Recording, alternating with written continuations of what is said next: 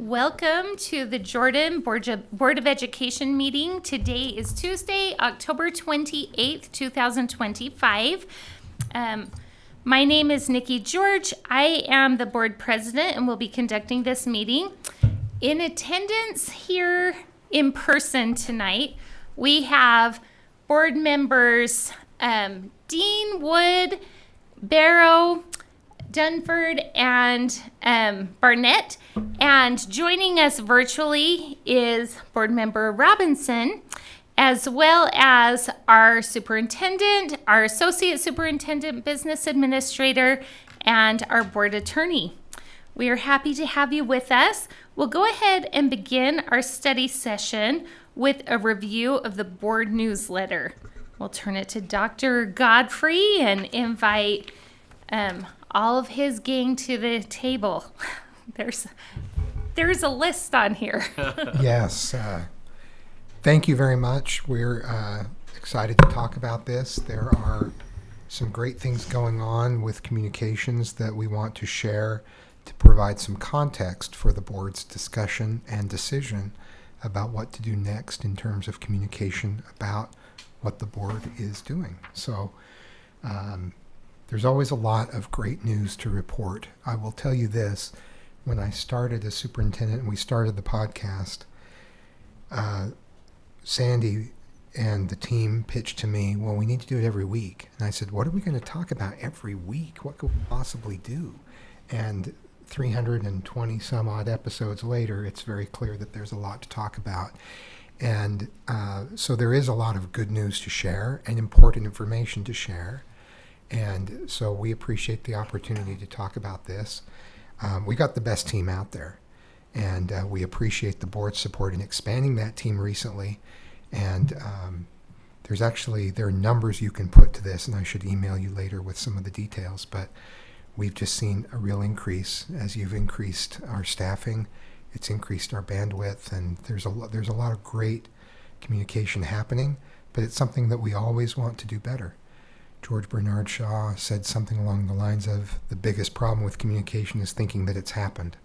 And we never want to rest on that. We always want to do everything we can to be sure we're communicating well with everyone involved. So I will now turn it to the communications team to talk about what we've been doing, some of those results, and some of what other districts are doing, and just give us kind of an overview that can be a good starting point for the board discussion and direction on what you'd like to see happen next.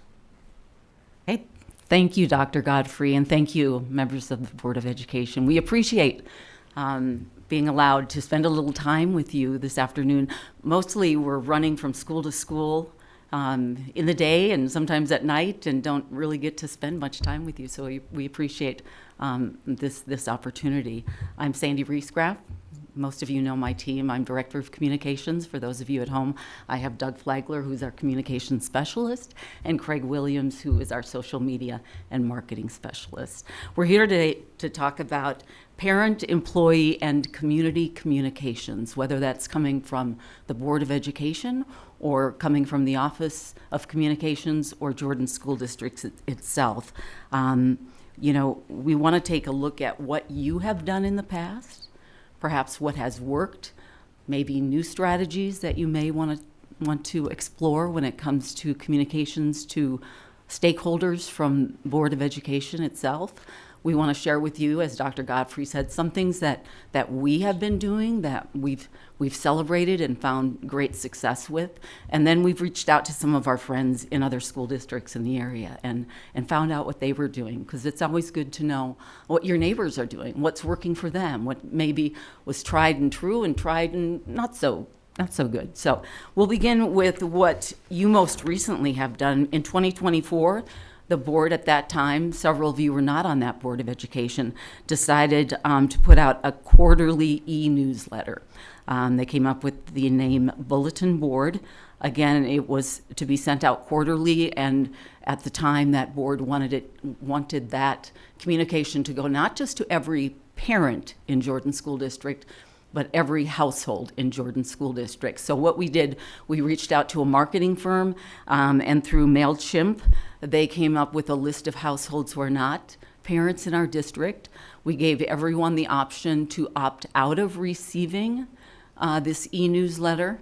So that resulted in about 44,000 households who are not parents who opted in. And then we sent the electronic newsletter to all of our parents through Parent Square. We know through the analytics from MailChimp that 90% of the people, the households that are not parents, did not open it, even though they opted in. 10% did open it. So of the 44,000 that it was going to, we know that 4,000 people did open that e-newsletter from you and were engaged at some level in that information.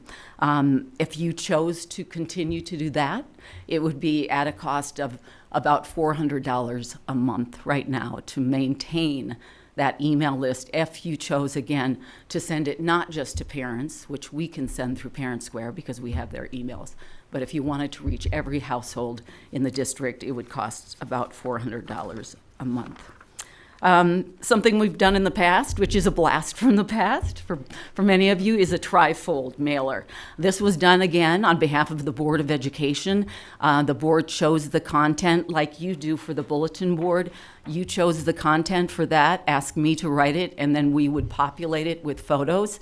The trifold was the same thing. The board came up with a list of stories, information, content, anything they wanted to include in that trifold mailer. That went out twice a year. Back in 2019, that was the last time we sent it. It went to every single household in Jordan School District. That was 87,000 homes at a cost of $14,000. Today, we've increased the number of homes. It's now 105,000 homes in Jordan School District. So obviously, if you chose to do something like that, again, the cost would come up.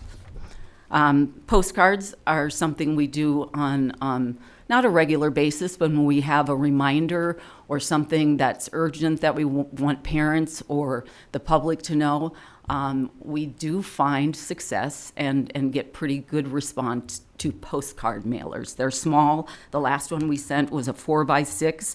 I think it was advertising our Jordan Job Fair. It went to 105,000 households, and that was at a cost of $16,000. Now, that's not something you would use for an e-newsletter purpose. It would be something more a direct communication, something that you felt people needed to know immediately, but postcards are always an option. I think most of you know we do a board summary after every board meeting. We keep our board summaries short and to the point. We want them easy to read. It's then posted on the district website, it's posted on the board page, and it's sent to every single employee after the board meeting on our Thursday employee memos. So that goes on the website, the board page, and it's emailed to every employee. Now, other districts, you've probably seen, they like to include graphics in their board summary or images in their board summary. We haven't done that in the past because what we do when you have your board recognitions or celebrations at a board meeting, we take those pictures and rather than embed them in a board summary, we post stories on the district website and social media pages. And we just feel like we get so much more attention there because I can post a story about students being recognized that you've called before the board at a board meeting and posted on Facebook, and we can get upwards of 10,000, 11,000, 12,000 views on that. We don't feel we'd get the same kind of mileage out of it if we put it in a board summary. The other strategy that we have with that is, especially when it comes to Facebook, they don't like graphics in documents. So while other districts are taking their board summary and it's short on content, but it's very heavy with graphics and photos, and you put it on Facebook, and Facebook, it suppresses it. Yeah, we have an example where we posted about free lunch for the summer, and another district about similar size posted on Facebook, just an infographic letting people know, where we took a photo and used that to promote our summer lunch program. And we had a few hundred likes and comments and shares on our post, whereas that other district only had 5 likes and no shares on it.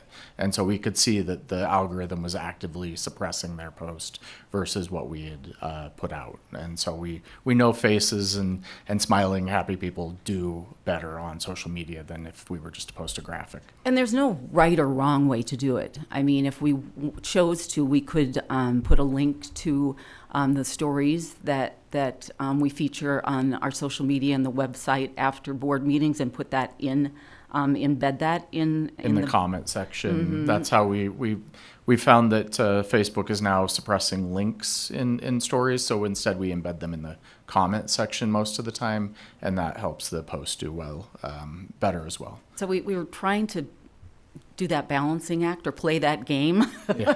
with Facebook to get the biggest bang for our buck out of whatever we post, whether it's something that we've come up with at a school or board meetings, and recognizing you for recognizing students and that kind of thing.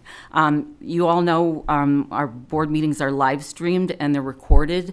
And I want to give a shout out to Chad Margits. It was on the request of this board, which I appreciate, asking for those recorded board meetings to be time-stamped. I'd also like to give a shout out to Lisa, who helps Chad with the time stamping of those. Yes. It's quite a process if we didn't have them both working together to make that happen. And they get on it right away. Every Wednesday morning at 8 o'clock, Chad is working hard to, as quickly as possible, get the meeting time-stamped for people who perhaps couldn't attend the meeting, couldn't listen to the meeting, or just want to hear something, an agenda item over again.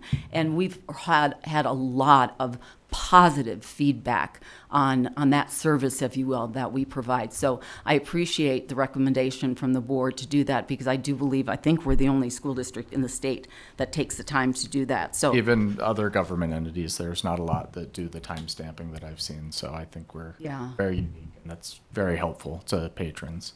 Thank you for taking that extra step. I used it just this week. Yeah.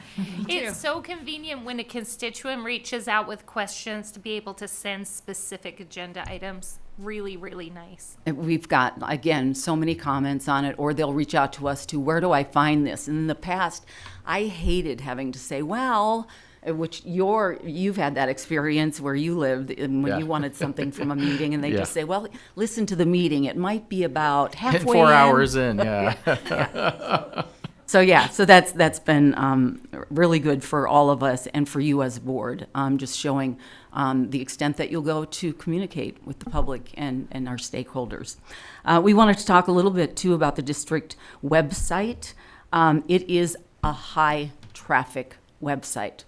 So please know and don't underestimate if you have information or something you want shared with our public. We get 142,645 active users a month on the Jordan School District website right now.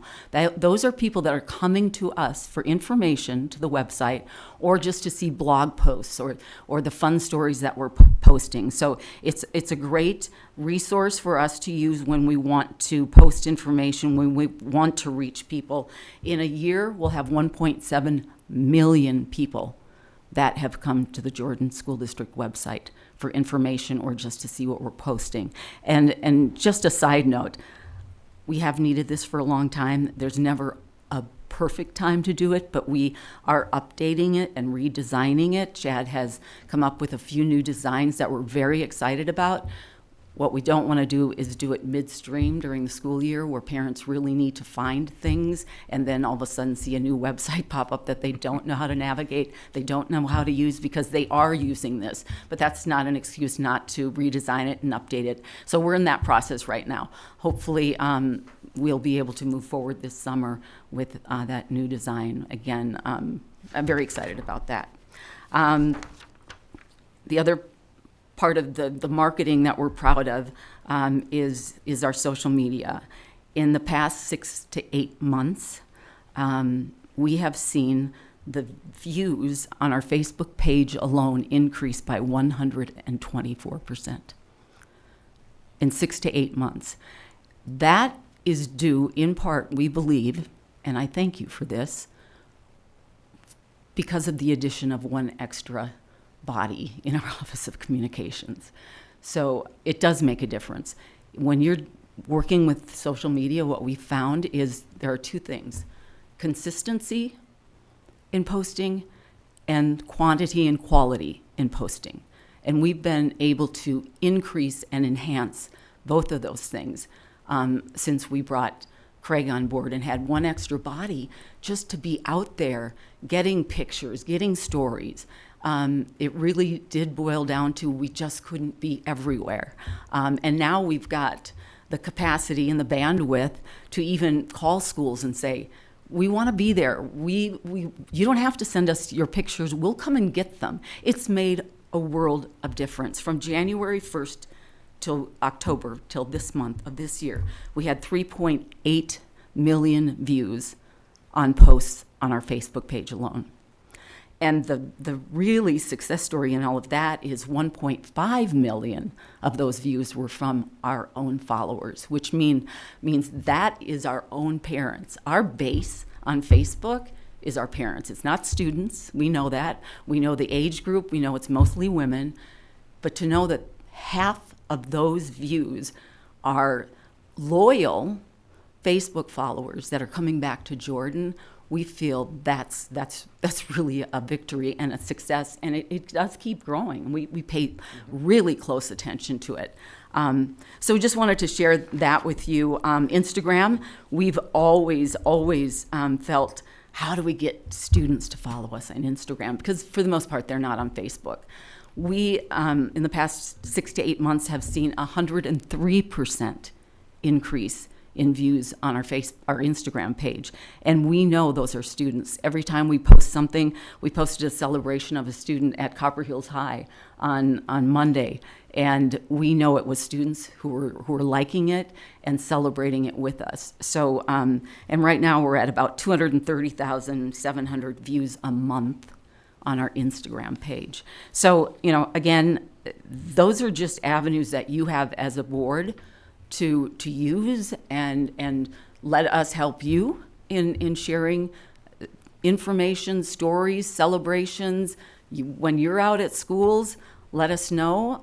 It really is a celebration of the work you do in Jordan School District, and parents and stakeholders knowing you're out doing the job they want you to be doing, which is paying attention to what's happening in Jordan School District.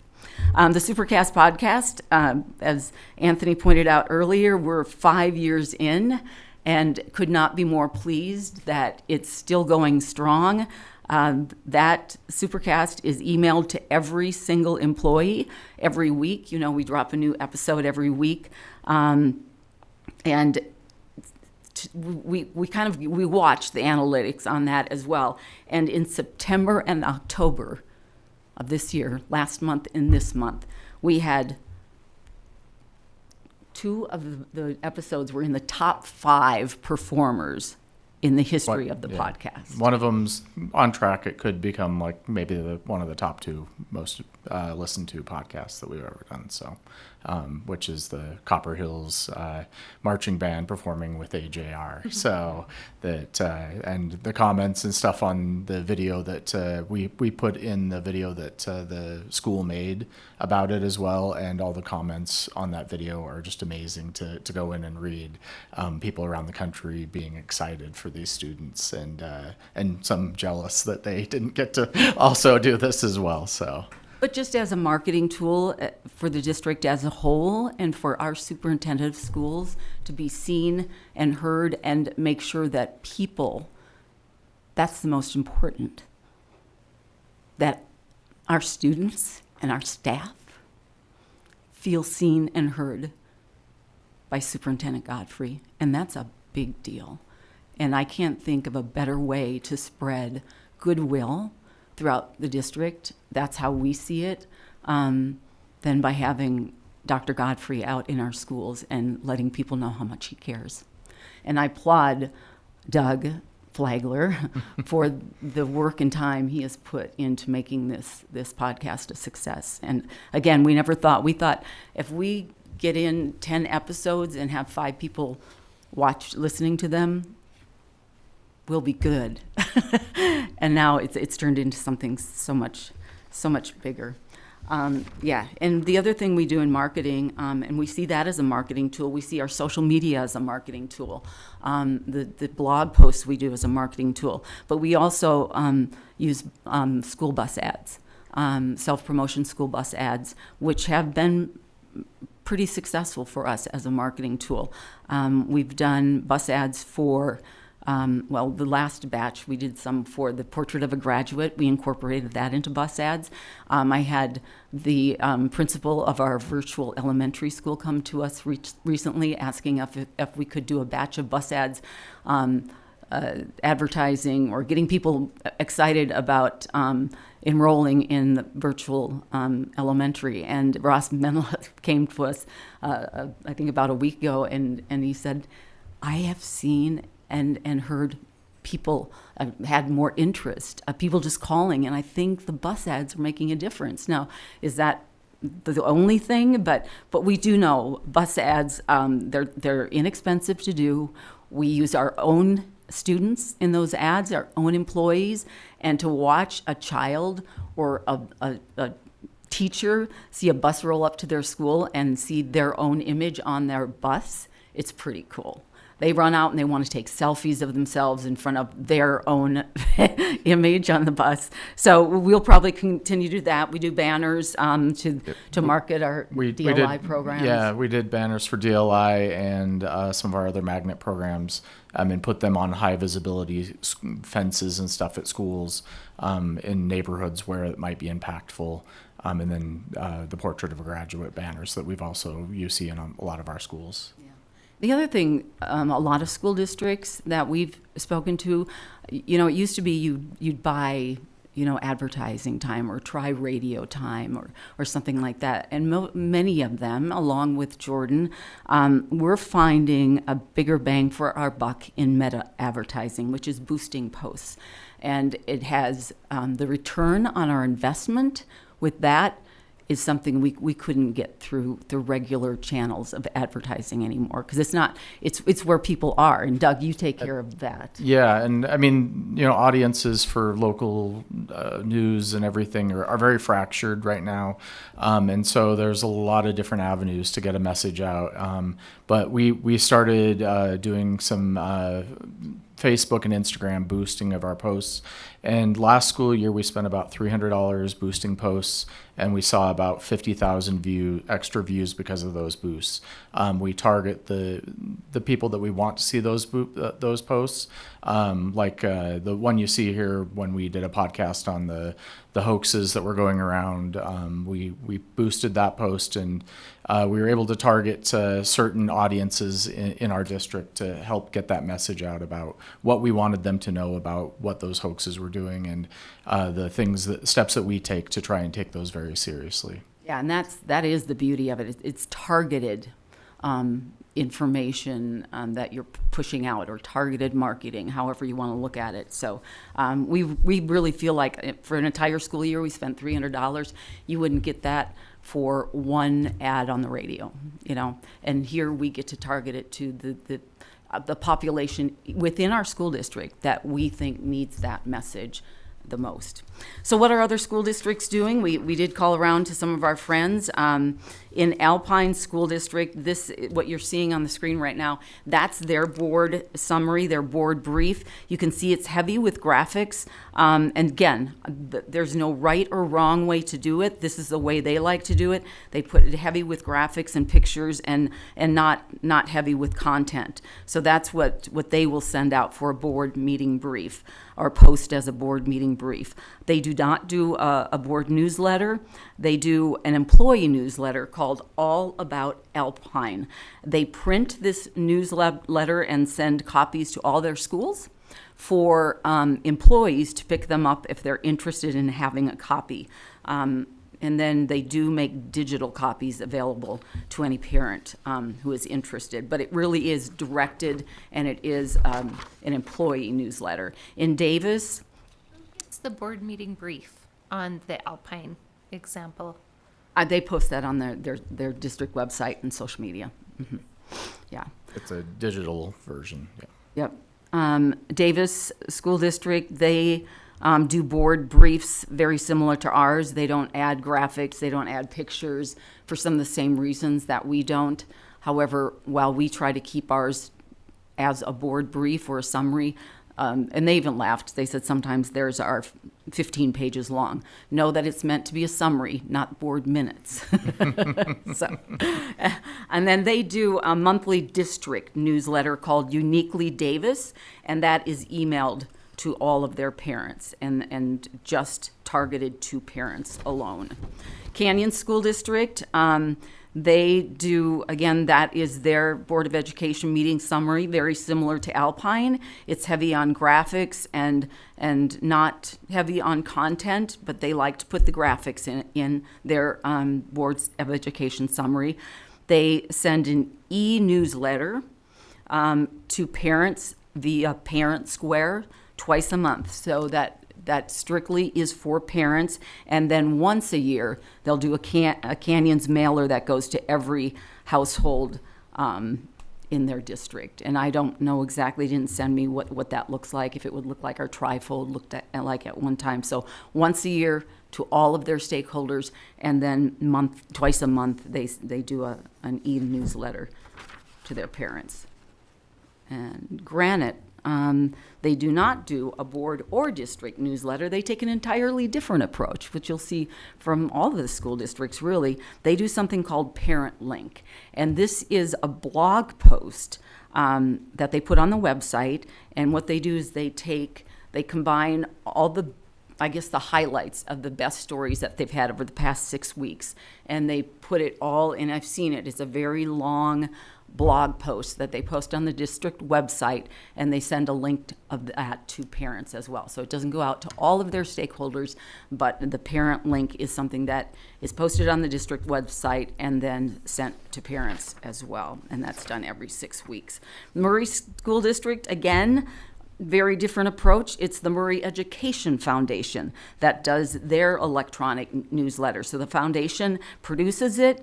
It's called Murray Matters. It's published monthly and sent out to parents from the Murray Education Foundation.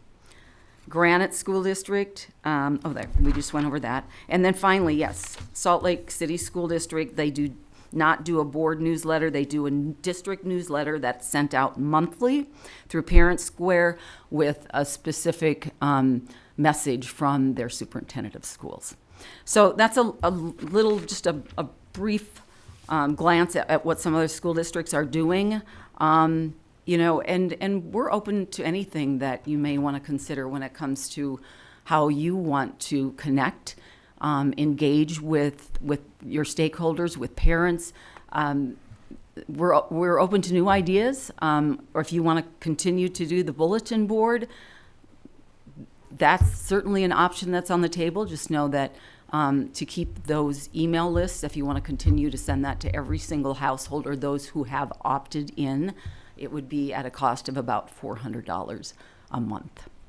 So with that, if you have any questions for us, we'd be happy to answer them, or any thoughts or ideas that you might want to run by us. I mean, it really is wide open. You can see every school district does something a little bit different, and there's no right way or wrong way. I think I would like to do something where we can get the most engagement out of whatever we do. Thank you. This has been so helpful. And even looking at what we've done in the past, the trifold predated me. So that's interesting to see. All right, board members, comments or questions? Can we go through the numbers that you mentioned at the beginning as far as how many were mailed, or not mailed, but how many email addresses we had and how many opted in and out? And yeah, we had about 44,000 that are not parents that opted in. Of those people that opted in, once we sent it electronically, again with their approval to send it to their email, 10% opened it, about 4,000, and the other 90% did not open it. Now, that's relying on analytics from MailChimp, but that's the best we can do when it comes to that. The rest, again, with parents, it's sent out through Parent Square. Is the 44,000 that opted in, does that just mean they didn't opt out? Is that They what had, that I means? believe, if I remember correctly, you wanted us to have opt in or opt out, so we knew clearly whether they wanted to receive it or not. So They didn't open it. if and they were didn't opted open it, out. it came to their email and they either weren't interested or missed it, or but they indicated at one time that they were interested in receiving it. We know that. You had to have opened it once to select opt-in, and if you didn't open that, then you were just automatically opted out? Is that how that would work? No, and again, I should have had Chad come. I believe we had the option of you select opt-in or opt-out. So 44,000 people opened the email and chose to receive emails, but only 10% of those actually opened it. But there were more beyond the 44,000 who didn't open the initial email either. Then they just didn't get a second email. Right. Okay, Yeah. that Yes. was the question I Yes. was trying to ask. Yeah, sorry. I don't remember how many emails that we originally got, but it was quite a bit more than 44,000 Yes, that we yeah. originally received from the marketing firm. So That 4,000 that opened, did they open the next time we emailed them? That's what I Open had board. Chad look into, and yes, from the analytics they sent us, there were 4,000 people that actually opened it. That's kind of our audience. We have 4,000 households who had some form of interest in what the board was doing. In addition, Parents. parents Yeah. who have kids in the district. Those were 4,000 households who don't have children attending district schools. most likely, yeah. There might be a little bit of overlap in there, but We worked hard to try and make sure there wasn't any overlap. So I think we're pretty confident that those 4,000 are people that are just interested in hearing what's going on or finding more information. And if you decide to do the bulletin board or something similar again, we can figure out how we want to approach it this time, and whether you want to reach out to all households or how you want to do that. But we wanted to be very respectful of those who did not want to receive it. Okay, I'm understanding now. So there's a group of households for whom we couldn't reach through Parent Square. Mm-hmm. That's where the $400 a month comes in, and MailChimp, and getting these analytics and being able to send to people whose email address we wouldn't have otherwise. And really, it's to keep that email list up to date, because you don't want people moving in and out, and or if somebody selects opt out after they've selected opted in, we have to keep that open so that they can make choices as they go along. If we send them things that they're like, never mind, I didn't want to be a part of this. So and that's key. We just, again, want to be respectful of their choices. Do we know about an option to text a link to people versus using email? It sounds like that's something we haven't done. I don't know. Is that feasible? I would imagine it's feasible. I live in Salt Lake City, and I know their council has been working on trying to be able to text residents, and so I'm fairly confident there is. I don't know what the cost would be to that, but I would imagine there'd be a significant cost to being able to gather those. Our own parents, we do have the option of texting through Parent Square. But outside of our district, we wouldn't, like the parents that aren't in Parent Square, we wouldn't necessarily. The reason I ask is because I'm more likely to read something via text than email. I just got a text from the county over the weekend, so there must be a way to do it, because I was kind of surprised, and I did open it, and it was legit. So, Yes. That's the other concern, right? yeah. Did you send the gift cards they requested in that text? Only one that was expired. Just quickly too, I didn't mention, in the past, there have been boards that have wanted us to use the city journals as a way to communicate. Because we do know through focus groups that people in this area, they love their city journals. They pay attention to them. If you've ever opened one, we were a little reluctant to spend too much because 3/4 of the stories in the city journals, and we applaud Jet and Julie and all those reporters working so hard, they cover our district so well. And anybody who gets a copy of the city journal, whether you're in South Jordan or West Jordan or where have you, they'll see celebrations of Jordan School District. However, there was a time when the board opted to put their newsletter in an edition of the city journals once or twice a year. And it was, I believe, at that time, it was a half page. It's another option. People do pay attention to it. Right now, a full page, we do get a discount. If you decided to go that route, a full page ad would be $750, a half page $450, and a quarter page $350. If you decide to put it in all of the journals, I think there are 5 or 6 out here, it's a deeper discount for school districts. It's an option if you just decide you wanted to do something other than direct mailers once or twice a year, and we do know people, they look at the city journals. I really like the idea of a trifold once a year. The information in here is very interesting, and I think it's information that many stakeholders who do not have a student or a job in the district would be interested in. So I like the trifold. Would we ever have an insert in the city journal like a trifold? Is that ever an option? Yes, I don't know what the cost of that is, but they do inserts. It's not something we've explored, but we certainly could ask. They're very accommodating to work with. Like I said, 3/4 of the stories in there are Jordan School District, and we love it. We love the coverage we get, and are very appreciative of it. I tend to feel similarly, Ms. Dean, to understand the why. I think when we're talking about reaching households who don't have children and giving them updates on what's happening in our district, I think that feels different than people who might be more day to day. So I like the idea of a yearly outreach, whether that's email or the trifold or whatever. So if you were to do something like that, is it still the same cost? It's $400 a year or $400 a month, just depending on frequency? As far as the city journals? No, sorry, the emails, the MailChimp. Oh, a MailChimp right now is right around $400 a month, and I don't know. That's based on how many emails we keep in that system. So the fewer emails that we have in there, the cheaper it becomes. But So if we send once a year, well, so it's the number of email addresses.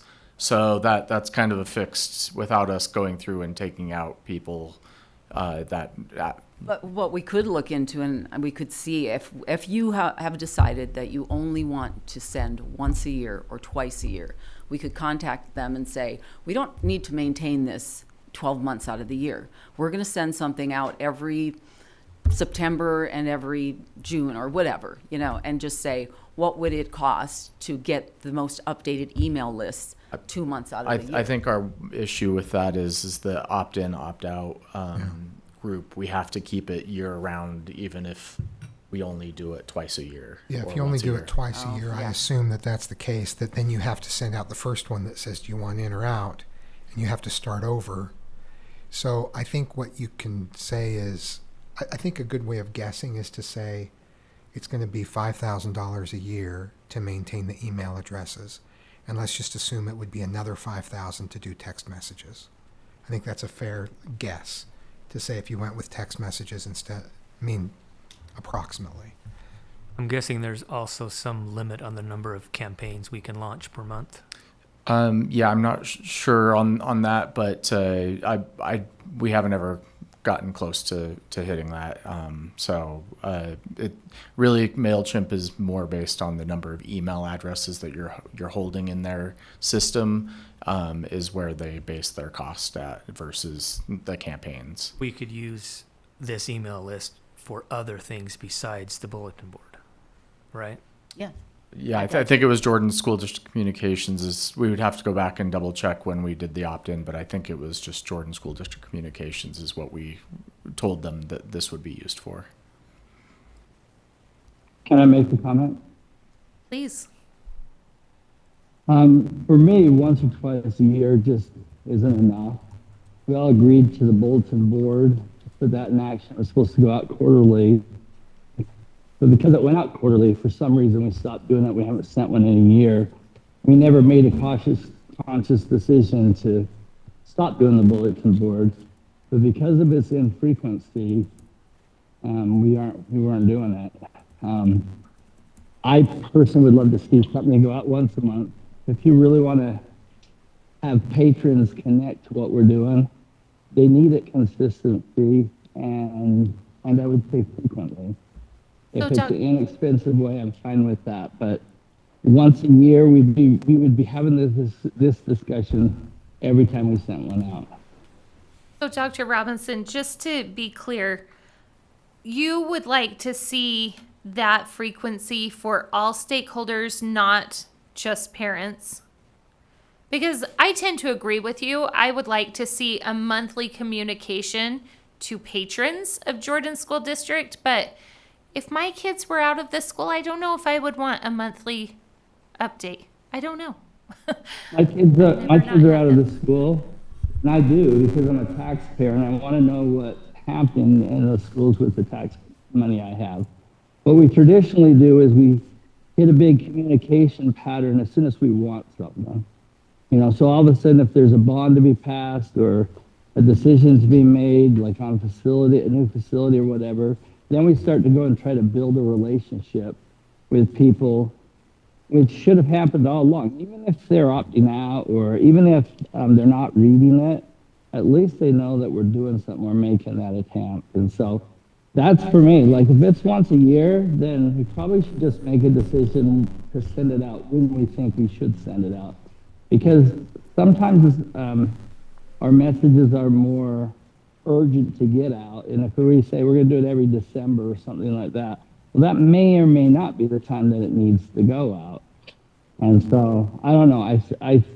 I don't think monthly after a general session is too frequent. We're talking about one page, talking about something very simple and just to educate them. But if you think about the Supercast, if we just did the Supercast once a year or a couple times a year, that would not be very effective. But the fact that it's consistent, it goes out at a certain time. I haven't listened to every single one of them, but I sure love having them and having access to them. And I have been able to share what we're doing in our district a lot because of the frequency. And so again, I just think once a month after a general meeting would be amazing if we could do that.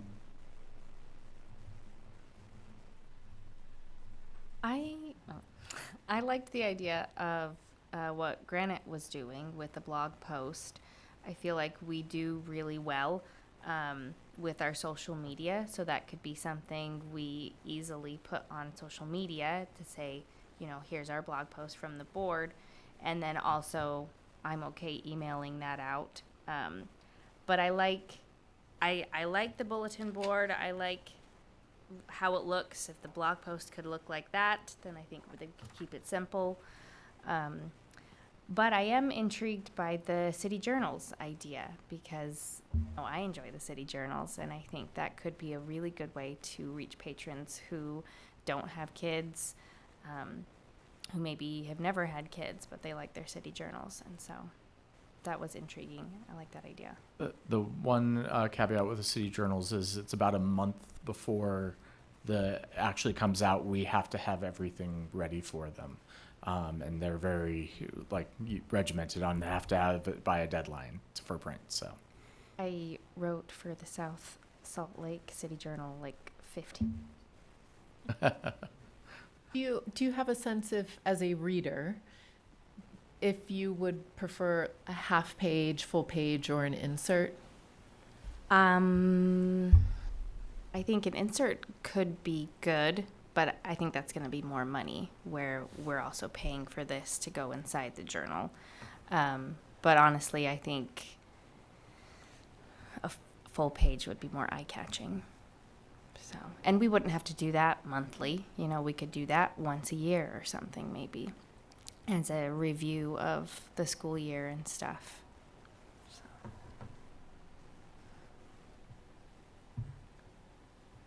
And to be clear, I like more than just the once a year trifold.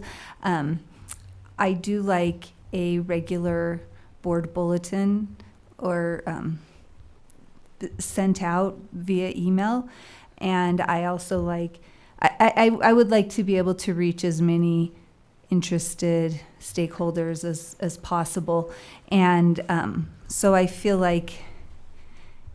I also think that if we have emails too often to stakeholders, it could start to feel like spam.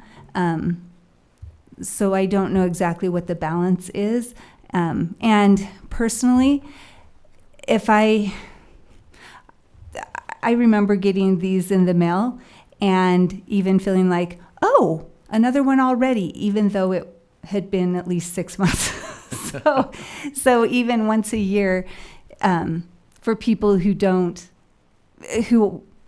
aren't seeking out information, can feel frequent, in my opinion. So anyway, I don't have any advice. I guess that's just my 2 cents. I like to use several different ways to communicate the message of the board. I'm wondering, I guess through this conversation, why we feel the need to send or push information out to people rather than just a really simple option. On the Jordan School District website, there's already a board link. You click on that, maybe one of the first things that shows up says, what have we been doing? How have we been spending your tax dollars? Something like that.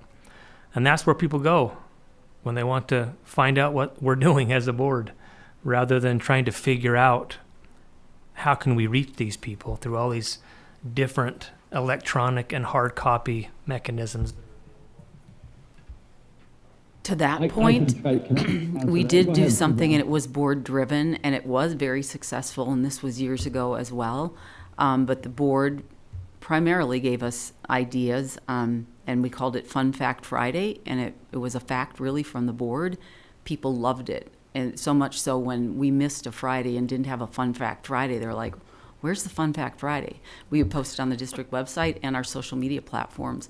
That's another way that every Friday you could push out information that on established channels where we know people are coming to look for information, and have a fun fact from the board or something like that. We did for quite a while, and this was during our bond initiatives, which another thing that, again, this was board-led, but it was called District Dollars. And you told us what information you wanted us to push out from the board about how you were wisely using taxpayer dollars, and that too was extremely popular, and I think well received, and people just came to expect it, as they did. I'm not opposed to a monthly contact like Daryl was suggesting. I'm just questioning the mechanism to get it out to the people, and why don't we just take a simple approach and just put it on the website? And in response to that, I just think back to when we got these mailers, and I wasn't on the school board, and my parents didn't have any kids in school, but they would read through them, and then they would talk to me about anything they saw. And I think it was information they didn't know they were interested in, but then it gave them a feeling about the school district, and it gave them some interest in what was happening in the school district. And they had no reason to go to the district website. I don't know if they have ever gone to the district website in their whole lives, but when they got the mailers, they would say, "Oh, I saw this about this school in our neighborhood," or or our neighborhood school. So I think that sometimes there are people who don't necessarily know that they are interested in the school district, but receiving something in the mail can show them, "Oh, this is interesting. Things are happening in the school district that I like, or I don't like, or that I'm interested in." And anyway, that's why I like a mailer too. Yeah, I guess to push back a little bit on that, I agree that there are people that don't realize that they have an interest. I guess what I'm questioning is it worth spending $16,000 or whatever it costs to send out? 95% of those are thrown in the garbage, and maybe we reach, I don't know, how many people? 10, 15 Two, people? my parents. Two. Yeah, I guess so. I'm questioning, is that a good use of taxpayer funds? So that leads Can I me to answer? wonder. Daryl, did you want to? Go ahead. No, if I could go after you.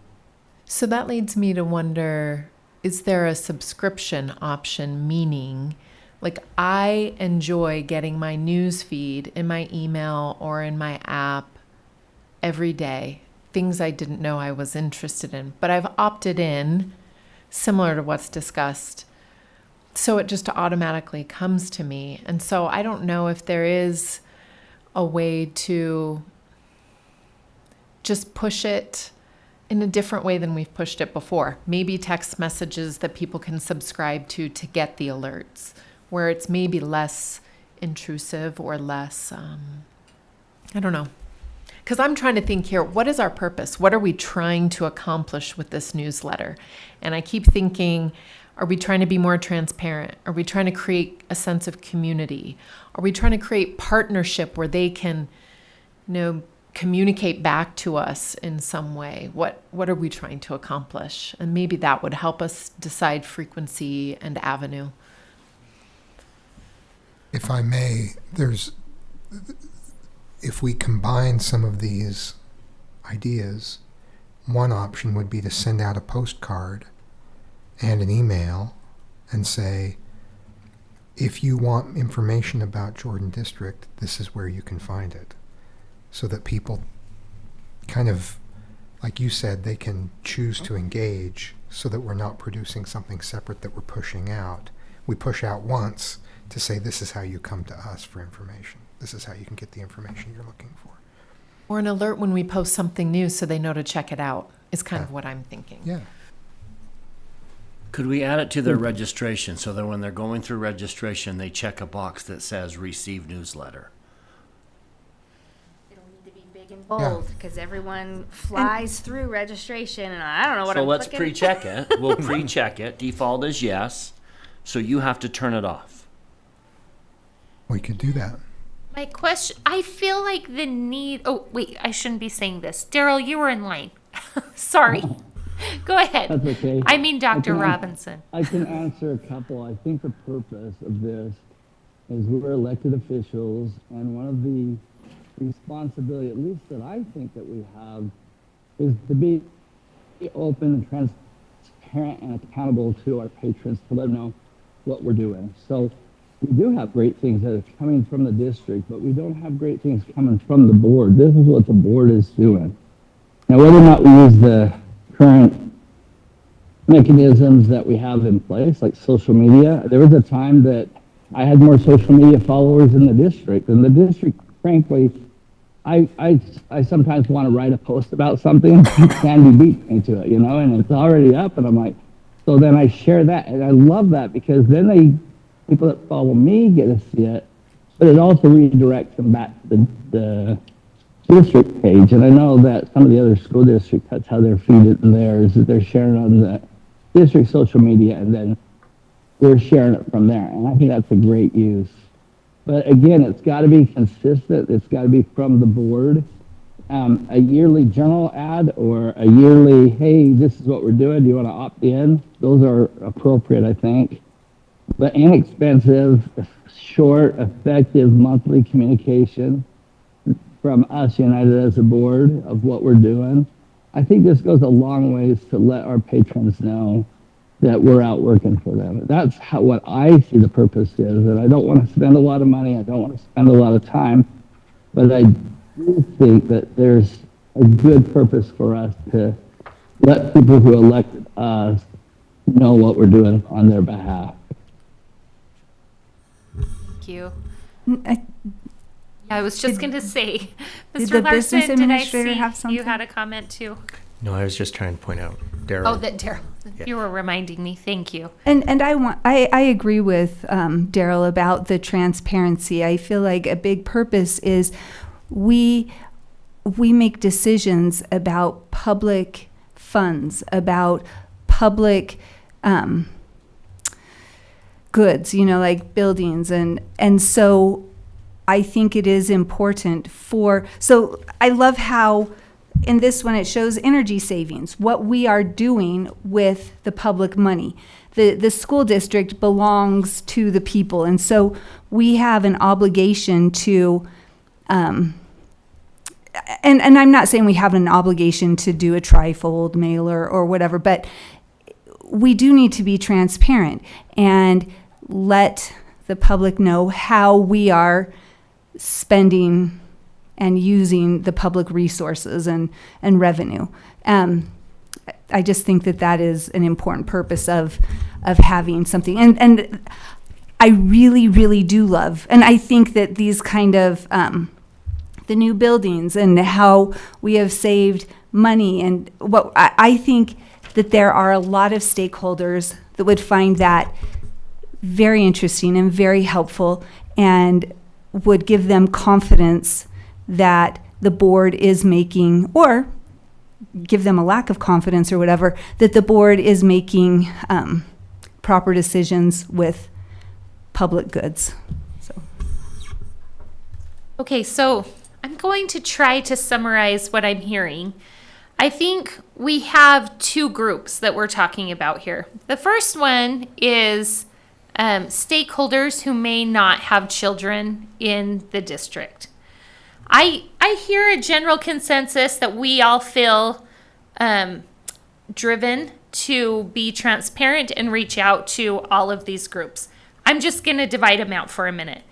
When you think about stakeholders who do not have children in the district, how often do you feel like you would like them to receive a communication?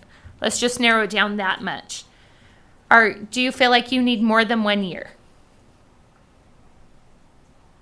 If you don't answer, I'm going to assume it's a no. I feel like once a year is plenty, especially if it's very rich in information and interest. So let me respond to that. Again, it's got to be regular, consistent. Once a year is just not gonna. We'll be back at this again next year saying, well, why aren't we doing it? But I'm talking, it depends on what you mean, Nikki. Are you talking about a trifold? Are you talking about, campaign? Or are you just talking about from the board? Because if it's from the board and it's inexpensive and it kind of goes out electronically and I can submit it in social media or email it to people that follow me, I'd like it to be consistent. I'd like it to be monthly. But if you're talking about something that's going to cost a lot of money and you'll get more email addresses and send postcards, then I think that yearly would be appropriate. Okay, that's a fair question. So again, I'm going to come back to our social media followers, our website, our parents who are receiving Parent Square messages. So I just want to try to break it down. Right now, specifically, I'm talking about households who pay taxes who do not have children in a Jordan district school. Can I chime in on that? Please. I think my preference would be the board creates a document like we have the bulletin board, and we send that to everyone. We don't we don't send something separate to the parents on a monthly basis and then something separate to the non-parents on a yearly basis. We have a newsletter, we have some information, and we share it with everyone. And do you feel like they would want a monthly? Well, they can opt out Update? if it's too frequent, but yeah. So you're comfortable with the 400 a month to do something like an email? Well, it's going to be $400 a month, regardless of whether we send it monthly or annually. It's true, unless you chose a different venue, like a mailer or a journal, or even just using voter registration emails, right? So there are other avenues, but if we want an emailed copy, I think you're right. That would be the same price. Could you, for example, send it monthly to some and then send a quarterly digest of all the ones missed 2 or 3 months ago? So if I just wanted a quarterly email, I would get the last 3 months in one email. Is that an I love option? that idea. That way it's the same information to everybody, but the cadence may vary. Yeah, we could do that. I mean, yeah.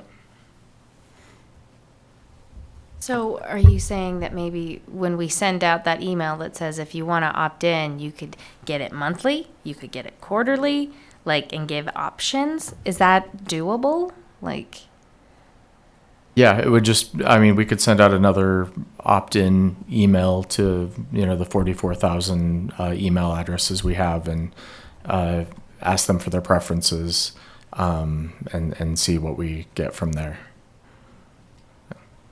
Okay, so are we leaning towards email then? Does anybody want to do more than an email? I do. I would like to do an annual trifold. I think a postcard might be beneficial, right? As like a, hey, we're still here, right? This is how you come see us and what we've got, and have specific links. I think I'm good with like one big push like that, as long as we have something set up that it's going to be on the website monthly, or where they can see our bulletin board. So we would like to do something physical once a year and the option of a monthly or quarterly email.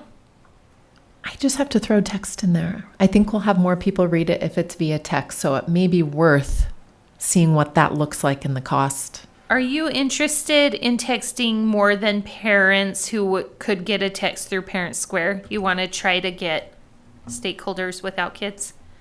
I Or think if without we're talking about students? paying someone to give us emails of those who don't have students, text would be more utilized than email. And Texting has to be, they opt in all the way because there's nothing more infuriating for people than to get a text message unsolicited. You just have to look at the current political cycle and just see how upset people are getting receiving texts that they didn't apply for in the first place. So in that yearly push to say, hey, here's what we're doing, I think an email option, opt-in would be appropriate, but I wouldn't purchase numbers and send out. I'm okay seeing the price, but I'm not too hot on text messages. So I'm really interested in text messages using Parent Square, like sending out that information in that way. I am concerned, like, who do I picture getting a text message? If my parents got it, would they probably... My parents have been instructed to click on absolutely no links on any text Yes. messages. So Fair. they are not going to open it. But we do have that avenue available to us for people who have children in the district, right? We can use Parent Square, and they can get a text if they have so selected. Okay, so moving forward, let me just once again make sure I'm capturing everybody's desire, not just what I heard. So text messages, do you want to pursue it outside of those who have opted into text messages through Parent Square? The absence of a yes is going to be I think considered not. a no. Okay. All right. Great. But I do think it's a great idea to just like we do with Parent Square, however you receive it, here's your, okay. So every month, if you are a parent, you would receive a board bulletin. Yes? Is Via it via Parent Square or email? via whatever however you they've chose arranged. through Parent Square. So, I mean, if you're like me, you'll get an email, a text, and a call all at once. Okay. But when you say that, what about a patron that has opted to receive it? Is that included in that? No, So I get it on our I was yearly about to go to feedback. that one. Okay, sorry. My So bad. then, if in addition to that, we're willing to pay the monthly fee to reach people either quarterly or monthly at their choice. Yes? Okay, and is this content going to be just a short summary of the month of board discussions? Or do you want something else included? I would Can I- like more. Sorry, go for it, Daryl. Oh, I just wanted to know what that 400 a month, that's, if someone opts in, like a patron without kids, we don't have to pay a $400 fee, do we? Yes. Explain that fee to me. That's how we're keeping those emails updated. We're paying a service to keep our emails A clean email. clean. Yeah, that's Data. right. That's, To that's keep how the we keep people- an updated list. Yeah, that have opted out so that we're not sending it to people who opted out anymore. Does that make sense? So if someone opts in and says, I want it, there's no way to keep that email outside of the service like that. We have to pay a monthly fee to be able to, or it's basically a yearly fee to pay to use it, even if we only used it once a quarter or once a year. The way they have their platform set up, you have to pay for it monthly if you want to use it. And it's also how we are able to, the bulletin board, the way it's laid out and everything, and make clickable links. We have to use a service like MailChimp or Constant Contact or one of those to be able to do that. Otherwise, we wouldn't be able to accomplish that. It would be just a text-heavy email if we were to try and do something else. Well, this is not a new budget item. This is something we're already currently using then, correct? Yeah, we currently have the platform. When was the last time we used those Thank emails? you. This was September of last year. The nice thing about it also, Daryl, is that this list, we have an email list. We have the ability to communicate on any topic, not just bulletin board, on any topic with 44,000 households that don't have any children in the district. So it's not just $400 a month for bulletin board. It's $400 a month to have email access to these households. Yeah. Which we're gonna be asking for and paying for if anything big came like a bond or something anyway. But to have it already maintained is gonna be an advantage to it. Yes, yes. Okay, content. Yes. So I would like monthly, something that is inherent to that month, right? So like maybe around tax season, we give a little blurb about, how we're spending the tax money, more in depth perhaps around the. Or who's charging you taxes in Yes. our name? Let's clarify taxes and how it works, right? And then in January, like the start of the Utah legislature session and how we're engaging with legislatures, how can you engage with your legislators? I'd like kind of timely things, maybe around, Christmas time we talk about. So I feel like board and district, there's a lot of overlap because I would like to highlight our schools sometimes, right? But is that more district information and we need to be focusing on board information? So I think maybe that's fuzzy and I wouldn't mind highlighting things happening in the district that maybe we didn't necessarily have a direct hand in, right?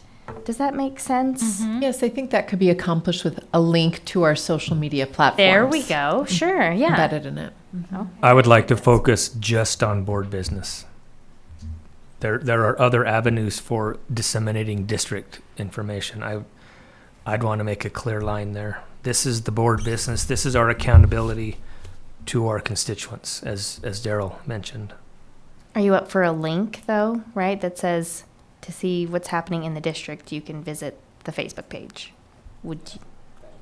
Okay. And I agree with Brian. This was a big discussion when we first talked about starting the board bulletin. Was it's board business on the board bulletin. Okay. So some things I wrote down that I would want to consider. Any policy updates we're discussing or that we've made, maybe with a link to the policies if that's easy or relevant. Discussions we're having, actions we've taken, reinforcing portrait of a graduate in some way. I would love to see links either to our agendas, how to watch it live, or previous recordings of our board meetings. And then, do we want a link to the board page to contact us directly, or to the SOS, or other ways to have two-way communication to us as a board? I say SOS, and I know that's not the board directly, but it's anonymous, so that's why I suggest it. The fraud hotline and whatever else we. Yes, I think we've got another agenda item that maybe that would be relevant to put on a board newsletter link. In our previous version of the bulletin board, we did have a link at the bottom there that's to the how to watch the board meetings and also to the board page. So We kept that in every edition that we sent out to make sure that you guys had your own space every time and they knew those links were there. Or even a direct link to the YouTube, here is for the last two meetings. And the YouTube is at the bottom there. That just takes them to all the board meetings, and the last ones would be at the top of that page. But we could clarify that, make it Yes. more direct. So more the direct. You Are Yeah. Invited section would always be there. The bottom with the social media would always be there. Yeah, it could look a little different, but we decided, and the board decided, we would always reserve a section with your images, so they know who their board members are, how to reach them, and any other relevant, like Suzanne talked about, any other relevant links you would like to put in there. So we saved that space. So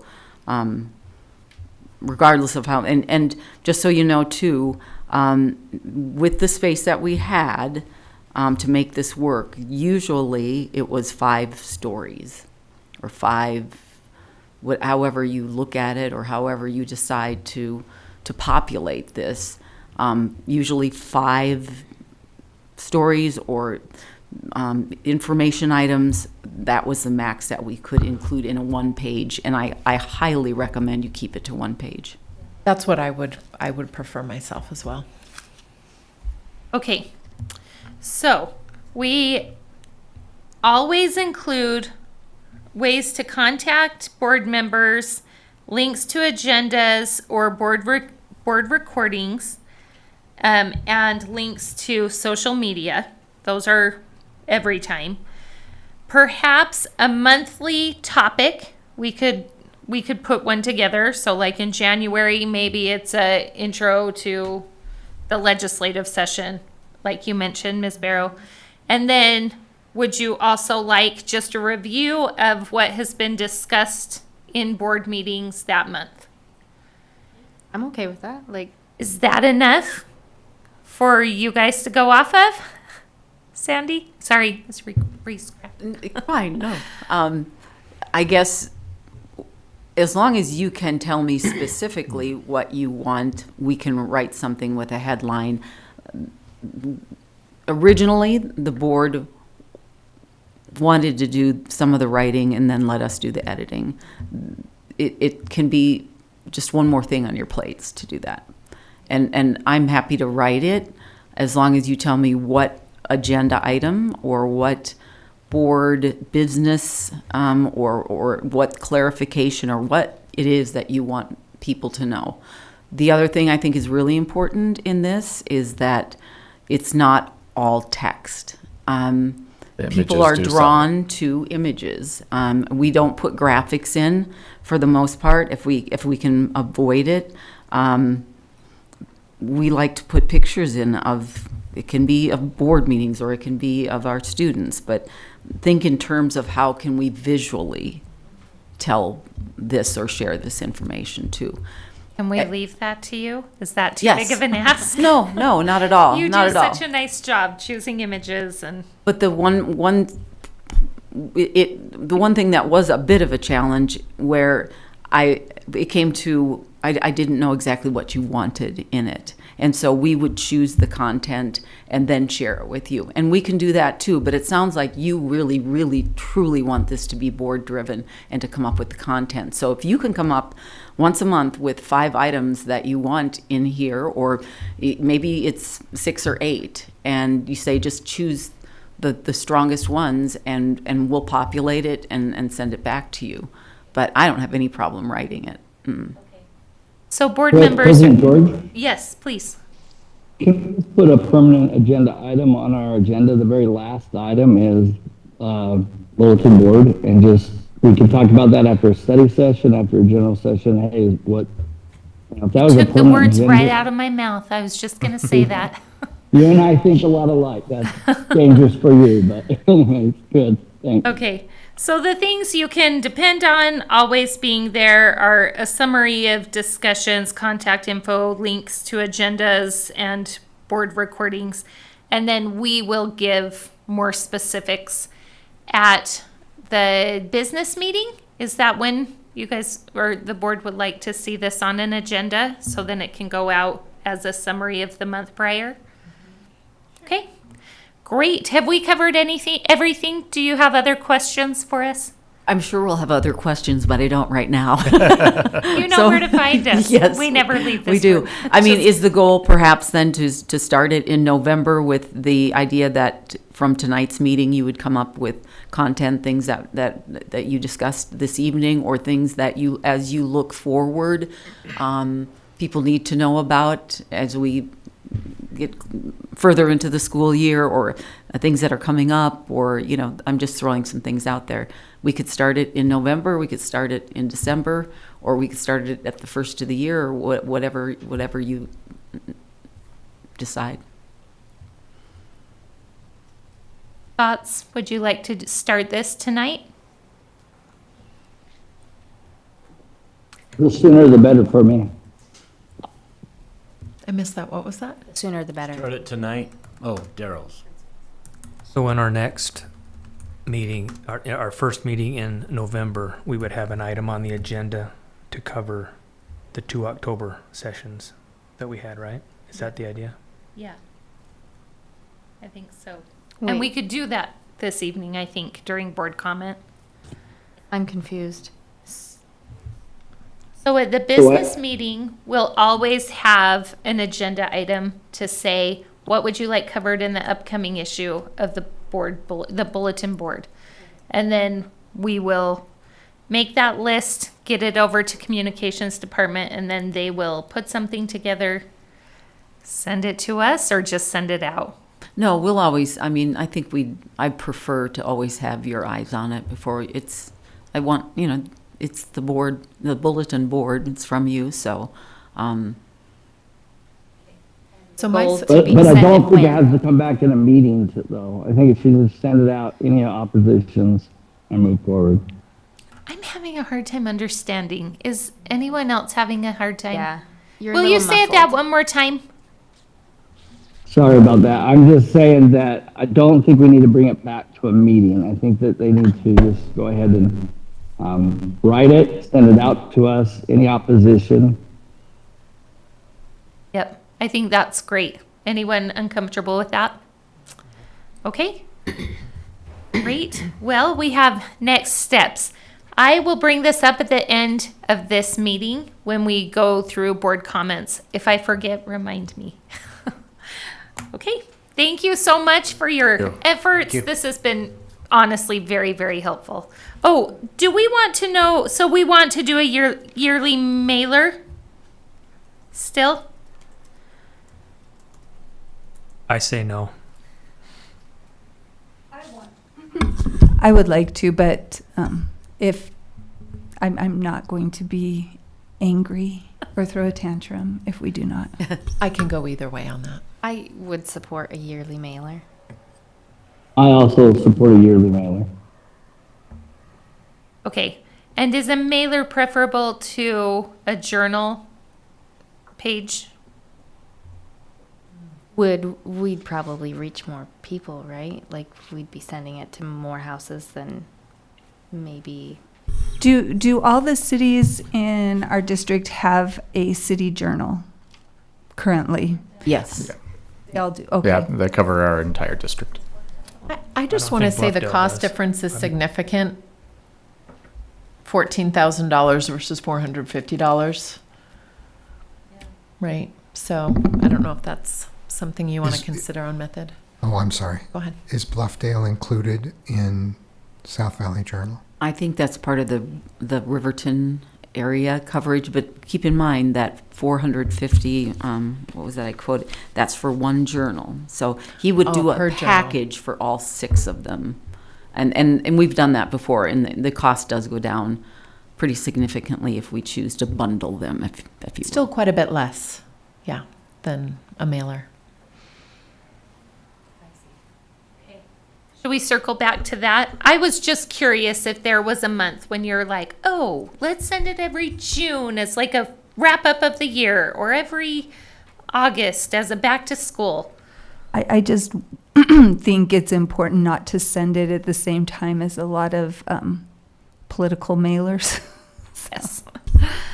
I like the idea of June. This trifold seems like it had a lot of year wrap up information. Like, here's Yeah. what we spent. Yeah, and also what's happening, new things for the upcoming school year. Yeah.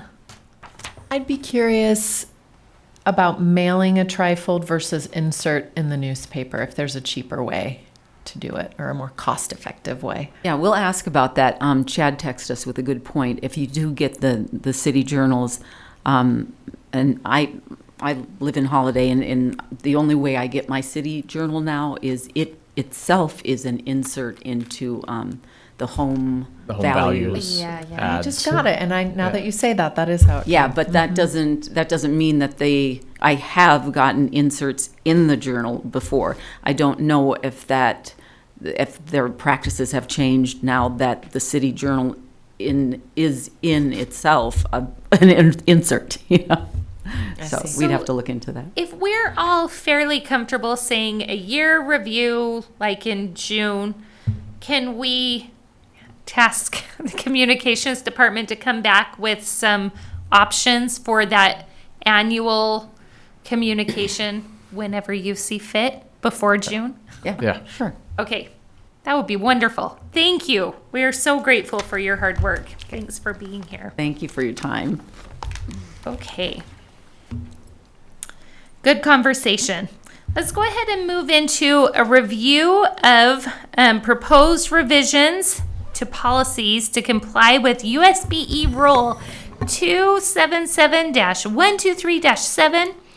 And we will turn it over to Mr. Larson. Thank you very much. As you're aware, there's hundreds of laws that get changed for education every year, and the State Board of Education will also change their rules for us. And this rule tonight that I'm going to talk about, the changes in some policies, came about from their internal audit group requesting the State Board to adopt these, and the State Board did. And I learned about this just kind of by chance at a meeting. And so this rule, -7 of the rule, requires or adds some requirements for us to put into policy. The first one would impact 2 different documents of the board, and that requirement is a second training that the state internal audit group is requiring all boards of education to view. So they have created the training. It is on their website, and I can easily send that out to you. But that, so the proposal is to change GP 103 to add that requirement down at the bottom below the other requirement that the state internal audit group has made of their first video. So 2 videos there. And then that would also change the appendix or guidelines for new board members, just adding the second training on that document as well. That the hotline training? Yes. Okay. Yep. So the first training is on internal audits, and then the second training they have is on hotline training. Is this already a part? I know you just completed your master board certification, so I'll ask you, is this already a part of that No. training? It's not No, yet. this is, unfortunately, you have the State Board of Education, the State Auditor's Office, the Utah School Boards Association, and the legislature all requiring different videos and trainings that you watch. And But they it do has not been all nice coordinate. to encompass most of them Yeah. in that one training. That's why I was asking. This is not there, no. Okay. So that's 2 of the You're changes. going to have to make us a Canvas class or something so we can make sure we do all Well, of this. Yeah, well, possibly a board retreat item, maybe. I don't know. But another thing that this Rule-7 has required of local LEAs is that a policy be adopted that details the procedures of a hotline complaint that is provided and how that would be handled, and then what happens with it. So, policy A7 was suggested that it be altered to incorporate that. So, this was the policy that was for suggestions for employees. It's a little, I think it's a perfect spot for it, really, and I like the changes here to just incorporate what we are doing already and formalize it into policy to comply with this new rule. So it's indicating a few of the wording here to allow for complaints, not just suggestions. And if you recall, that was the board's request anyways on our website, was to have suggestions and complaints together. And then it just adds this new complaint area to address the required elements of this new rule. What's going to happen with them, how they can be made, and that we would follow the processes that are outlined in this rule, and then that a summary of those resolutions would be provided to the board, which is already happening. So this just kind of puts it into a policy. As a point of clarification, even though the email says accounting fraud, this would be complaints even outside of that. The email says accounting fraud. I'm sorry, the link. It says for 1D? B1B. Yes, Oh, it says complaints yes. can also be made through an online hotline, and it's Well, department/accounting/fraud. Yes. So very early on in all the iterations that have happened with this, it was originally the fraud hotline. And now, as different groups have added their thoughts on it and what they wanted in it, it's grown from there. But the original link was for fraud tips. But that has now grown to all kinds of other things like complaints and non-compliance and those kinds of things. So the link, we just kept the same link, but expanded its scope. So that's why within the link it does say accounting fraud. Is it worth changing the name of the link to avoid confusion, or is it sufficient as is? I can certainly ask that. Okay, I don't know if I that's a don't- big ask. I don't either, but I'm certainly willing to ask that of our webmaster and see if we can just change that. On it, it does say fraud, waste, abuse, or non-compliance. Yeah. But it's also general complaints, right? It's like beyond. Well, yeah. Again, the iterations it has had has been kind of Yes. interesting, but we get varied responses to this site for different things. Yeah. I noticed that this rule, as stated on USBE's website, the very first item says, the presiding officer of an LEA governing board shall ensure. And it starts to go through all these new requirements. I'm just curious if President George was aware that that was her responsibility. Did they reach out to you, or is this the first time you're hearing about it? She gets complaints every week. Well, yeah, but I mean, I didn't know if she was aware that this is her responsibility to ensure that we all get trained. I didn't know. Did they reach out to you and ask you or tell you that this was a new responsibility? I don't know that they did, but our policy, I did review our policies on my responsibilities and so like the guideline for the new board member orientation and whatnot. So in a roundabout way, yes. Okay. Yeah, because But I probably should this read is- it directly from the horse's mouth. Well, this is new, isn't it? This Yes. rule. Yeah. So I was just Yep. curious how Yeah, how did they get would the have word out? communicated to the LEA governing board that this was something we needed to worry about. Is that just through you?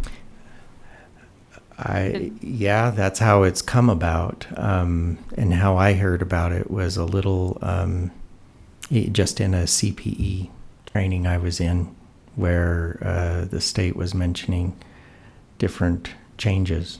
And so I took note of it and thought, oh, I was unaware of that. Yeah. Another great resource for me has been USBA's monthly policy report. It is 30 minutes long, and it has highlighted a few things for me that I've been really grateful I caught.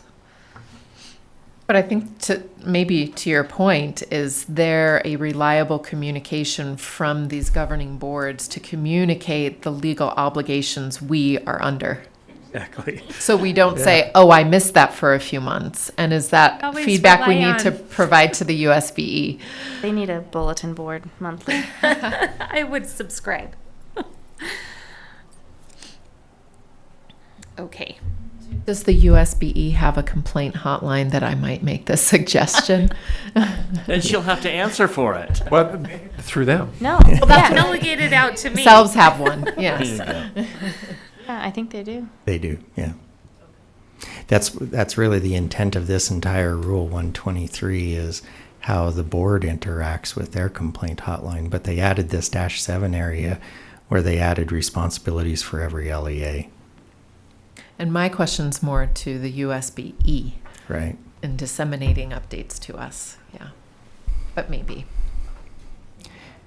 So those are the three proposed changes within the board's policies, trying to incorporate the changes here. There was, I might call attention to another change. They now are requiring that a link to that site be included on every school's website. So that was quite a bit of work, but that has now happened. So we've taken care of all the other elements that we could. It's just these three changes to policy that I wanted to bring to your attention and propose and see if there were questions, suggestions, changes, or direction on bringing it back. My only question was under B24, how will this be communicated to us, the monthly summary? I assume via email. Is that a safe assumption or no? No, it's on board meeting, like On the consent agenda. yep. Ah, okay. Every board meeting's consent agenda, if there are items, would be there. And it's Yep. often blank. Yeah. Non-compliance report? Yeah. Okay. Sometimes blank. Especially during the summer. So it feels Maybe like it's that's often more blank fresh to for us me. because we just came off of summer. Okay. It seems like we're comfortable with these changes. Do board members need to see this again before you're comfortable voting? Okay, we will add it to our next business meeting. Is that early enough? But yeah, that'd be great. And I will look at the link, but I don't think that change would require a second look at it either. Okay. So if we approve it now, do we all need to go back and complete the training? This, You know, I mean, the policy assumes, I don't know, at what point does the policy become retroactive, or should we all just commit to go complete the training after the policy is approved? Under the rule, you're supposed to do it even if you didn't have it in policy. So it's a new requirement that the state is imposing on you. Okay. I The can't. deadline? Sorry. When that's due, that training needs to be completed by? Just the board president's required to be sure everybody had that training, but it doesn't have a due date. So because it's a new rule, as I understand it, they enacted this in August. I would think I can't imagine they would come through and require something within a few months. You're going to have a few months, I think, to take care of this. But like a retreat item, that would be okay to wait. I would think so.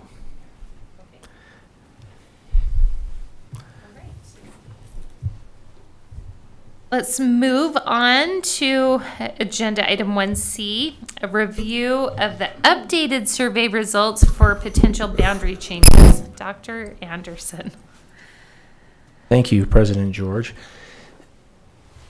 Last board meeting, there was a request to extend the survey for the northwest area of the potential boundary change area. And so we opened that the day after the board meeting on that Wednesday, and we extended it through yesterday. And we're here to share the results. The results in their entirety have been shared with the board yesterday. And this is just a quick summary of what we've done. There were 256 additional responses. And I remember a response indicates that someone's read through the survey and hit submit. It doesn't mean that there's a comment associated with it. Out of those 256 responses, there were 83 additional comments. More than half of those, around 56% of those, were from patrons who were not directly impacted, who are not directly impacted by this boundary change. I'll show you the numbers on that in just a minute. Overall, if you could encapsulate the extension, there was no variation from the trends that we saw in the initial survey. Again, strong support for keeping students at Elkridge altogether and moving Area C to Bingham, and there was strong opposition to moving students further away. And there were some concerns about the loss of busing for those who elected to remain. Overall, people like where they are and they want to stay. If we break it down by area, and you can see there with the red circle, this is Area 1. There were 12 additional comments. Patrons like their current school. They don't want to leave Sunset Ridge, where they are currently in the boundary. And they do understand, several comments understood the need to address enrollment. And they understand why the proposal is moving forward, but they don't care to move themselves. Area 2 is the area directly south of Copper Hills. 22 additional comments here and strong opposition, mainly due to the change that would move this area is so close to Copper Hills, within walking distance for many of these students. Moving them to Bingham was a big concern, where they would have to be bused, and so their school commute time goes from a few minutes to in some cases 20 or 25, 30 minutes, depending on how they were gauging it. Area C, as I indicated, there were only 2 more comments. They were either undecided or they just wanted to make sure that we addressed the enrollment issue at West Jordan. The non-impacted had the most comments. There is general agreement that a change is needed in order to address the enrollment issues we're facing in our schools, and concerns again popped up about moving students from West Jordan to Bingham because there is perceived crowding there at Bingham High School. Overall, a reminder that tonight we do have a public comments section. We have people, I'm sure, that will come and participate there. We have our public hearing that we have now noticed officially in the newspaper and posted on bulletin boards inside of schools and put out, that's the legal requirement. And just to differentiate, tonight is a comment period in which comments can be cut off if necessary. Public hearing comments may not be. That needs, everybody needs to be heard in that. That's the difference between a public comment session and a public hearing. And then we have a board meeting on November 18th, which has been targeted as potential board action. The next board meeting after that would be December 9th. The only time constraint that we're working on with this is that we do have the open enrollment permit window that begins in November and goes through the end of December, where anybody can apply and have an equal chance for the permit lottery system. And so we wanted to be mindful of that if there were any students being moved and wanted to consider a permit. Other than that, happy to answer any questions.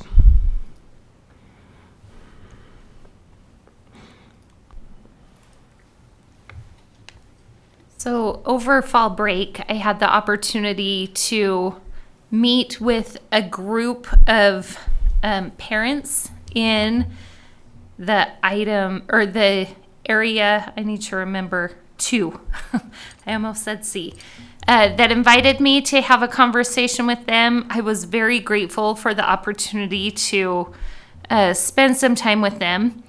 And I have been contemplating a suggestion that I wanted to run by the board. So as we sent out the survey, it says you can stay in the school you're in, meaning we'll provide priority permitting into the school that you are currently attending. I would like to propose that we create a secondary rollout, meaning that if you are a 7th grade student this year or older, that this would apply to you, that we would allow you to then have priority permitting for the rest of the 2-year feeder system. So you could finish out at the high school or the middle school that you attend.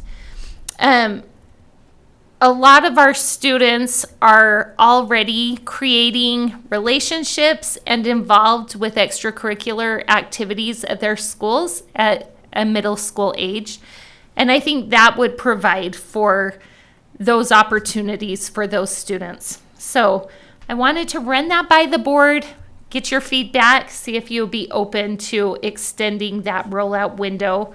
It would be really, all told, kind of a 5-year rollout opportunity because you'd need to already be in middle school to participate in it. Any questions or feedback there? It's a 3-year rollout, right? Well, if what we're doing now is a 3-year, but I'm suggesting that we extend it. So if I'm Once they choose their high school, I don't choose again. So it's 7th grade, choosing to go to West Hills right now. So next year they permit, the year after they permit, and then they permit to Copper Hills, and then we're done. Yeah. It's not the 6th grade coming in. We're not allowing the 6th grade to go to we're not allowing the 6th grade elementary students to choose which middle school they go to. Right. So it's a 3-year rollout. After 3 years, everyone's made a decision and is permitted into their school. I understand the permit process. It sounds like in middle school, you have to permit every year. In high school, you permit once. No. You described it. I'm just saying they're on permit. So if I'm a 7th grader this year and I choose to go to West Hills instead of Elkridge, I am automatically permitted to West Hills. Then 2 years later, I'm automatically permitted to Copper Hills. You don't have to fill out that permit every year? No, once you're in, you're in. You would need to permit or to fill it out every time you changed a school, right? So if I am attending West Hills and I would be slated to go to Bingham, but I want to go to Copper Hills, I would need to fill that out before, but it would be a priority acceptance, just like we're doing with Midas Creek on a bigger level. So it's not as long, but it is a little longer. As I have heard from more constituents since our last meeting, I've started to ask, would this meet your concerns? And I have not received any emails yet who have said, no, that wouldn't help. I'm not saying I've had tons of emails, but a few, and they've all said that that would help. And then in that little meeting that we had, and I'm guessing here, but it was similar or maybe a few more in number than the whole open house event that we had at Copper Hills. There were probably around 25 people. I should have counted, but that's my guess. And I asked that question of that group, and almost everyone in the room raised their hand and said, yeah, that would answer my current concerns. So I feel like this is a way to give a bit of a concession, but we have the ability, and this is just such an unprecedented experience for us as a board, right? This isn't something we have to do, but it's something that will balance numbers, and I think in the long run will bless people. And because it's not an urgent issue, we have a little bit of leeway where we can be flexible. So I feel like this is one way that we can help meet the needs of students and make a transition a little easier. Okay. Yeah, go ahead. Why would we not give this group 12 years to roll out? Because this is not an urgent matter. This is a balancing of schools, but there's certainly room in both schools. Why is this not a 12-year rollout, but we're proposing a 12-year rollout for Main Street? I missed some of that, but The question is, what about the 6th graders and the 5th graders and the 4th graders? We are right now taking their choice away as to which middle school. We're granting a 7th grader the ability to choose to stay or go, but the 6th and 5th and 4th and all the succeeding grades would not have that choice. If you're a 6th grade right now in Region 2, in Area 2, you are going to Elkridge next year. Mm-hmm. And so he's saying, why not go beyond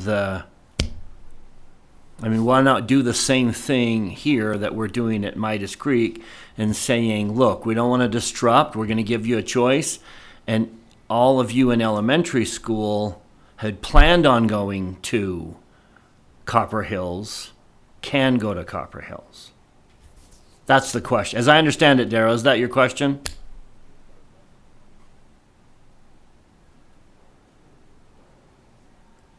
Yes. That's what I understood. okay, I'm going to answer as if he had said yes. So, Yeah. from my perspective, I've spent a lot of time contemplating why. What are the reasons for these boundary changes? I think that there are different reasons for the Midas Creek boundary change than there are for the Northwest boundary. So one of the things that we're trying to do is balance enrollments in some schools.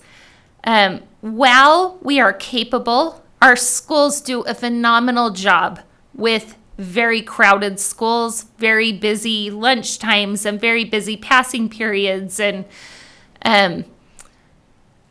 we have the opportunity not to ask that of them.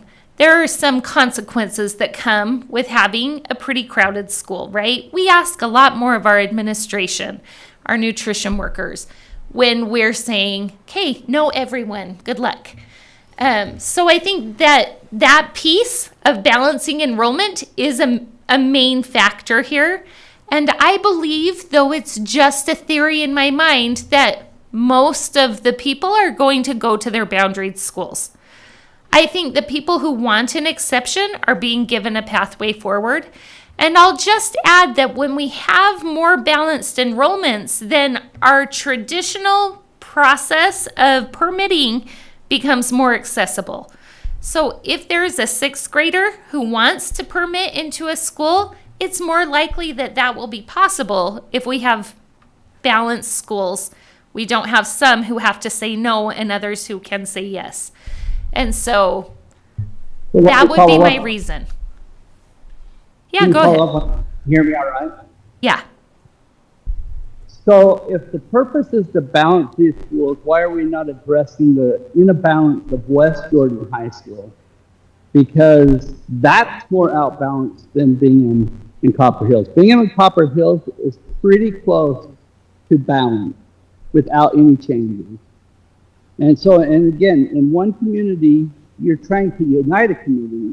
In one community, we're dividing the community. And that's what I just can't wrap my head around is why in one situation we're going to do one thing and another thing. And if it's really truly that we want to balance these schools, we need to address West Jordan now.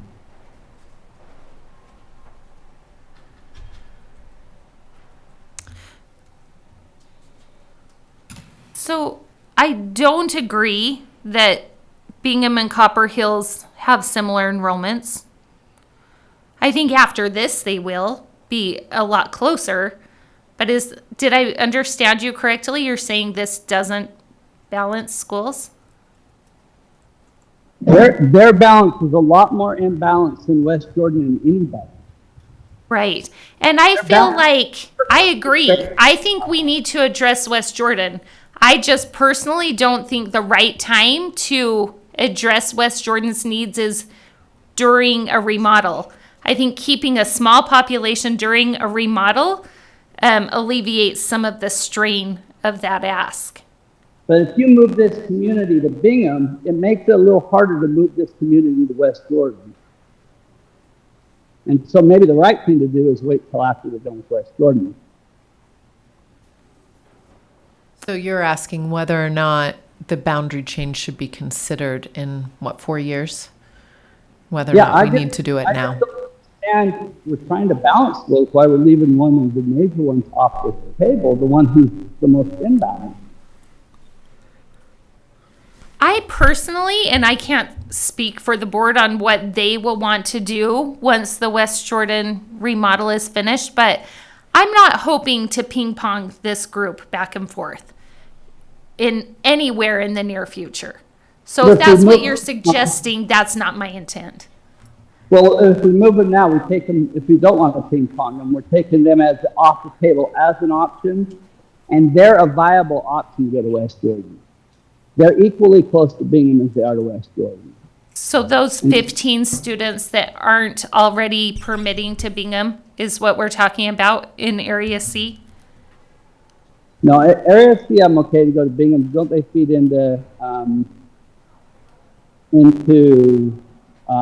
they're the only West Jordan High students in this affected in this boundary change. Elkridge, correct? Already. Yes.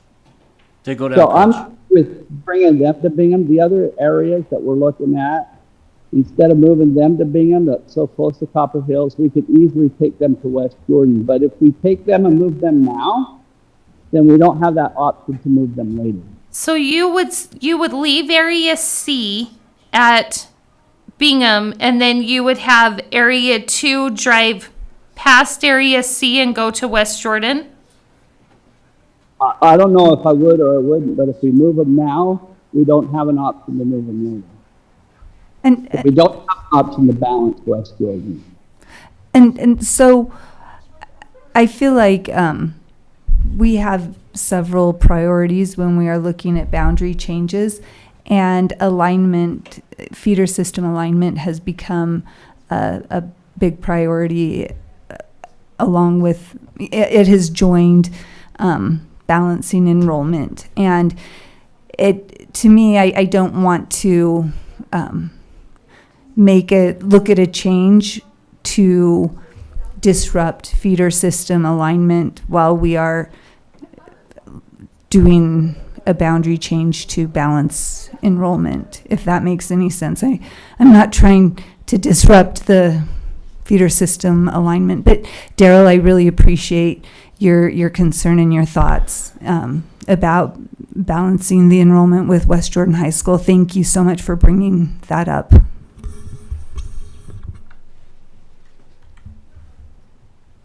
We would never move this group to West Jordan High School simply because of the Elkridge situation. The key here is you move them to Elkridge, they stay in a feeder system. But to move them to West Jordan, you've got to move them to West Jordan Middle School, which is a lot further away than Elkridge. And I just don't know that I would ever move this group to West Jordan. I think there's a beautiful situation here where we can alleviate South Ridge, Sunset Ridge, by filling Elkridge. That's at the heart of this. For me, that's at the heart. We alleviate Sunset Ridge by filling Elkridge, and then on to Bingham with all their peers. So to me, Elkridge is the twist here. And that's why I would never move this group to West Jordan, because it's much more logical to move them to Elkridge and then on to Bingham. And I think that's also the reason why we don't at Midas Creek we offered a 12-year rollout. We're not trying to solve enrollment issues there. We're trying to solve feeder issues there. And here we're trying to solve enrollment issues. So that's, I think, one of the main reasons why we don't want to offer a 12-year rollout. Defeats the purpose. So in Midas Creek, why are we not sending them to Harriman or Mountain Ridge instead of sending them to Riverton? Riverton's numbers are much smaller. So we are trying to balance them out.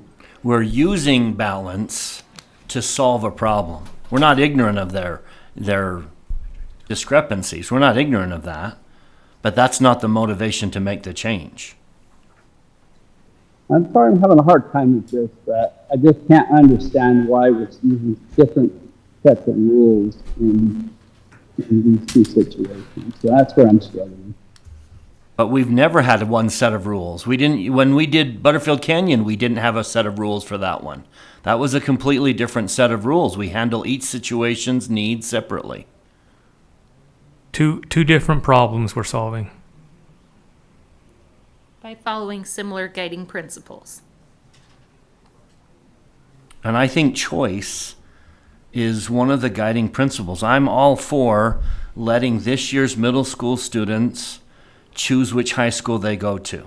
I would favor letting all of elementary kids.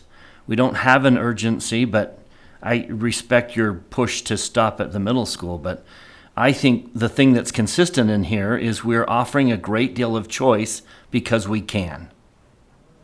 But I'm with you. I think the majority will go with their boundary school. Oh, well, this northeast, west area also, can't we? Is there an urgent reason why we can't offer them a 12? Say that last part again. Is there an urgent reason why we can't offer them a 12-year rollout? I'm confused why you're so adamant about offering them 12 years when you seem very adamant about not doing 12 years at Midas Creek, Dr. Robinson. Because I'm looking for a reason why. Why are we not being consistent when we can be? Why are we not being consistent in our approach? Because it sure looks, from at least where I'm standing from, that we're applying different rules to these situations when there's no reason we can't apply the same rules in these two situations.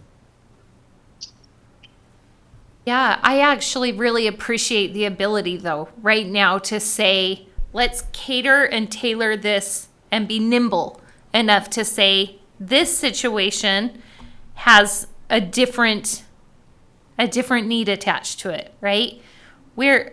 Yes, we always want to look at similar guiding principles like aligning feeders, crossing dangerous roads. We want to look at balancing enrollments.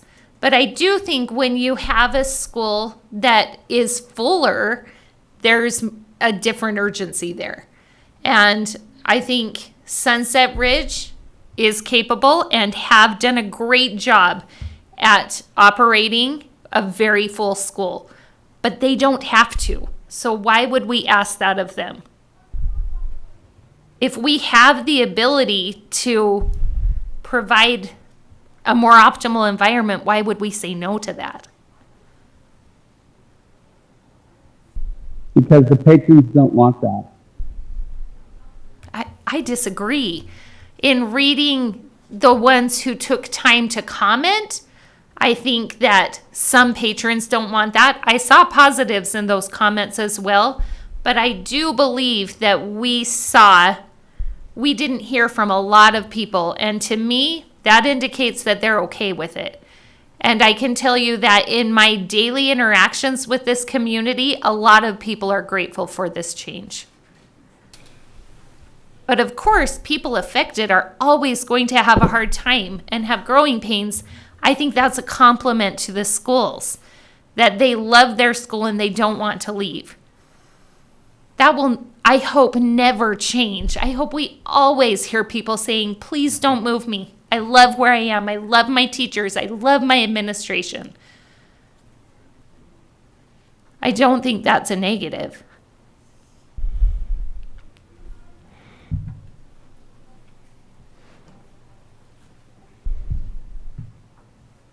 What do you need from us, President George? I want Acceptance to make of sure the- that everybody's okay with increasing that rollout, or at least the majority is okay with increasing that rollout. So, If you make a motion, I'll second it. okay, Can I ask one question before a motion? please. Can I get some context? Is there ever a typical rollout period for all of the boundary changes that have been done in this district? I don't think so. It varies every time, It's whether we actually do a a fairly rollout or new not. concept. I We've think never the done board this. members on this board were the first who ever added a rollout option. We did Is it that in, true? We did Am I it in lying? Butterfield There- Canyon. There have been some other rollout options over the years, and I actually think I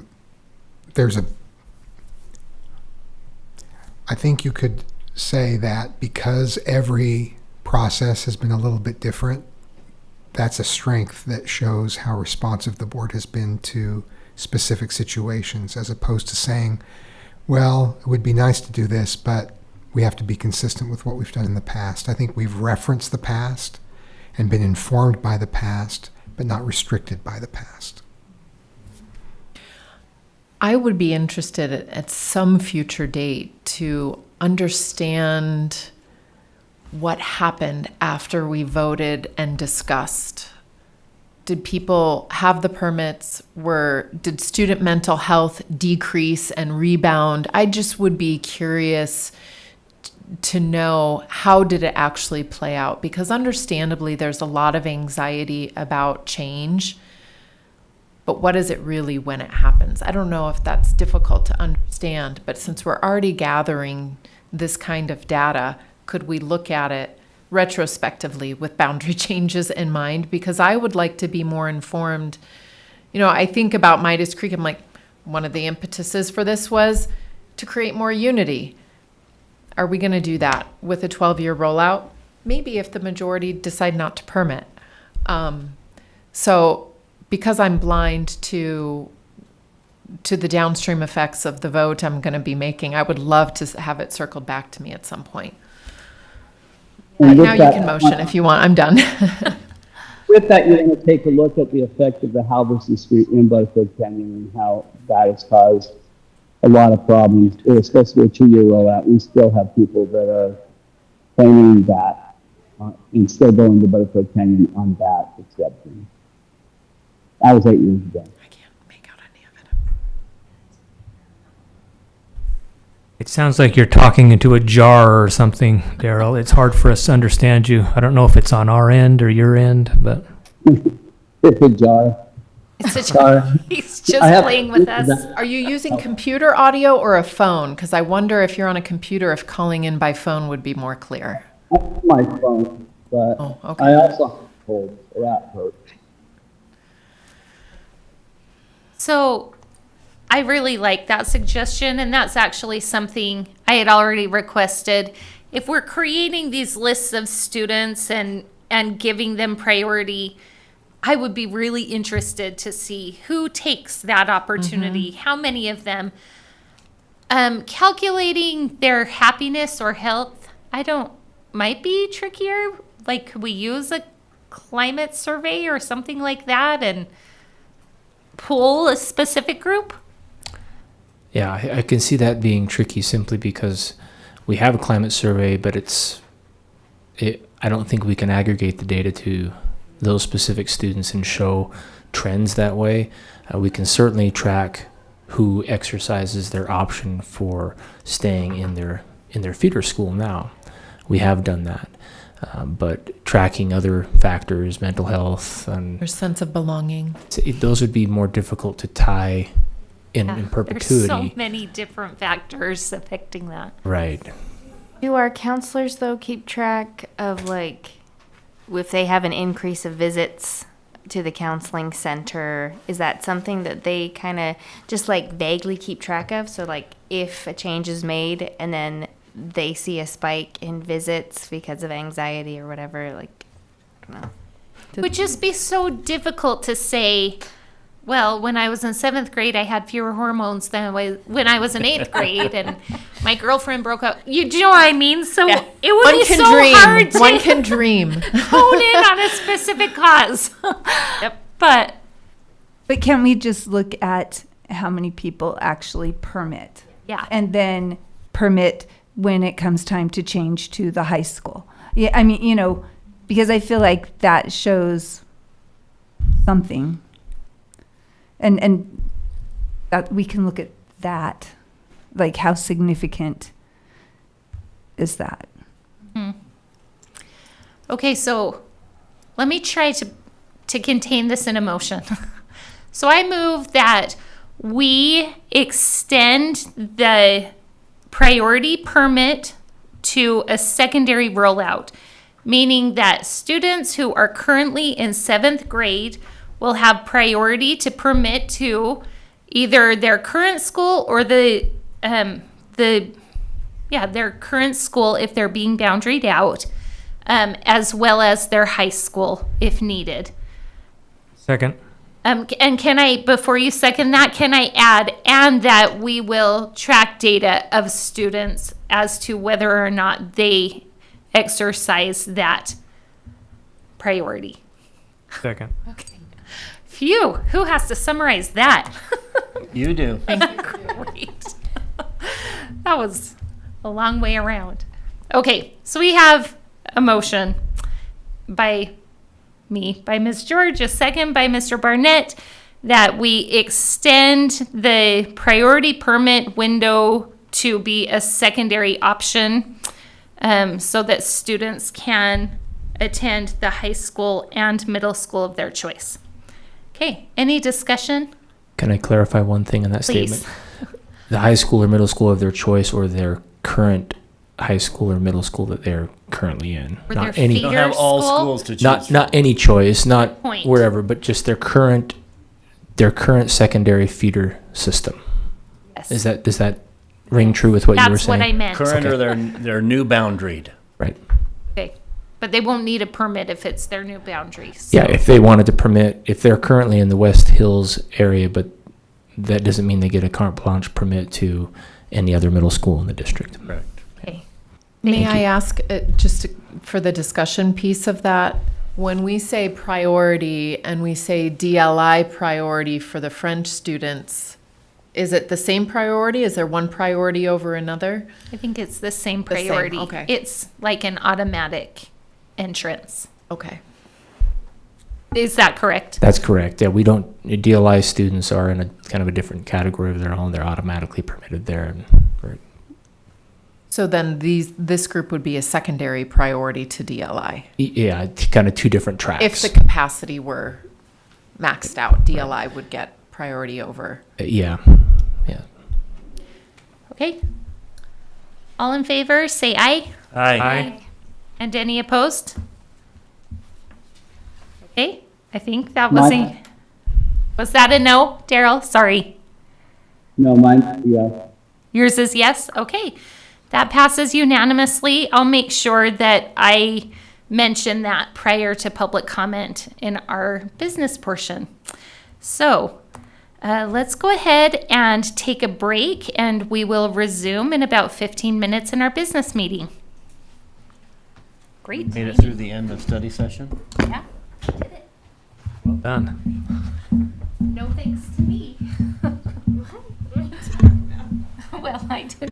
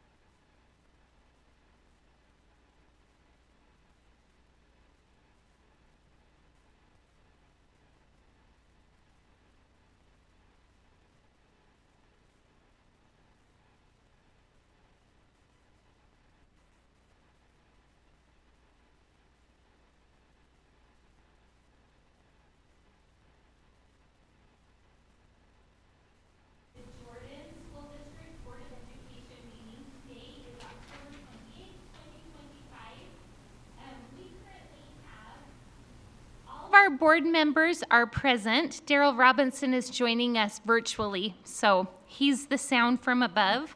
But all board members present, as well as our board attorney, Mr. Paul Van Komen, our superintendent, Dr. Anthony Godfrey, our associate superintendent, Dr. Mike Anderson, and our business administrator, Mr. John Larson. We are also very excited to have a room full of students. We're so excited to have you here. And welcome to those who are joining us from home online. Also very thankful for you tuning in and paying attention to what's happening in the district. We are going to turn some time over to students at West Hills Middle School. Welcome. We will begin with Jack Yeomans, Blake Wilson, Tancum Bradley, who are student body officers at West Hills Middle School, for a Pledge of Allegiance. And I apologize for mispronunciations.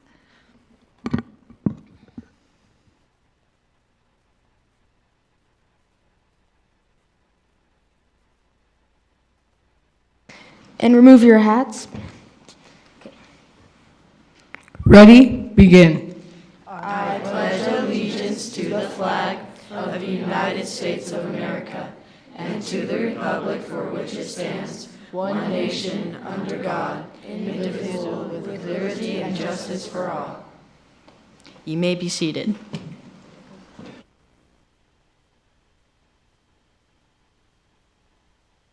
All right, we'll now move on to our reverence with Macy Larson, a student body officer at West Hills.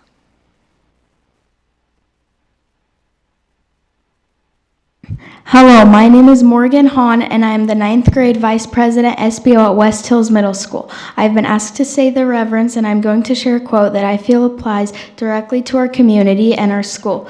From Amanda Gorman, "For there is always light if only we are brave enough to see it, if only we're brave enough to be it." This quote is such a simple one, yet so powerful. At our school, our SBOs are meant to encourage and to be the light. You can be the light in your workplace, school, and community by helping others, standing up for people, or even just giving a simple smile. So whenever you can be the light, be brave enough to be it. Thank you.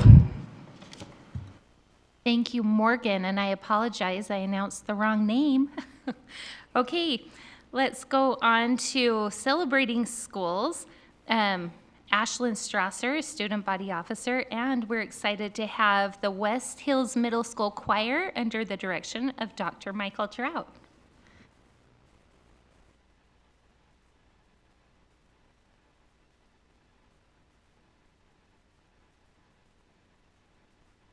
Good evening, all board members. I am Ashlyn Strasser, West Hills SBO president. I am from West Jordan, and I'm representing my school, West Hills Middle School. I wanted to start with telling you about a campaign we are working on called No One Sits Alone. We really want to make this a thing at our school because we have noticed so many kids sitting alone, and we want to make their experience at West Hills the best it can be. My friend Morgan, who gave us the amazing reverence, quoted Amanda Gorman. The part that really stood out to me is, "If only we were brave enough to be the light." This thought goes hand in hand with our campaign because there has to be someone willing and brave enough to ask someone to come sit with them. I feel like it's so important that we are brave enough to be a light to our peers and help students feel like they belong here. Here at West Hills, we also have a no phone policy. This policy is that phones are silenced and put away in your backpack. This policy has helped a lot of students become interact more with their peers face to face instead of over text or social media. It also helps improve their education when the phone is not a distraction to them in class. The last thing I would like to say to celebrate our school is our social media platform. The student leaders have been more involved in using our Instagram account and we post on it at least once a week. By posting on it, it helps the students feel more involved in school activities and most importantly builds connection and a greater sense of belonging. As the student leaders, this is one of our greatest goals. Thank you for allowing our representatives here to celebrate the positive things we're working on at West Hills Middle School.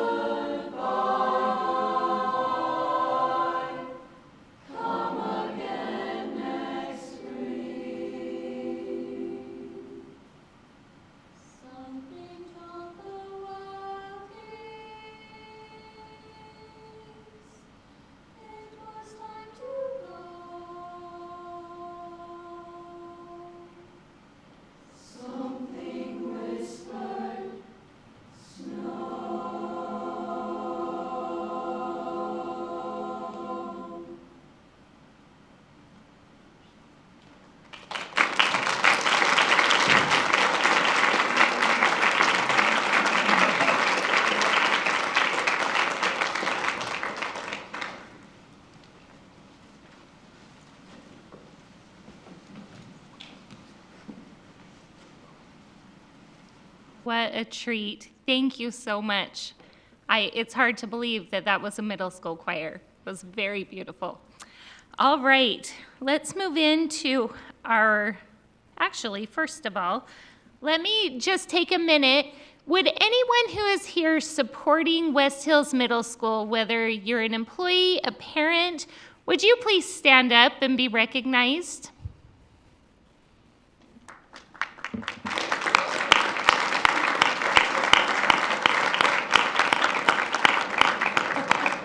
Thank you so much for being here and for the support that you're providing to these students.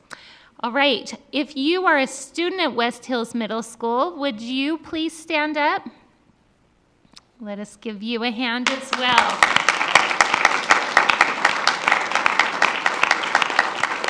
You are the best part of every board meeting.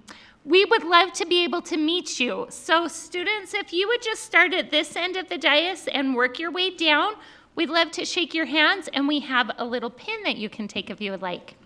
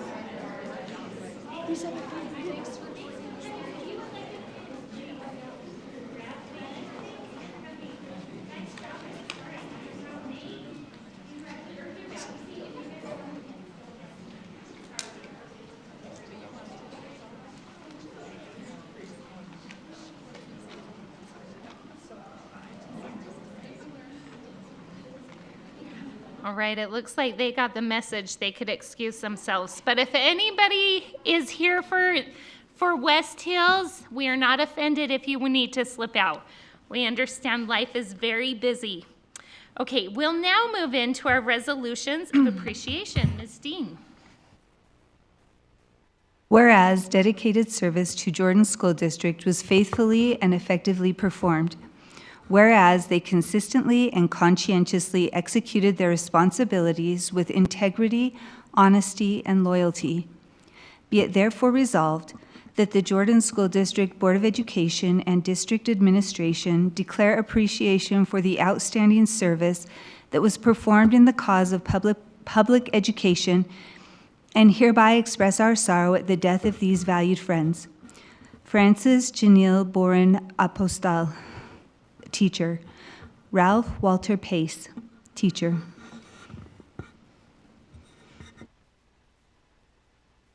Thank you.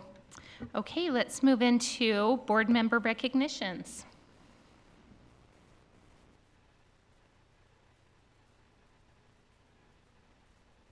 I'll go first.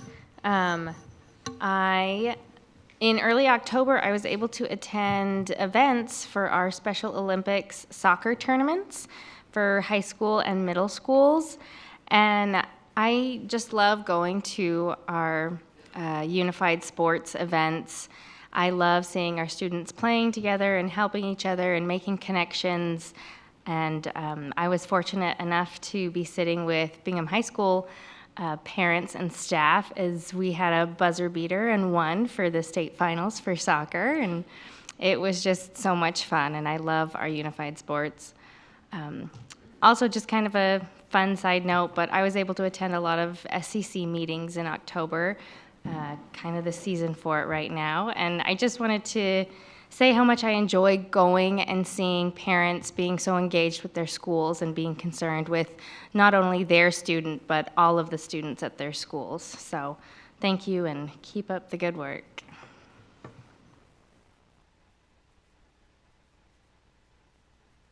Okay, I'm just going to piggyback on the unified sports. So we did have Bingham Miners were division champions, but they weren't the only ones in soccer this year. We also had three Jordan School District soccer teams that made the state finals. Harriman Blue team were also division champions, and our West Jordan White team got second place.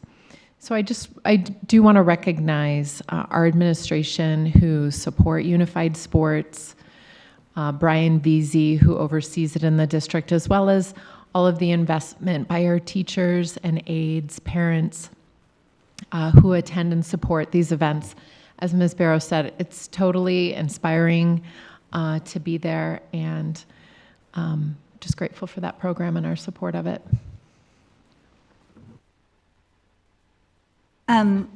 I want to thank our speech and language pathologist and audiology departments for doing the screenings, the hearing screenings. I really appreciate the effort that they make to ensure that our students are able to receive the best possible education and learning how to be effective communicators.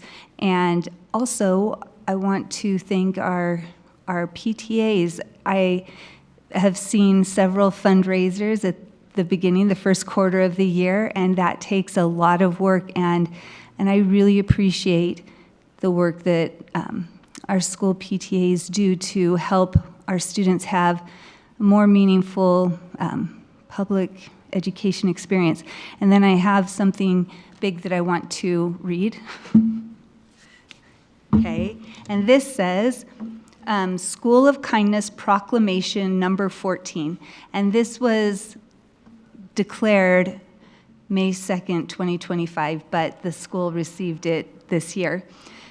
Whereas the School of Columbia Elementary, Utah is committed to creating a community where kindness, empathy, and compassion are celebrated and valued.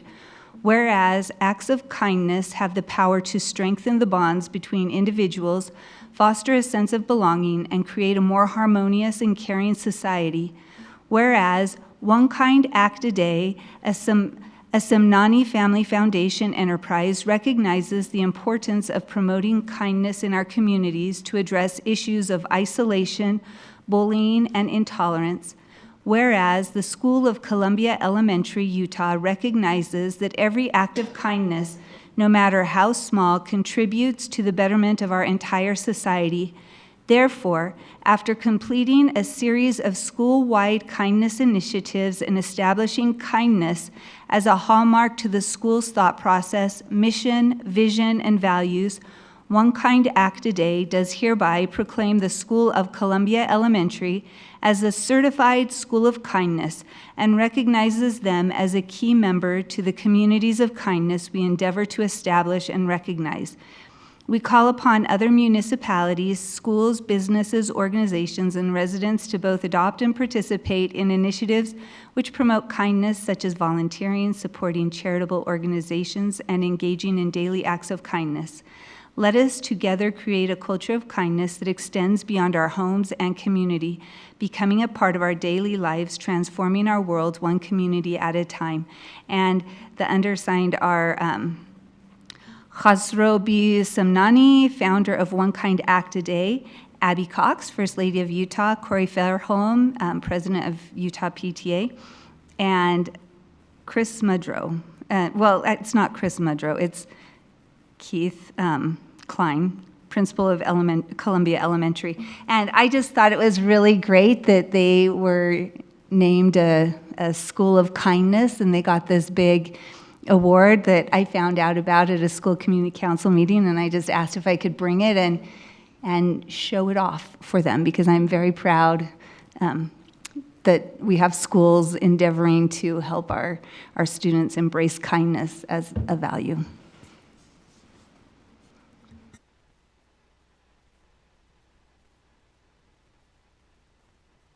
I want to say ditto to all of these. I'm so proud of the great things happening in our district.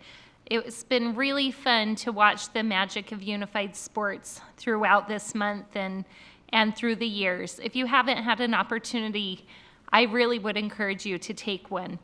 to go and watch the way that Unified Sports brings true sportsmanship to the field.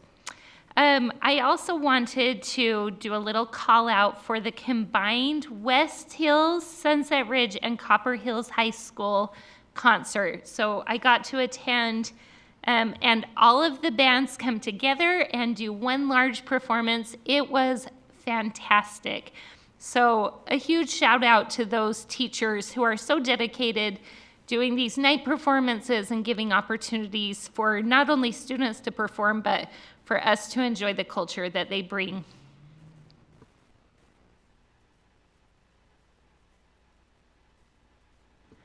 Okay, Superintendent? I will just briefly say, first of all, I loved those same activities. Unified Sports is a blast, and our middle school soccer tournament and everything. It was really fun to be in attendance there. And a thank you in advance to all of the staff who manage Halloween this week. There's a lot to do depending on what level you, what age of student you serve. And I really appreciate the calendar committee scheduling Halloween on a Friday. I think that worked out very nicely, and all parents can get behind that designation. So I think we are going to schedule it for a Saturday next year, but I think that will work out really well also, and we'll meet with the board's approval. So anyway, thank you to everyone making it a fun and safe event for students of all ages. Thank you. So we're now going to move into some periods of public comment. If you are accustomed to coming to our board meetings, it might feel a little different to you tonight. So we're first going to give an opportunity for public comment in consideration of the boundary changes potentially impacting Midas Creek Elementary School and the Northwest areas. So these boundary changes are something that we've been talking about for several months as a board, and this is an opportunity to provide comment. I do want to give you a little bit of an update. So prior to our business meetings, we have a study session as a board, and during that study session today, the board voted to make a slight change to the Northwest area boundary change. As it was surveyed, it was written that you could choose to stay in the school that you're at, meaning that if you are currently at Sunset Ridge and your boundary school is now West Hills, you have the option to stay at Sunset Ridge through the duration of your time, and you would receive priority permit. The board has determined that we would like to extend that priority as a secondary rollout. So I'll try to explain this. If you have questions, please feel free to mention that when you come up with your comment. But rather than saying just the school that you're in, we're saying the secondary feeder. So if you are currently at West Hills Middle School and you choose to go from West Hills to Copper Hills, that may be your boundary to go to Bingham, but you'd like to go to Copper Hills, you have priority permit for that as well. So let me explain a little bit about the permit process. You need to permit into a school one time unless you leave it. Okay, so when you come into the high school of your choice, let's say you don't want to go to your boundary school, you can apply for a permit during the permit window, which begins in November. And then you only have to do it once for all of the time that you're at Copper Hills. Does that make sense? Okay, so you, rather than having a just single school, we're now saying you can move from your middle school, and if you should choose to continue to the school that feeds from that middle school, you can do that as well with a priority, which is like a guaranteed acceptance to that school. Okay, nod your head if you're with me. Yes, oh, hey, that went better than I thought. Okay, so we will now go ahead and open our public comment specifically for comments on the boundary process. But the rules I'm about to read apply to everyone, so listen up and I won't repeat twice. So we love having your public comment. We really value your engagement. But just a few reminders. We do not take public comment on personnel issues or statements regarding the character, professional competence, or physical or mental health of an individual during board meetings. If you have specific concerns about an individual, please feel free to email the board directly. And we're happy to look at that, but we wouldn't like to have that read or spoken over the pulpit. Okay, those wishing to have comments heard by the board are asked to list the topic they intend to discuss as well as their name on the sign-up document outside, or you could have signed up before. Did anyone miss the sign-up sheet that wanted to talk tonight? You are all on it. Perfect. Okay, next, please keep comments age appropriate. And a reminder, the board does not discuss issues that are not on the meeting's agenda. The board may ask staff to follow up on issues raised or may address them at a future meeting. So just a reminder that silence by the board does not indicate support or opposition to your message. We just talk about items that are noticed on an agenda so interested people can tune in for those topics that they want to hear about. The board will take public comment right now specifically for a boundary, and then we'll give an opportunity for other comment if there's time. In-person comments will be heard first, followed by comments received electronically. Both in-person and emailed comments have a maximum time limit of 3 minutes. We want to make sure we hear as many people as possible, so please be respectful of that time. When you come up to the podium, please state your name, and we will go ahead and move into our public comment. It looks like Alexandria Humphreys is up first, and following Alexandria, we'll hear from Shalisa Evans.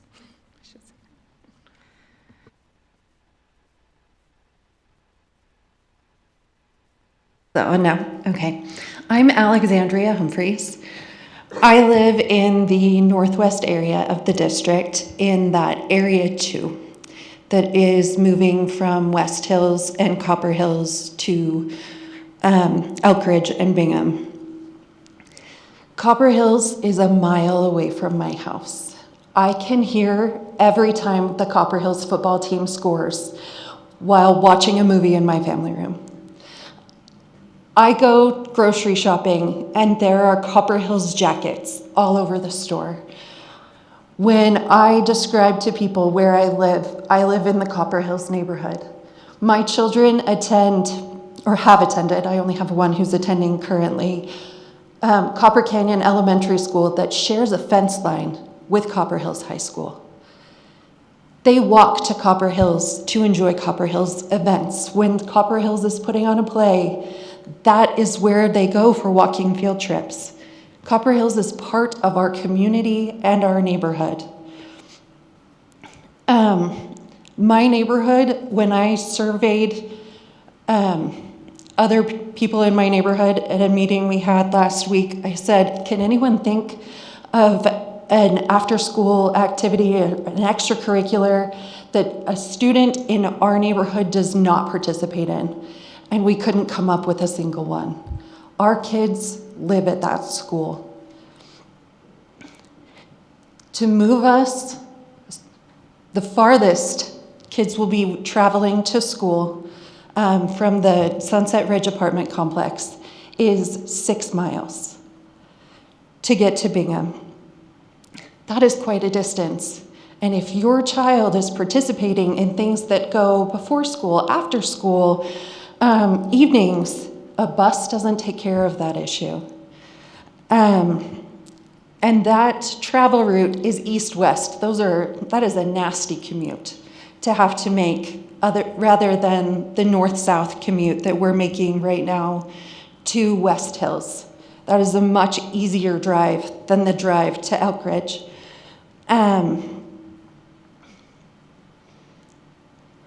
The IIHS website says the fatal crash rate per mile driven for 16 to 19-year-olds is nearly 3 times the rate for drivers ages 20 and over. Risk is highest at ages 16 and 17. That's the age that our kids have to drive just themselves or their siblings to get to these school events. It's a terrifying thought to me that our kids will be putting their lives in danger just to go to practice. My last point was, can I finish my sentence? Okay. My last point was, our neighborhood is also aging out. We're getting so much older. It feels like to move our kids is drawing from a drying up well. Thank you. Thank you, Alexandria. All right, Shalisa Evans will be followed by Amber Sloan. Hello, board members. I'm Shalisa Evans. I am actually one of your lead counselors at Copper Hills High School. I first want to start off just by dispelling a misconception that large numbers are a burden upon your school personnel. Copper Hills has always been a large school, and that is something that we are proud of. And in fact, many employees who come to Copper Hills, that is a reason that they come here, because that means we have larger teams, it means we have more resources, and it means that we can help more students. That was one of the reasons I came to Copper Hills, was because in the counseling department, we have 9 members. That means we have 9 different specialties, 9 different areas that we can reach out to one another to help students in different areas. We have created systems in our school specifically for large numbers. And that is something that we do not want to lose as a result of losing students. A boundary change raises counselor-student ratios. It sounds like it would reduce it, but it would actually increase our student ratios because we would lose members of our team. And that really does affect students' mental health. It changes whether we have the ability to respond to crises in a timely manner. And one of the most frequent feedbacks we get from parents and students is that they want to see more of us, not less.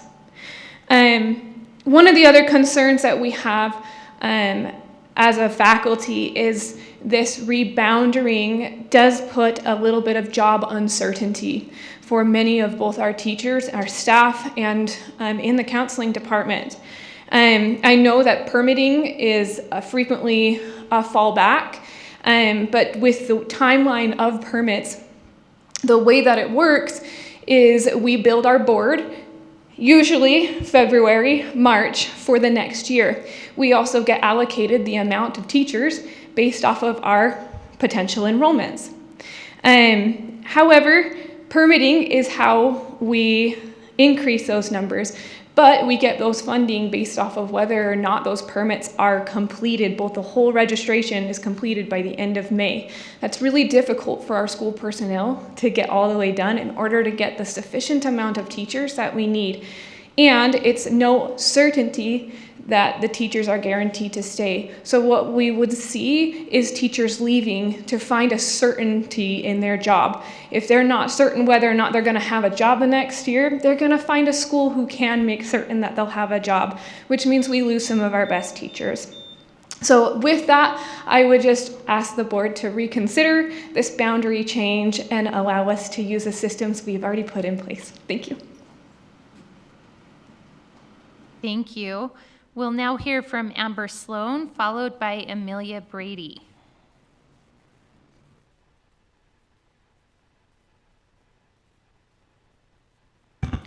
Hi, I'm Amber Sloan, and I'm here to discuss the Midas Creek boundary change to the Riverton High School only.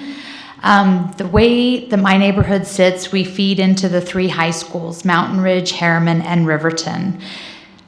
Many people don't realize that the Ute Conference Little League football program, ages 7 to 14, is based on those high school boundaries. By removing those boundaries, our little neighborhood may seem small, but it does account for 80 to 100 of our football players in my district alone. That doesn't account for what gets sent to Mountain Ridge or to Riverton. The numbers that we've seen over the years is Riverton's youth program has continued to grow. For instance, their 12-year-old program, my program, sits at 44 players. The Riverton program is at 89. So what we've seen is growth in that. And by moving those boundaries, we cause a reduction in my program and the Mountain Ridge program and overwhelming our Riverton program. Let's see, what other good notes do I have for you here? The reason the U Conference keeps those high school boundaries is to allow for programs to continue to thrive in areas like Taylorsville, Murray, Cottonwood Heights, where those areas are maybe not producing the same children anymore. People aren't moving as often. In the surveys that you guys did, you showed that a lot of folks aren't having children like they used to. So that affects our program as well. In speaking with some folks in our neighborhood, they said, I didn't realize so many kids played football.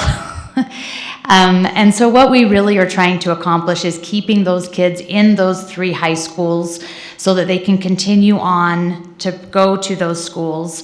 Unfortunately, our program does not allow for a permit. So even if someone says, well, I'm going to permit to Harriman High School, that's great. Our kids still have to go to Riverton High School or Riverton Little League program. And what that does is it allows, we have lots of folks in Taylorsville that will permit to other high schools, which would leave their Little League program bare. And the idea is to have as many kids playing football as possible, not for the sport, but for the idea of what it provides to them. And you guys mentioned the unified sports earlier, and so we know how important sports are to these kids, to the extent that they're missing school to go play sports. So that's what I got for you. Thank you for your time. Thank you. All right, we'll now invite Amelia Brady up, and on deck is Courtney Spencer. Okay, let's go on to Courtney Spencer, followed by, I'll kill this, Rachel Loeffler? Sorry.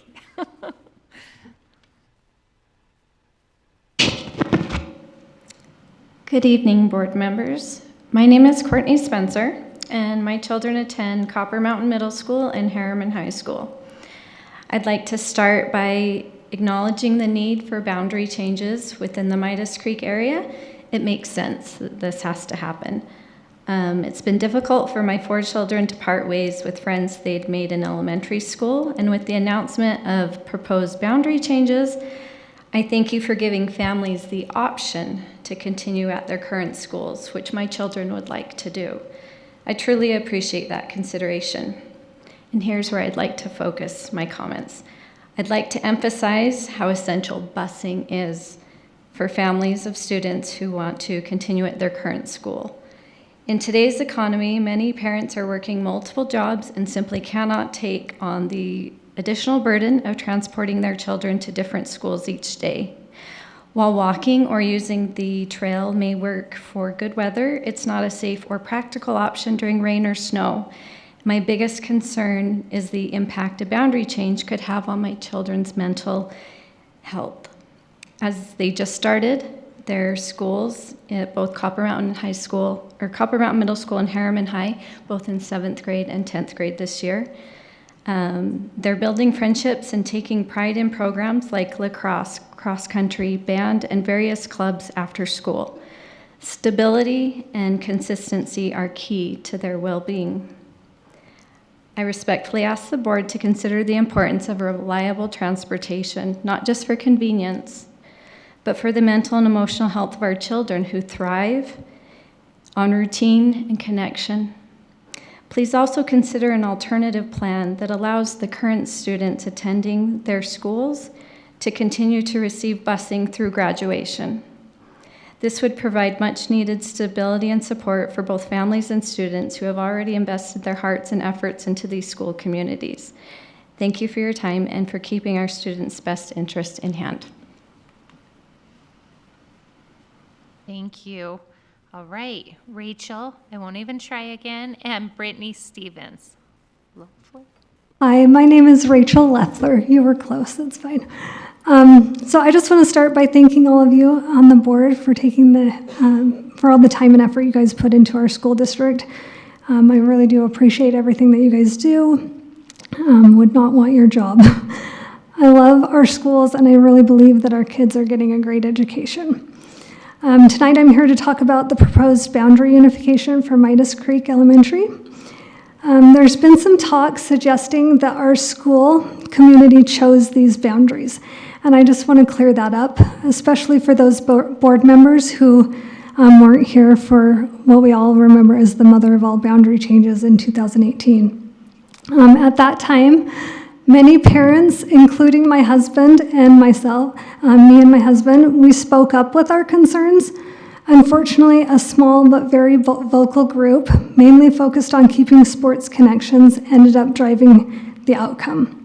My husband still has old emails with our board member from those conversations, so to say that Midas Creek chose these boundaries just isn't accurate. Those boundaries were never in the best interest of our kids or our community, and while I understand how overwhelming that process was, now we have a real opportunity to make it right, and there are some powerful benefits to doing so. Unifying our boundaries would strengthen our sense of community and stability for students and families. I know personally that my own children, several of them, had a really hard transition to middle school. Many of them, all of their friends went to another school, and we went to one. And to this day, I have a 9th grade daughter that has struggled to find friends. And that's been really hard for her to, her bosom buddy was at the other school, and she's just really struggled to recoup from that. I feel that unifying our boundaries would allow children who start elementary school together to stay together through middle and high school, keeping those friendships and support systems that help them thrive academically and socially. It would also unify our youth sports. We already have some rivalry amongst our 2nd and 3rd and 4th graders who are like, well, I'm going to go to this school and you're going to go to this school. So I feel like it would unify our sports and help them to develop teamwork within the same community. I also feel like that the schools that are dropping in enrollment unification would bring more balanced class sizes, stronger programs, and expanded opportunities, things that help every student succeed. It would also help stabilize enrollment across the district, protecting valuable programs that could be at risk as numbers drop. And the last thing that I want to just say is that I feel like these changes, we've been told that they will eventually come. And so this will give us an opportunity to make those changes with intention, fairness, and the long-term health of our schools in mind. Thank you so much. Thank you. Okay, Brittany Stevens next, followed by Carissa Kim. Good evening. My name is Brittany Stevens. I'm a mom of 2 children that attend Midas Creek, a 3rd grader and a 6th grader, and then I have a son in 8th grade at Copper Mountain Middle School.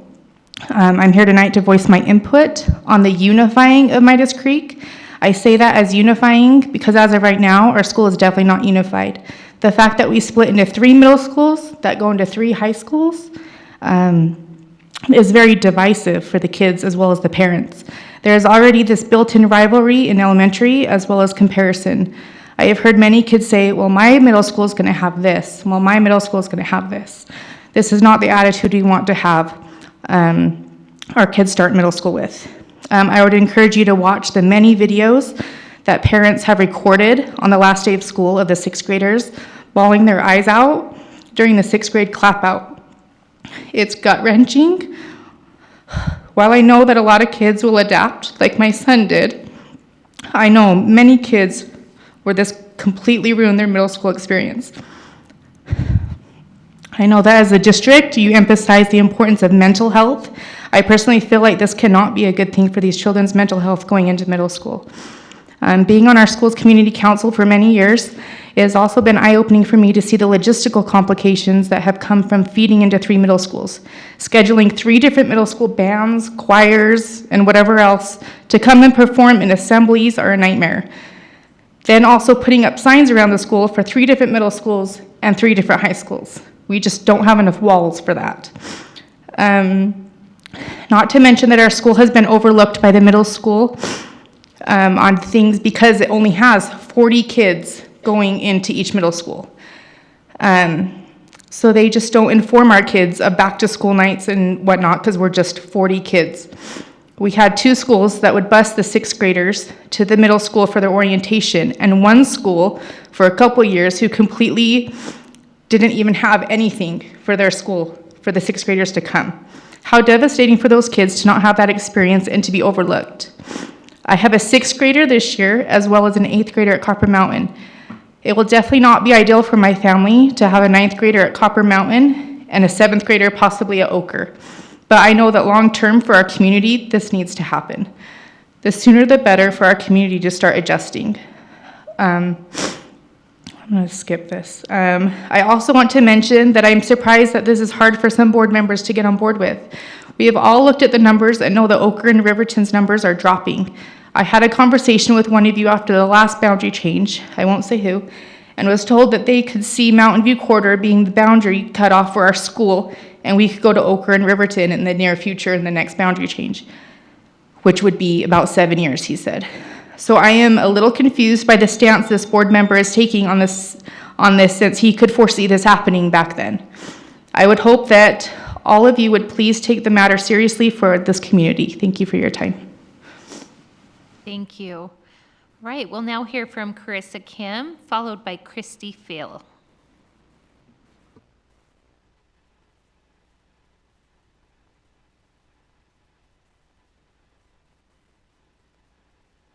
Okay, I'm Carissa Kim. I would also like to speak about the Midas Creek boundary change proposition.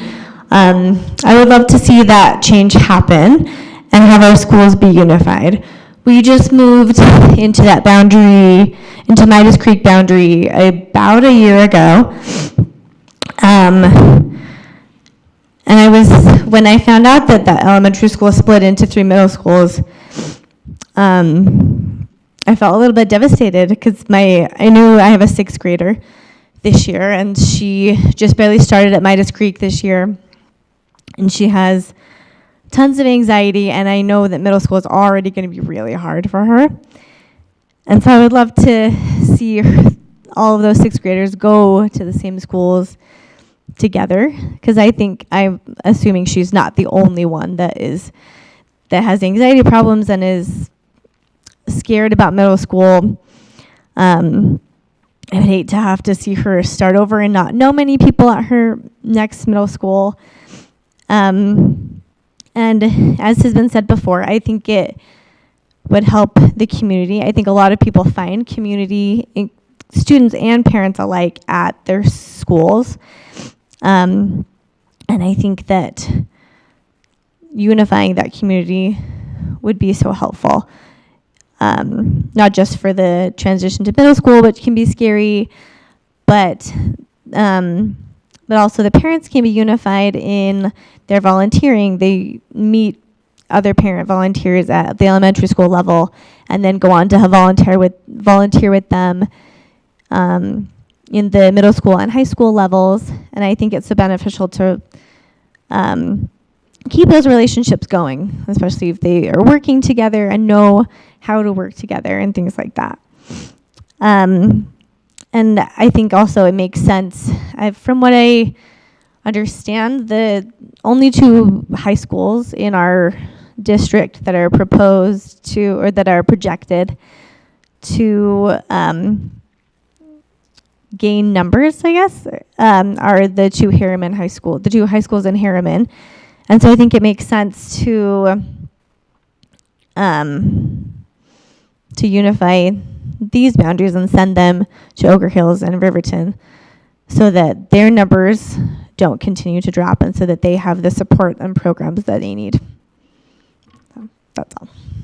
Thank you.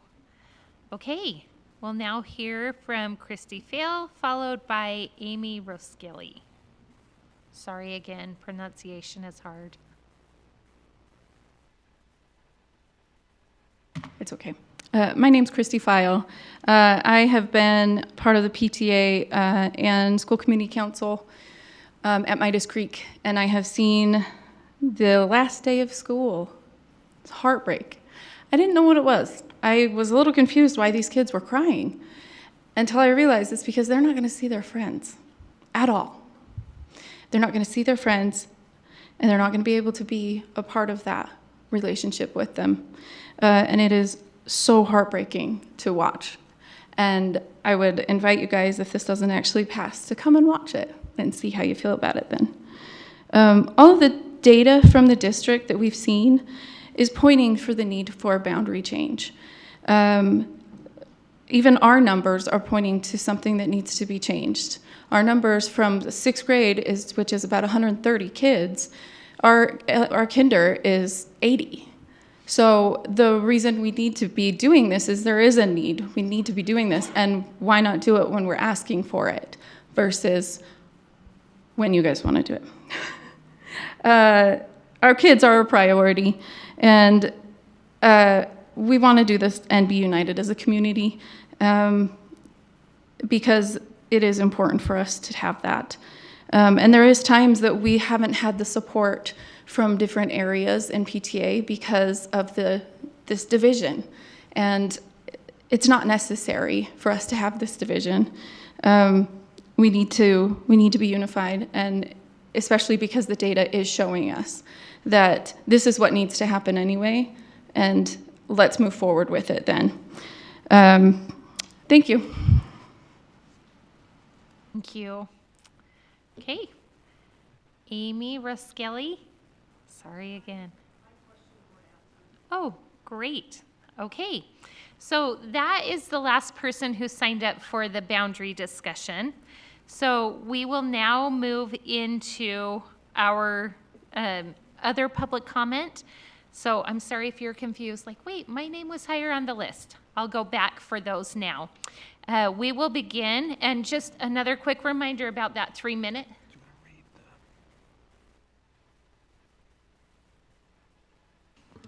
Thank you. Good reminder. I apologize. We had some online comments in regards to the boundary.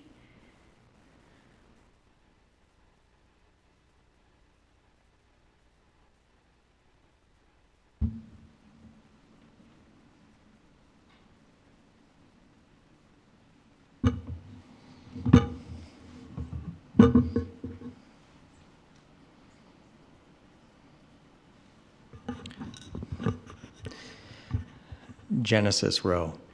Hello, my family and I live within Area 2 and our daughter goes to Copper Hills High School. We are within walking distance from Copper Hills, which has been a huge help to our family. It would be an extreme burden for our daughter to go to Bingham High, where we live in West Jordan and work here. We're able to pick up our kids from school within our lunch breaks. This change would place a financial burden on us in particular, where we'd have to work out additional childcare and make major adjustments to our already busy schedule. Our kids' friends are also here in West Jordan. Bingham is a way out of the way and outside of our immediate community. We love West Jordan and would love our kids to go to school here, just like we work here and live here. We urge you to reconsider the change for Area 2, where we are so much closer to Copper Hills than other areas. Thank you, Genesee Rowe.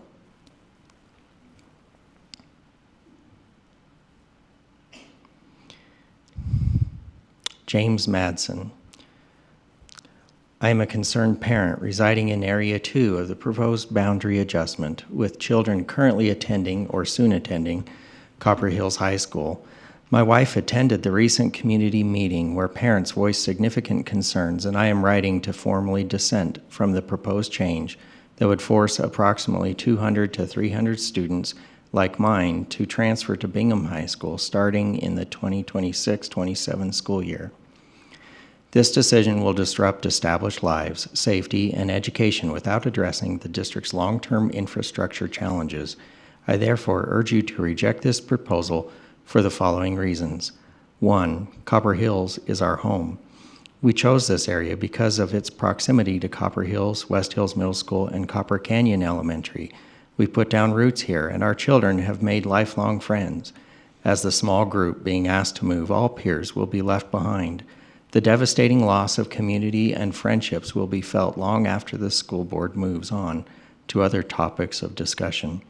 Even if our children make new friends at Bingham, all of them will live across boundaries, making after-school hangouts, parties, and activities a hardship instead of a boon. We as parents are extremely involved at Copper Hills and volunteer extensively. PTA, VMPA, boards, dinners for plays, musicals. If the proposal goes through, all of these things will be harder and costlier from 5+ miles away.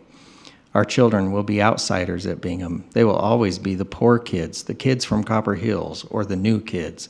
This puts them at a disadvantage not only with other students, but with teachers, coaches, and parents.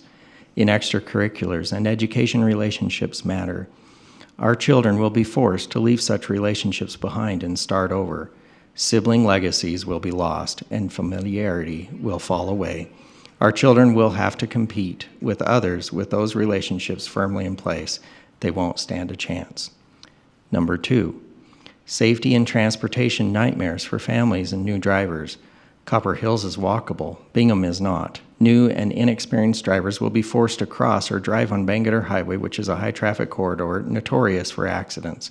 This adds an unnecessary risk for our teen drivers, especially in Utah's harsh winters with snow and ice.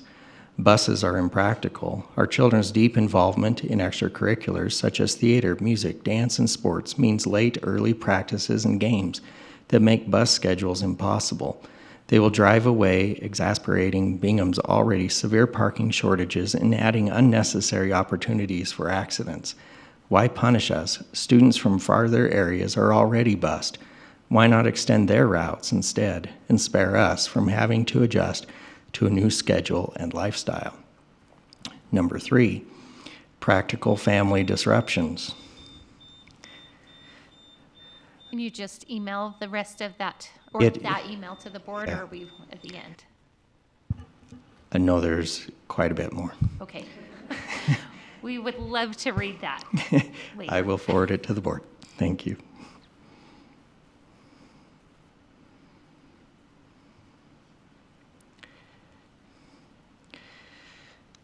April Hunter. I am writing to express my strong opposition to the proposed boundary change that would require my child to attend a different high school. This change would move my child from Copper Hills High School, which is only 1.1 miles from our home, to a new school that is 5.6 miles away. I am deeply concerned about the impact this will have on my child and our family. First, the new school is much farther from our home, making transportation more difficult and time-consuming. This increased distance also raises concerns about safety, especially during inclement weather, and will add stress to our daily routines. Secondly, this change would take my child out of her community and comfort zone.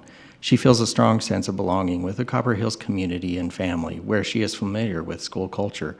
The proposed school is a rival school in a competitively different city and does not feel she will be welcomed there. None of her friends are affected by the boundary change, which means she would not only have to leave her friends, but also navigate a new environment with unfamiliar students, teachers, and administrators. Additionally, my student is at a disadvantage for extracurricular activities because relationships have already started to be built with coaches and teachers at Copper Hills. The coaches and teachers at Bingham will have no idea who my student is and her capabilities.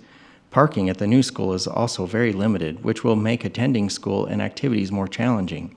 Another major concern is the separation of siblings. This doesn't necessarily affect my family, but it does affect several families in my neighborhood. The boundary change would split up siblings between two schools, complicating logistics and negatively affecting their bond and support for one another. The undue stress of permits and hoping they are approved isn't a viable solution. The district is already facing bus and driver shortages, and this change would further strain transportation resources. This is a practical issue that could create further hardships for families affected by the boundary shift. In summary, I urge the board to reconsider this boundary change. It disrupts our family, separates friends and siblings, reduces opportunities for involvement, and adds unnecessary logistical and emotional challenges. Please keep our children in their current school communities where they feel safe, supported, and engaged. As alternatives to the proposed boundary change, I respectfully suggest the following options for the board's consideration. 1, 6-year transition period. Implement a phased 6-year rollout that allows families the choice to either remain at their current school or transition to the newly assigned boundary school. This would give students and families flexibility, minimizing disruption, and providing ample time to adjust to the changes at their own pace. 2, reassign currently bused areas. Consider redirecting students from neighborhoods that are already receiving bus transportation to the proposed schools, rather than moving students from our area who currently attend Copper Hills and West Hills and live within close proximity. This approach would maintain community continuity for our neighborhood while making efficient use of existing transportation resources. April Hunter.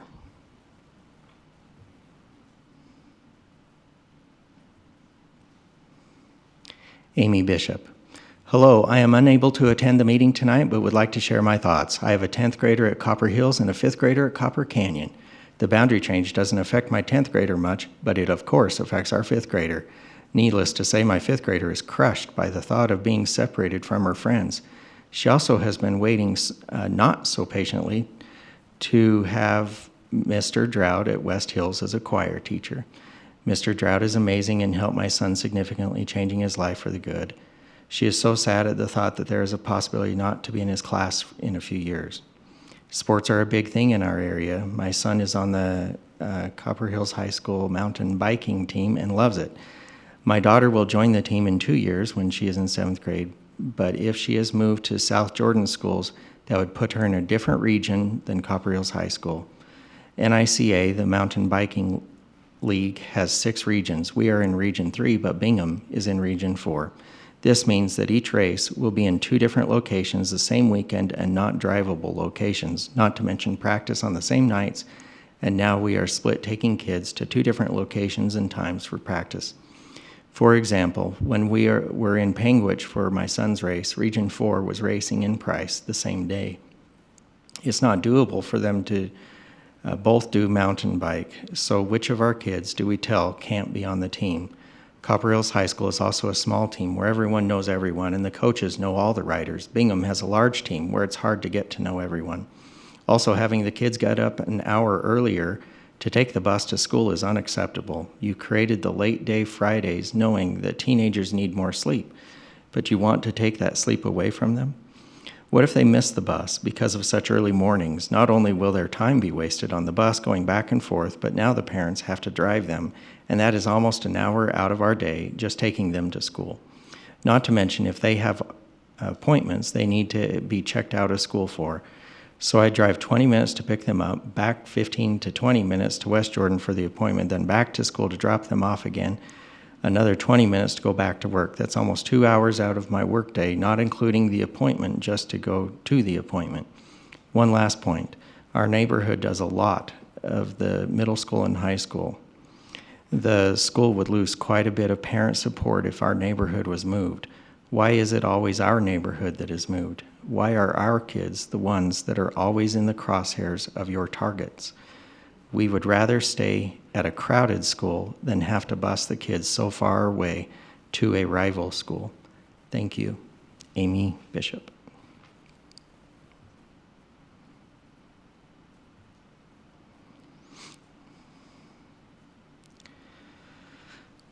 Camille Congrove.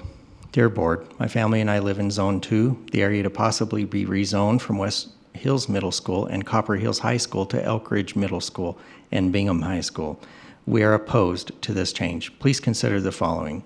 1, school spirit will suffer in our area. Being in a walking distance of West Hills and Copper Hills is a benefit for school spirit if we stay there, and a detriment for Elk Ridge and Bingham High School if we don't. Even if we choose to get an exception made every year, which we would, the other kids in our neighborhood going to another school would be detrimental for local fundraising, sports, and other school spirit. 2, children's focus in school will suffer. School starting times are already early enough. Now add at a minimum 30 minutes of travel time due to busing, and these kids won't get enough sleep. 3, Struggling families and students will be at a disadvantage. Due to busing, these students won't be able to stay at school for academic help, school clubs, sports, and activities unless they have a vehicle or a ride. Just the average return trip to the high school is 35 minutes, not including traffic, to the disadvantage of working parents, work schedules, gas prices, etc. My kids are very involved in extracurricular activities, but they won't be able to anymore with this change, as walking or biking will never even be a possibility. 4, there is enough room in these schools to keep the students in these areas. While enrollment in the other schools may struggle, this is not the right solution for our area. Thank you for your consideration. Camilla Congrove.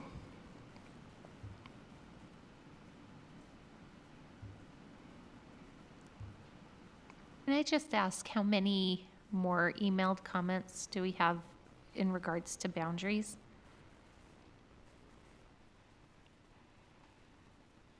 3. Okay, so board members, our policy allows us 45 minutes for public comment. We're almost at that limit now. I'd love to hear your input. Would you like to continue hearing these? Would you like to have them emailed to you so you can read later?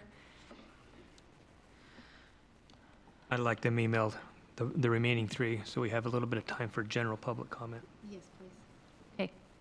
So will you please email those on to board members? And we don't have a ton of time for general public comment, but... Oh, like, where am I hearing that voice? I'm sorry. Yes, go ahead, Dr. Robinson.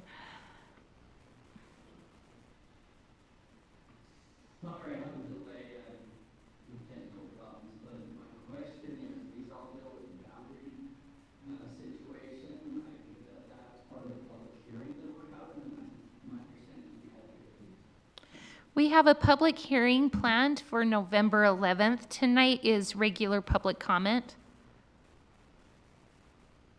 So the next meeting will be a hearing. So in your comments prior, you said that we had to hear all of the comments about the boundary. So is that incorrect? I understand that wrong. If I said that, I misspoke. The next meeting, so for those listening, the difference between public comment and public hearing is public comment has a parameter of time limits. Public hearings, we give everybody an opportunity to speak. The public hearing, so the one that goes until everybody has had an opportunity to speak on boundaries, will be November 11th. And then, of course, you're always welcome to speak during public comment. Thank you for clarifying. I probably should have outlined that better. Okay, so board members, are you comfortable at least hearing in-person comments tonight? Do you want to stick to our 45 minutes? Okay, we will go ahead and suspend those rules so that those who are present can speak. And then if there is emailed comment that is waiting to be read, will you also forward those, Mr. Larson? Thank you. Okay, those of you who are here for boundary change, if you are not interested in staying on, our meetings are exciting. But if you have something better waiting for you, we are not offended if you want to excuse yourselves. Thank you so much for coming. We really appreciate the opportunity to hear from each of you. Okay. Let's move on with our other topics of public comment. We will begin with Jeff Rifleman, and then we'll be followed by Michelle McAfee. And just a quick reminder about that 3-minute limit. We're really trying to squeeze a lot in tonight, so if you can be mindful of that. Sure, you bet.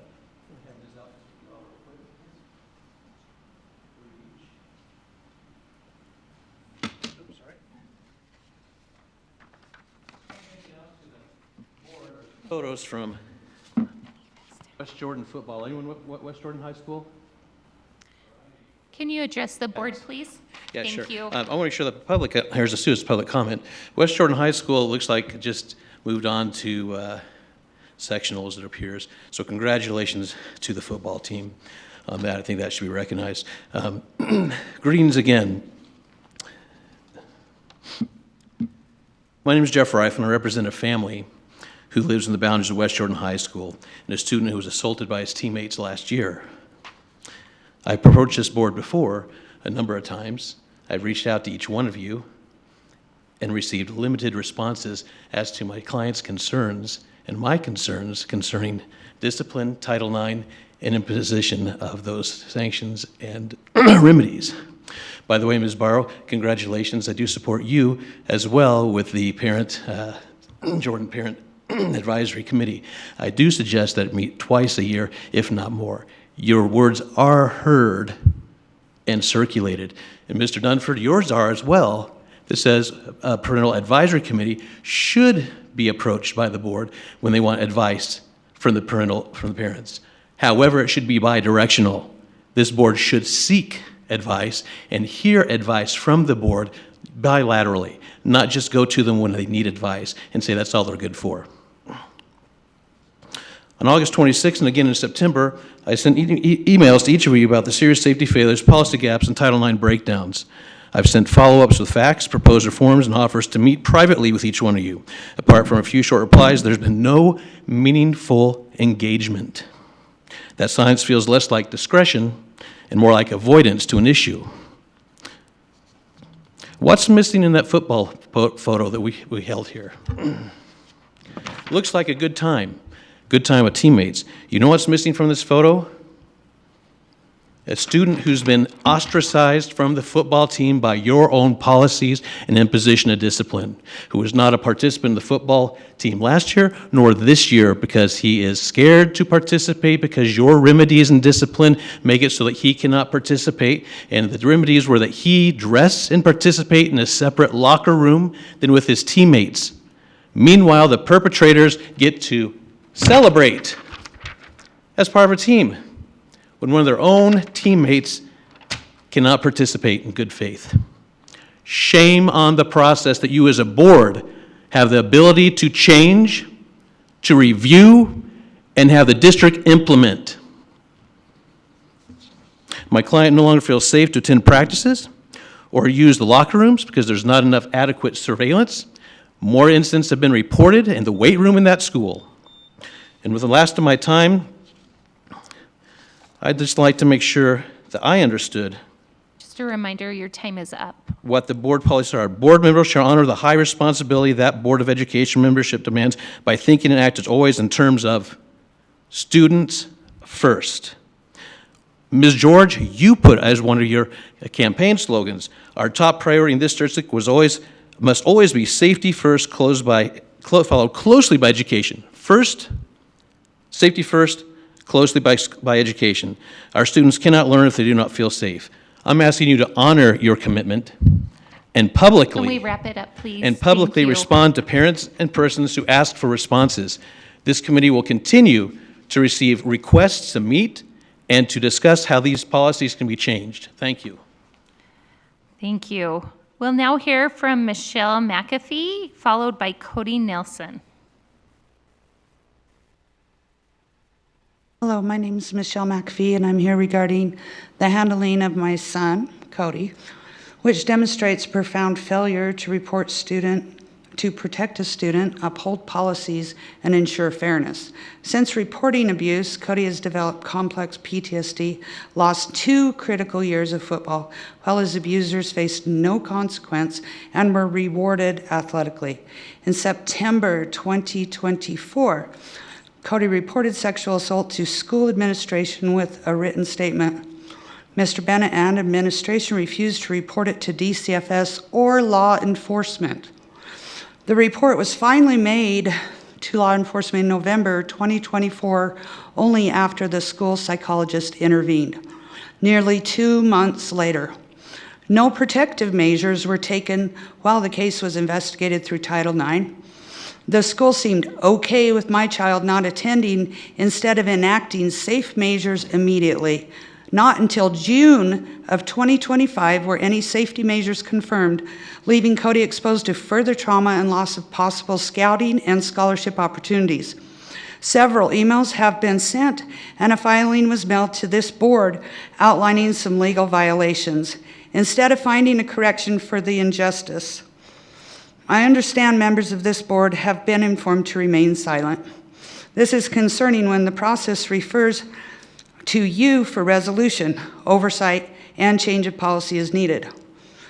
Cody was told he must play alongside the students who assaulted him or transfer schools if he wanted to participate on the field due to the time missed.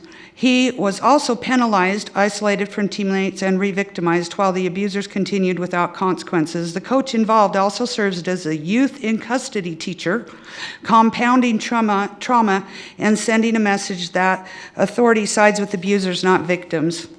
These failures violate district policy, UHSAA bylaws, and Utah mandatory reporting laws. They demonstrate a system that punishes victims, rewards abusers, and ignores trauma. I am formally requesting the board immediately reassign the students responsible, not Cody. Investigate administrative failures, delayed reporting, and lack of protective measures. Hold accountable any staff and administrators responsible for these failures. Implement trauma-informed protocols to prevent re-victimization, adopt a 90-day retention policy for video recordings, install cameras in the weight rooms and high-risk areas to ensure student safety. This issue is not about one classroom or one team. It is about the board's responsibility to protect victims, ensure accountability, and stop rewarding abusers. Cody's trauma and lost opportunities are direct consequences of systemic failures, and they demand urgent action. Thank you for your attention. I request your commitment to student safety and fairness. Thank you. We will now hear from Cody Nelson, followed by Naya Hall. Good evening, members of the board. My name is Cody Nielsen. I'm a junior at West Jordan High School. I'm here tonight with my mother, Shell McAfee, and my attorney, Jeff Reiffelman, to share what I personally experienced at West Jordan High School as a student and athlete. In September of last year, I was a proud member of the football team and hoped to become a quarterback. That pride changed when I was sexually assaulted, bullied, and hazed by several of my teammates in the locker room. I immediately reported what happened to my coach, Halbert, and Coach Egbert, both of whom I understand were mandated reporters. From what I later learned, I believe they did not report the assault to law enforcement or school administration as required. Later, I was called to the main office by Mr. Bennett, where I wrote a detailed statement. I believe he also failed to contact police or the school resource officer, and instead only notified district representatives. A Title IX investigation was opened and later became formal. The students involved admitted in writing that they had done what they had done. When my mom and I reviewed these statements, we were told we could not keep copies and they would be destroyed. Despite those admissions, the district decided on only a 3-game suspension to be served in the next football season and a 3-day academic suspension to be served. I was afraid for my safety because I heard rumors of retaliation, even a possible hit being discussed by one of the students. Yet I was encouraged to keep attending school. No meaningful safety plan or no contact order was ever put in place.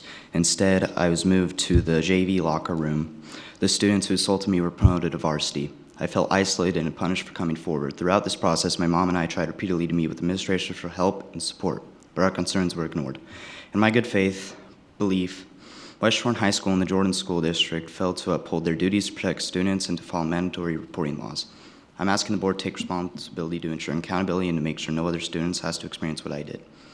If this district truly wants to provide a safe and supportive environment for students, the following steps I believe must be taken. Install security cameras in hallways, weight rooms, and non-private locker areas to ensure constant supervision and accountability. 2, extend a video retention to at least 60 to 90 days, allowing adequate time for victims to come forward.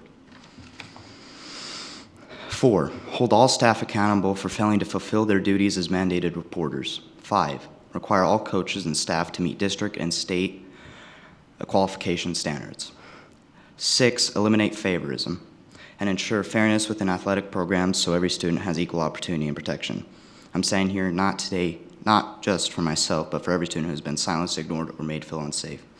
You cannot claim to put students first while protecting those who harm them. You cannot claim to value safety while ignoring abuse. We deserve to be safe, we deserve to be heard, and we deserve justice. Thank you for your time. Thank you. All right, we'll now hear from Naya Hall, followed by Tracy Gunderson.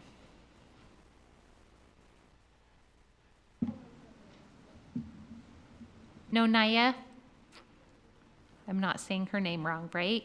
Okay. Tracy Gunderson then. Okay. That then is the end of the public comment that signed up to speak in person. So, and you'll email. Thank you. Thank you for coming. And again, same offer stands if you have other places to go and don't want to stay for the remainder of the meeting. We're not offended if you slip out. We appreciate you being here. Okay. Let's go ahead and move on to our general business. I'll now accept a motion to approve the consent agenda items. I move that we approve the consent agenda items A and B. Second.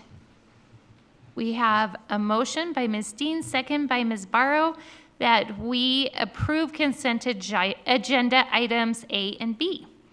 Any discussion? Okay, so hearing none, all in favor, please say aye. Aye. And any opposed, please say nay. I'll give Daryl a minute to. Okay, perfect, thank you. Daryl is experiencing a bit of a time delay, so bear with me, board members. We're gonna try to make sure that we hear from him on these votes. Okay, let's move on to our general business. I'll now accept a motion to accept the consent agenda. I move that we accept the consent agenda A, B, C, and D. Second. We have a motion by Ms. Dean, a second by Ms. Barrow, that we accept consent agenda items A, expenditures, B, financial statements, C, personnel, and D, a non-compliance report. Any discussion? I had a question. I was just curious if things on the non-compliance report have been resolved that you've heard of yet? Yes, to my knowledge, they have been. Well, thanks. Okay. Any other discussion? Okay, hearing none. All in favor, please say aye. Aye. And any opposed, please say nay. Aye. Perfect. Okay, let's move on to bids. Now I'll hear a motion. I move that we accept the bid for insurance services, employee insurance and benefit consultant services. Second. Okay, we have a motion by Ms. Dean, a second by Ms. Wood, for approving the bid for insurance services, employee insurance and benefit consultant services. Any discussion? I'd like an explanation on the cost. This one says estimated cost to carriers, $165,000 with no cost to the district. I'm not sure I understand that. I'll try to address that for you, Mr. Barnett.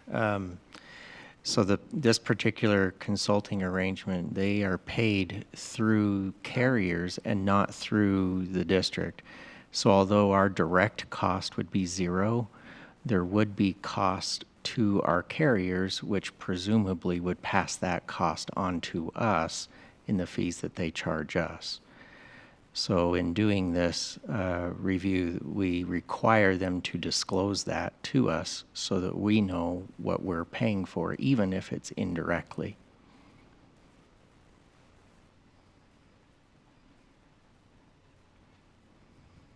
And would you mind just summarizing what the benefit is to the district if we approve this? Yeah. And maybe our director of insurance may want to add some on here too, but the benefit to the district is to have a consultant and a intermediary, a broker, if you will, to help us with all the insurance services that go through the district.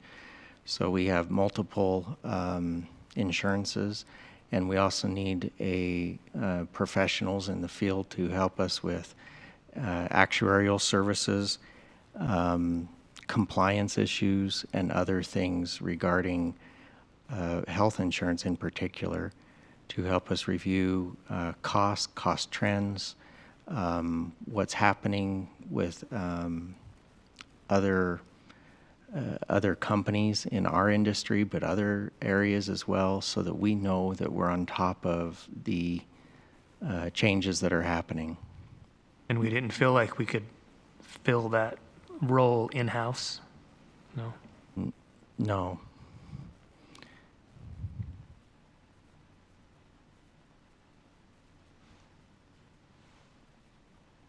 Any other questions? Okay. All in favor of approving the insurance services bid, please say aye. Aye. And any opposed?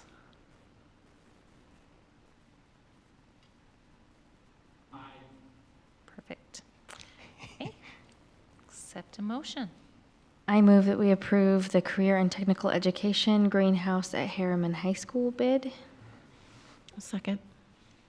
Okay, we have a motion by Ms. Barrow, a second by Ms. Wood, that we approve the Career and Technical Education Greenhouse at Harriman High School. Is there any discussion to that motion? I did have some questions about the greenhouse. I don't know if Jason wants to come up or someone else, but I was just curious. I know that almost all of our CTE programs have a wait list, but I'm wondering what kind of interest there is specifically at Harriman that will help support these classes and feed them.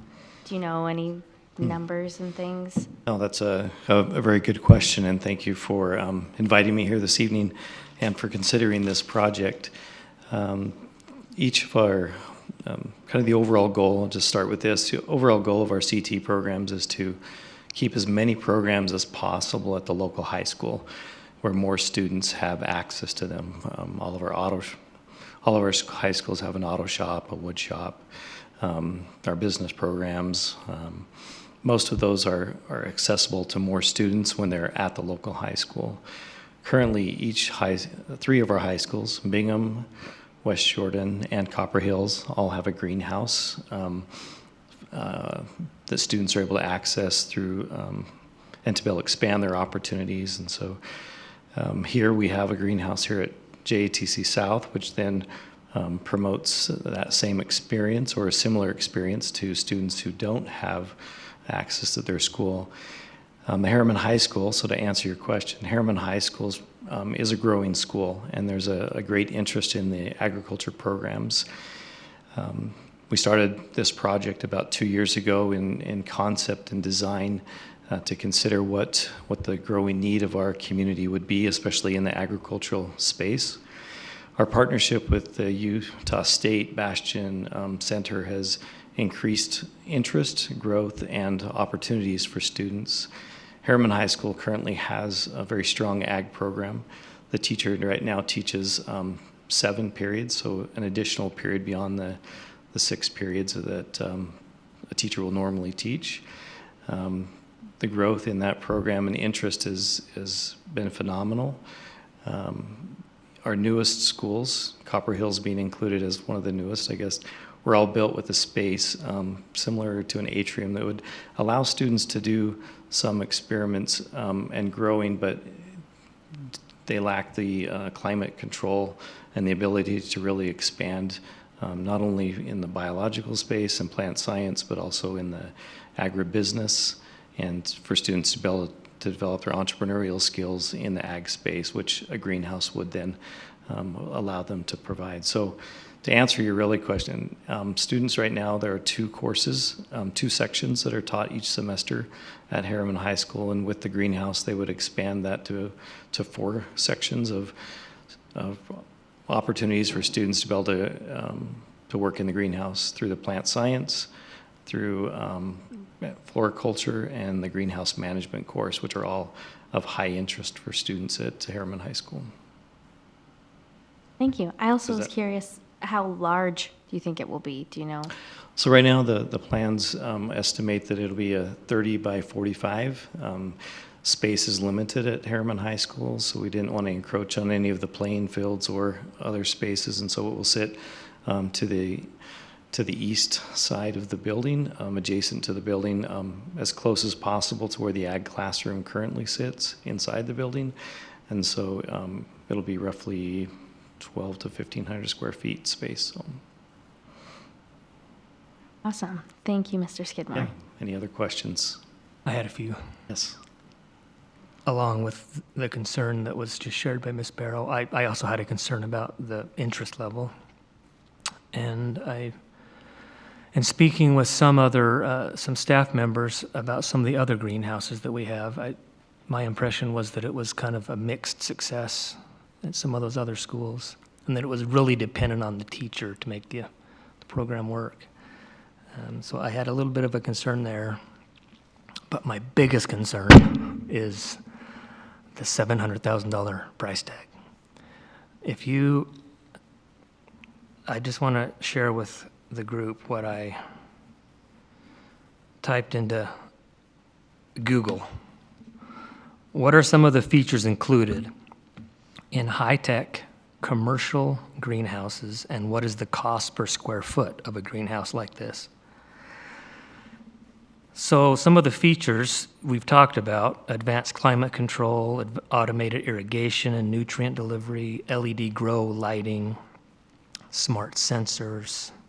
All those types of things are part of a high-tech commercial grade greenhouse. And then I asked, what's the cost per square foot of such a structure? And the cost per square foot average is $25 to $45 per square foot for do-it-yourselfers, but up to $35 to $65 square foot if professionally installed. So professionally installed, commercial greenhouse, high-tech, upper limit is $65 per square foot. And if you take 1,350 square feet, which is 35 by 40,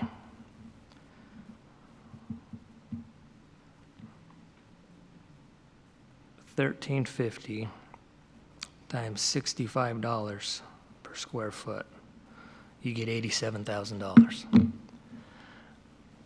You know, the price tag of 700, what was it? What did I say, 700,000? Yeah. Yes. Is like 8 times higher than the upper level price of a professionally installed commercial greenhouse. Something is wrong here. I don't know how we could even consider listening to the people that proposed to the people that responded to the bids. It's just so outrageously crazy.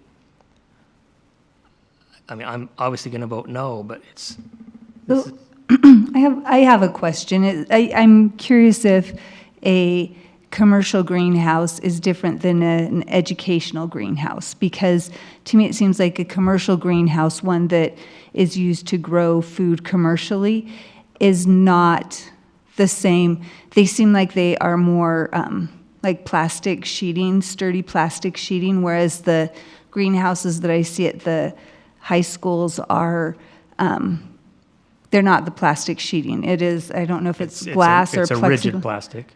It's more rigid plastic. So is it rigid plastic at the commercial? Steel frames, rigid plastic.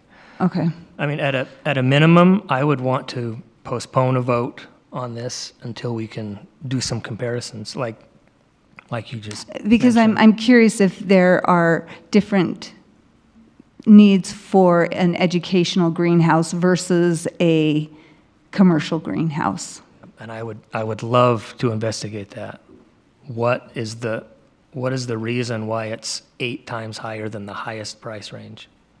And I don't know how practical this would be, but I did think about our construction CTE classes and if they could be involved in constructing this greenhouse and saving us some money.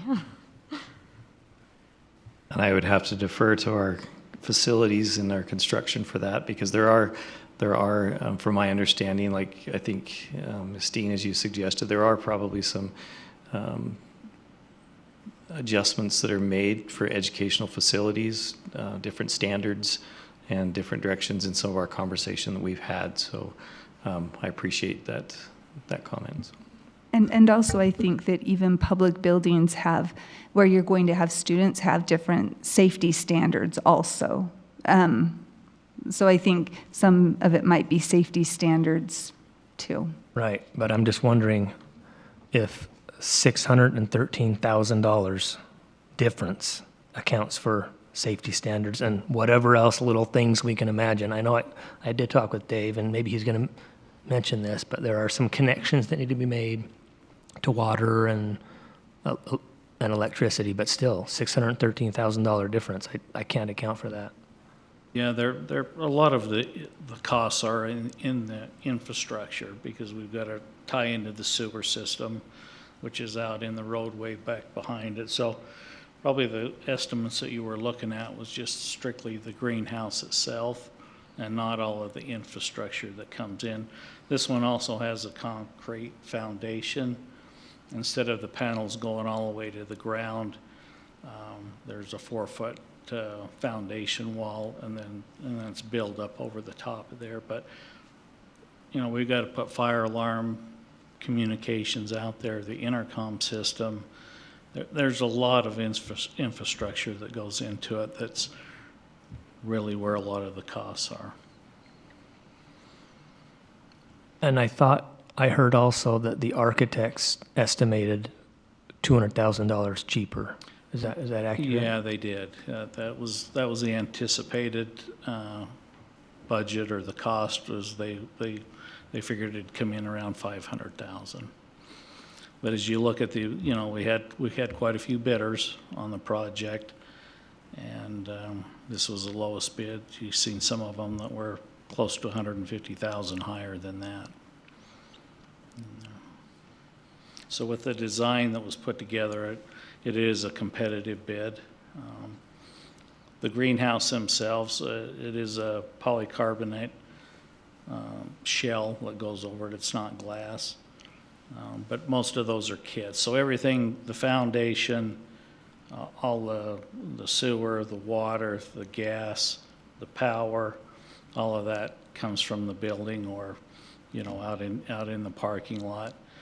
And then the kit itself, they basically buy the kit and install it on the upper part. So the majority of the cost is in the infrastructure.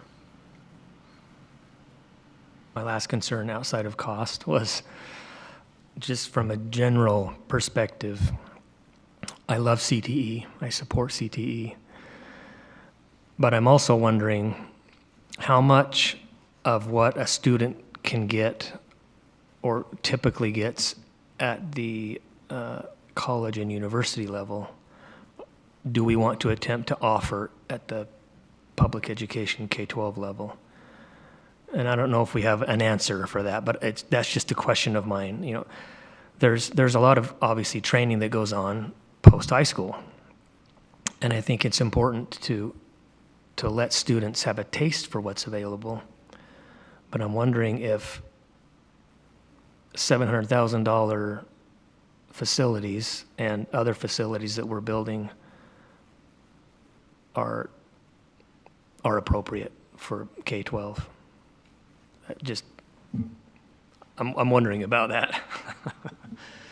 And I feel comfortable approving this bid personally. I think that while $698,000 is a lot of money, there are other programs that are not even necessarily curricular programs that we pay for that cost a lot more money for construction and management and upkeep. And I might have a personal bias. I have one of my students took greenhouse management 2 years in a row, and then I have another student who, when I say student, my own kids took greenhouse management, and they really enjoyed it, and I personally enjoy going to the greenhouse cell myself. So it seems like very valuable experience, and I'm happy to approve this amount to afford these opportunities to students, that they can find things that interest them in their public education. I like to just give them the choice. And as I said before, I feel comfortable approving this bid. I have a huge bias. I have my own greenhouse at home. So yeah, I love greenhouses. I love agriculture, growing. I've got grapes, apple. I mean, no. President Didn't pay Chambers. anywhere close to $700,000 for a larger greenhouse. President. Granted, it's not. Go ahead. Sorry, Daryl texted me. He wants. Go ahead, Dr. Robinson.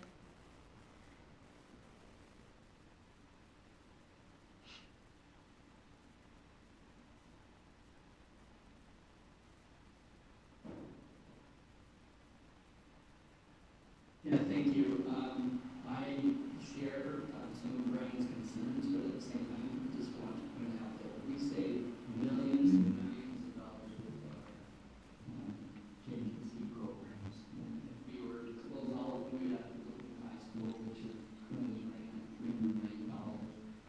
And these programs are keeping our schools at a maximum level that we can continue to have.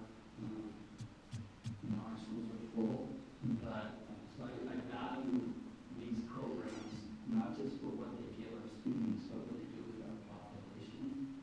I would support, if somebody made the motion, I won't make it myself, I would support tabling it and looking deeper into it if there's a better way to do it. But without that, I can support it. Thank you. Can I ask a question myself as well? Can you tell me about the source of funding? What is an add-on budget?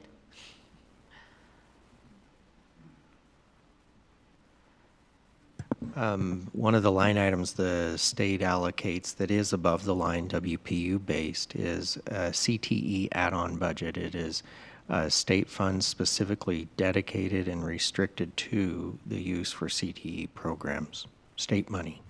Okay, so we're not adding money to a budget. We have money already inside of this budget. Yeah. Yes, that money is set aside to enhance education opportunities for students, like was suggested. So it's addition to the WPU and FTE that the schools receive for that purpose, to enhance the educational programs in the CT space. Thank you. Okay, we have a motion on the table. Oh, sorry, and more questions. I had one more question.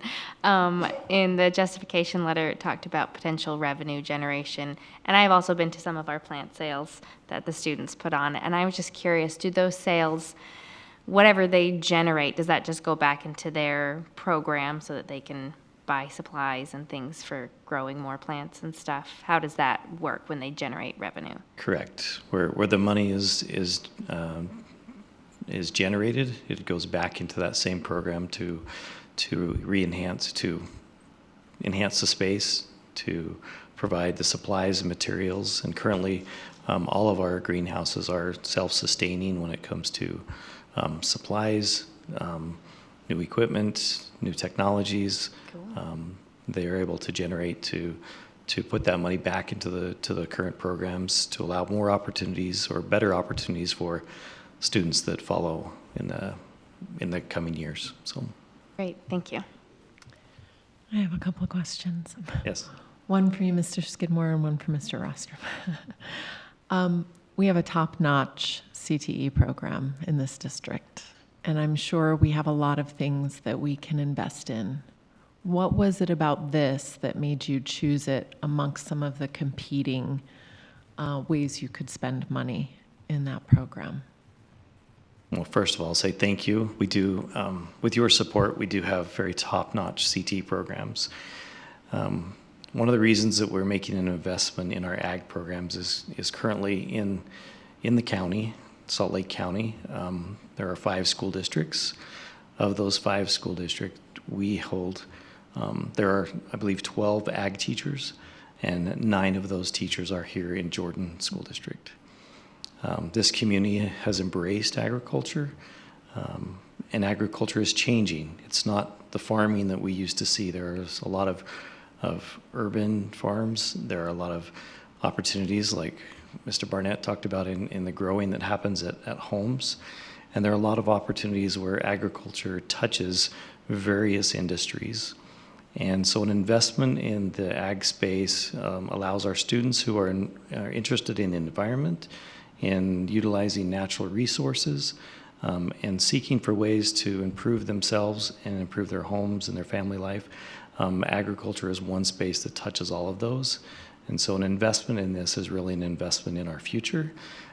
It allows students to become curious about how, where our food comes from, how it works, how to create better innovative products and future technologies as we think about where our food comes from, where our clothing comes from.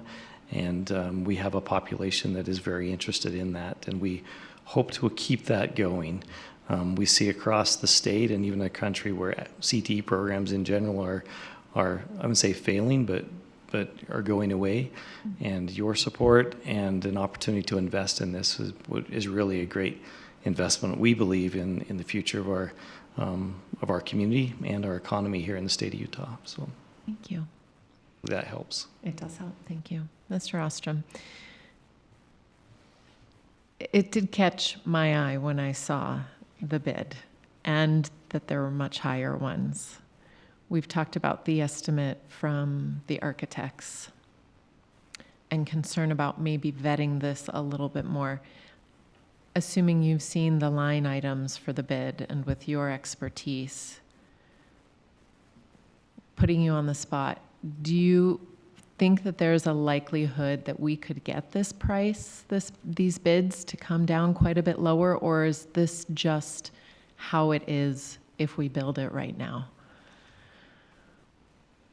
You never know how the economy's going to be and how hungry, some of the contractors are for work. But I think if we were, the option would be is we would have to go back to the drawing board and maybe eliminate some of the items that are associated with the greenhouse. Right now we've got, hand washing sinks and hot water heaters. We can eliminate the concrete floor and put just gravel in the greenhouse. We can eliminate the concrete walls. So there's some things that could be cut out of the project and put back out to bid. Mm-hmm. Felt like that was, And that could make a significant difference in, okay. some of the cost, but there's, having water out in the greenhouse and, sinks and some of those are, it just depends, what you want to spend on them. Okay, thank you. I will just say, I would like the greenhouse, and I'd like to see if we could get it for a little bit less, but I think it is an exciting opportunity for our district and for our students. One more question. So we have greenhouses at some high schools. This is bringing it to more. Can I assume that we will see this item appear until all of our high schools have a greenhouse? That would be my dream. My goal is that all students at all high schools would have that opportunity. That would also mean that in the future there potentially would be an opportunity to reutilize the space here for a different purpose, so that we're not duplicating that program. Currently, the programs here at JATC are all concurrent enrollment, and so students receive credit through Utah State University for their work here at JATC in the greenhouse. So you kind of think of it as a pipeline where students get an exploratory grounding experience at the high school, followed by a next level experience in the program here that leads them to Utah State. Typically is where our concurrent enrollment comes from. So they're following kind of a pathway through that program. So. And is that the case with the high school-based programs that are agricultural sciences? Are they also concurrent? No, they are not. Only at JATC. So with that expansion, and we would hope to also build out the capacity which the concurrent enrollment is oftentimes it's always instructor based, so it depends on the qualifications of the instructor. So we're working on how to build that capacity within our instructors so that we can expand those opportunities to more of our high schools, if that makes sense. Love hearing expansion of So- concurrent enrollment. $5 a credit, kids. Okay. So I have heard talk of a potential replacement motion. Is there a replacement motion being made? I'll move that we table this agenda item to a later date until we can answer all of our questions about, primarily about cost. Yeah, just a little more investigation. Well, I don't know that I want to say second. I just want a point of clarification on the motion, if that's okay. Are we asking them to reevaluate the design plan and go out for lower bids, or not quite that far yet? Okay. That's the intent. Okay. Just primarily based on cost. Are there options to get the greenhouse at a lower cost? You want a lesser greenhouse. You want to take away some of the things they bid out. I don't necessarily want to do that. I mean, some of the things that we just heard that we could eliminate, water heaters and sinks and cement, I'm just adding those up in my head. I mean, that's 50 grand.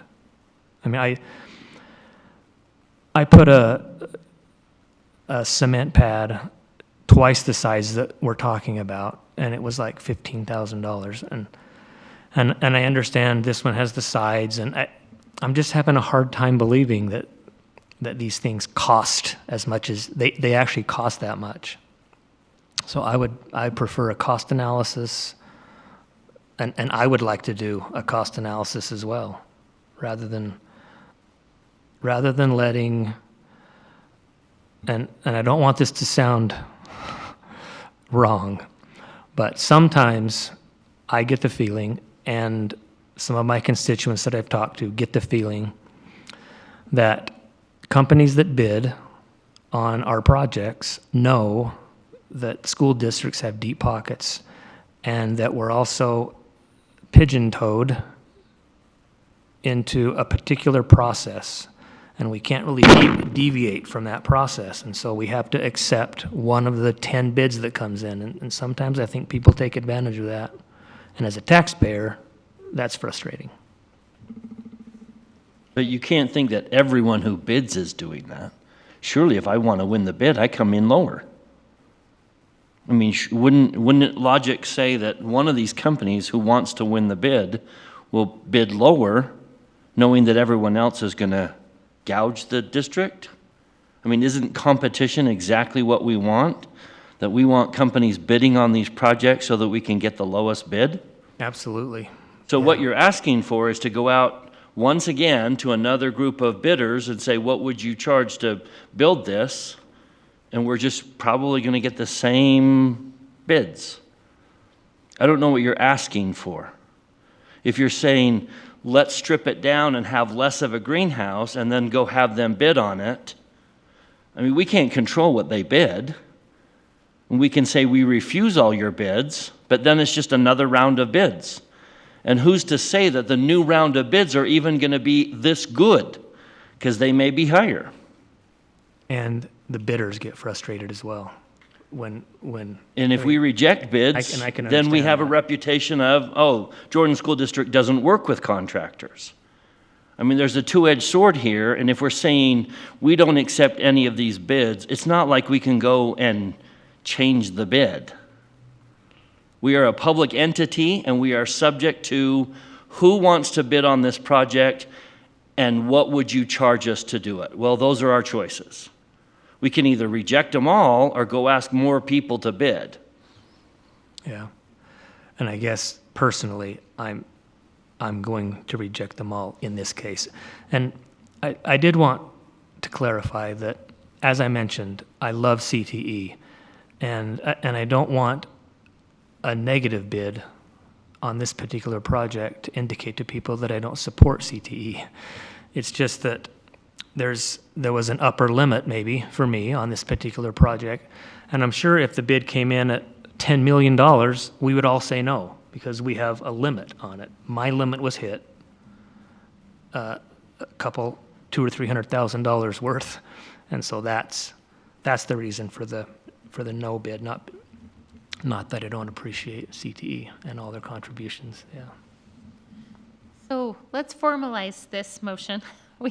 We had a few minutes ago a motion by Mr. Barnett, seconded by Dr. Robinson, that we table the approval of the bid for the greenhouse at Harriman High School. We've had a bit of discussion. I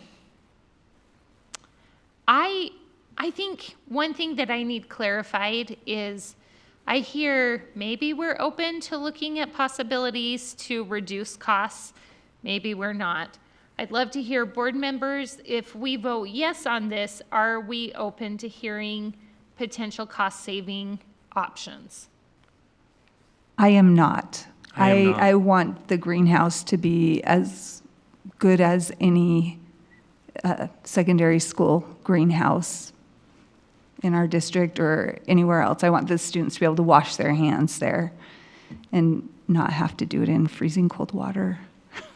Based on Standing on gravel? based on Mr. Dunford's comments, I agree that even if we pull things out of the spec and send the bid out again, we're not guaranteed to get lower bids. So in light of that, I'll retract my motion. So, can you withdraw a motion that's been seconded, parliamentarian?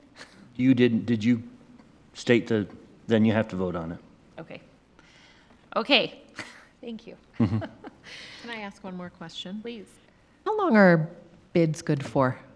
We vote on these all the time, and must we always decide within 24 hours or 2 weeks? Yeah, typically it's 30 days that they'll hold their bids for. Okay.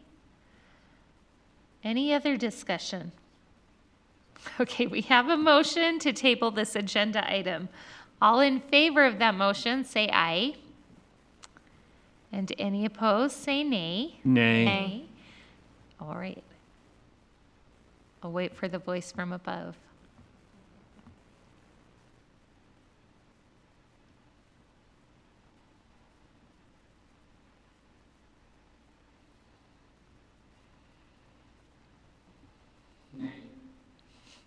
Thanks. Can the person who makes the motion vote against it? Mm-hmm. Okay, I couldn't remember if that was. You can even change your vote if you want. Okay, so we'll go back to the original motion, which is that we approve the bid for the greenhouse at Harriman High School. Other discussion on that before we vote? Okay, hearing none. All in favor, please say aye. Aye. And any opposed, please say nay. Nay. I am also a nay. I'll give you a count in just a minute.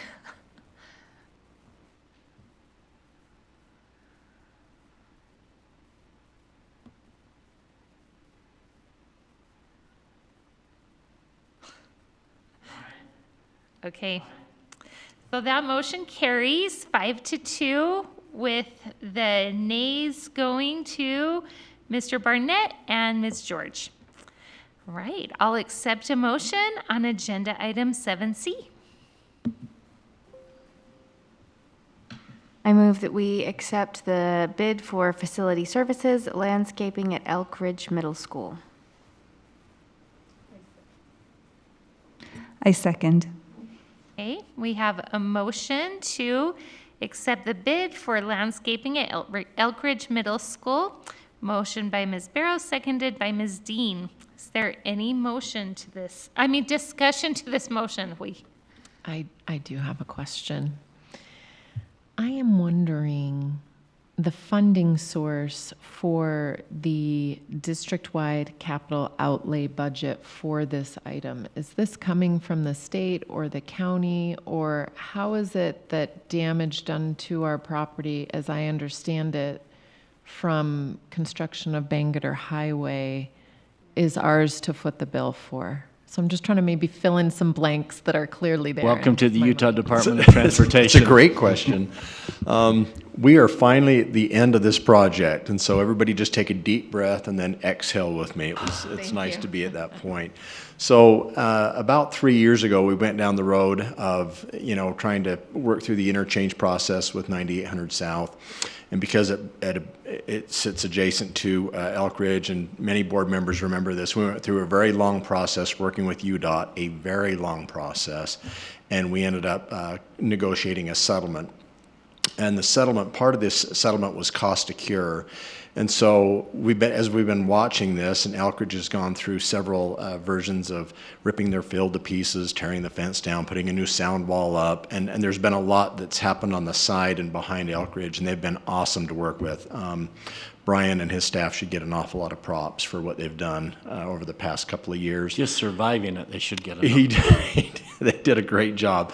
But, and what we did is, as part of this settlement, they came up with a cost to cure, and this list of cost to cure was very extensive. And so we've been kind of waiting and standing by to see how much we could have jumped in several months ago and did a lot of the curing for this project. We kind of stood by and let the contractor finish their part, and they got an awful lot done. So this is what's left of the project. So to answer your question, the money as part of that settlement, a certain amount of that was put aside and for this very purpose.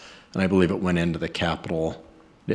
John, can you answer where the money sat for this? Money from UDOT was put into the capital projects fund, so then we wanted to repair or to cure the rest of this, pull it from the capital projects fund, just in and out. So essentially, we've been paid for these repairs. We have. That's not even close to being close to true. We have been paid. We have been given some money, but it's a third of what they offered in the beginning. It's a subsidy. It's a subsidy for what it's actually costing Yes, us. but their attitude is, it's a privilege. So we just take it. But yes, we have been given money to take care of these costs, and we set it aside for that very purpose. So part of, like, the money they gave us is only a portion of what we're paying out? Is that what's No, I'm they hearing? gave us a lot less than they should have, but we can cover these costs. Right. So yeah, they gave us a small amount of money, but we're having to put into it to cover the full costs. No. Okay, but We're when the you say a payment, small not the amount of money, it's a lot more than the greenhouse is going to cost. Just FYI.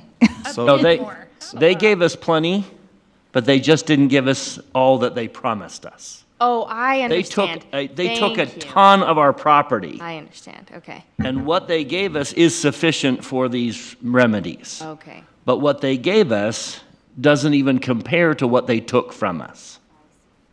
Thank you. But we're so grateful to have an overpass. We are. Does that Sorry, help? my sarcasm is dripping. Yes, and Let me wipe it off. I'm stunned by the range of figures we got for this bid. Oh yes. We're sure yeah. they gave us an accurate bid for I'm gonna let we Mr. want. Rostrom. We've had that conversation. Thank you for bringing that up. Okay, it just almost seems too good to be true compared to the other estimates. Yeah, it makes us just a little bit nervous. Yeah. This is a contractor that we have not worked with in the past, but I have been on the phone with them and confirmed, that everything is covered in their bid, and they feel confident that they've got everything covered. Ask them if they build greenhouses. Do they have to put up a bond? They do, yeah. Okay. So Thank you, yeah, that's this super was helpful. one that actually come in a couple $100,000 under what I anticipated it to be. So Great questions. Thank you. Any other questions? All right, all in favor of the motion on the table, please say aye. Aye. And any opposed, say nay.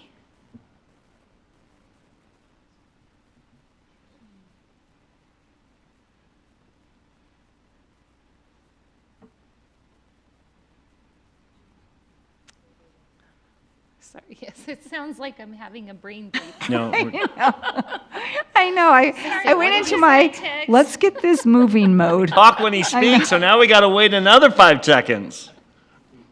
I heard him say aye. That was an aye. Okay, didn't hear perfect. That motion passes unanimously. Okay, we'll now move on to our special business item, singular tonight. Okay, I move that we approve the proposed revisions to Administrative Policy AA419, Student Conduct, Dress, and Appearance. I second.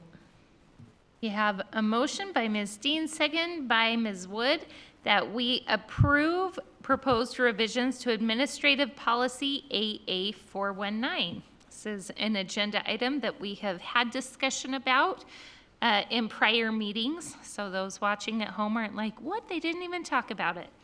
But is there any further discussion? Is this something that we take public comment on also? Like if somebody came specifically to, it seems like sometimes when we're doing a revision to policy, we take, is it? We would accept public comment on this. I should ask, is anyone here to speak on this agenda item? Nobody had signed up for it, so I was blazing through, but I should. Thank you. I should give that opportunity. I appreciate blazing through. Okay. Yes, please, would you come up to the microphone and state your name? Thank you. Hello, my name is Scott Twitchell. This is my first time in a meeting ever. I am a potential future teacher, an aspiring teacher. My question about it is, what is it specifically saying about is it about the dress code? Is it about cell phones? Is it uniforms? Graduation apparel. Oh, okay. What is the motion for that? To just Change some language in our policy. changing the language. I did read about that. I just wasn't sure what language was changed specifically. What was that? So something, it used to, one of the sections used to say graduates are expected to wear the prescribed cap and gown without alterations. Without alterations was removed. Oh. And then, So they're just expected to wear them. Yes. We have, yeah, some of our students like Like to. I've seen all of bedazzle the, yeah. their caps. So now I mean, they're saying mortars. that's fine moving forward is essentially the motion. As long as, so then there's another alteration at the bottom. It will now say graduates may wear school-issued and/or approved tassels, sashes, pins, hoods, cowls, mantles, cords, insignias, or medals signifying achievement, honor, participation, membership, or recognition. So as long they as have it's to be approved approved by prior. their schools. I see. Thank you for answering. Thank you. Okay. Any other discussion? Okay, hearing none. All in favor, please say aye. Aye. And any opposed? Daryl texted me that he is voting yes on this one to hurry it up. Thank you. Perfect. Great. We're almost through. So let's move on to our superintendent's report. Dr. Godfrey.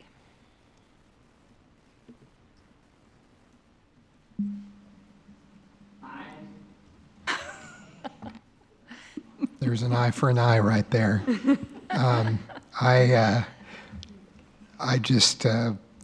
This is a big operation. I will just say that as my information item. What is it, 850 million in the budget, 9,000 paychecks every month, 56,000 students, over 70 buildings, and a lot of great work being done. So when we talk about large amounts of money, small amounts of money, the trick is, and I think the board does a great job of this, as does the staff, the trick is to understand the large scope and make decisions that will make individual student and employee lives better. And you balance that very well. So I just mentioned that information as just a reminder of the scope of the work the board does and that precision impact that we're hoping for. Just like we saw with the individual students that got to perform tonight. Great results from these big decisions. So thank you.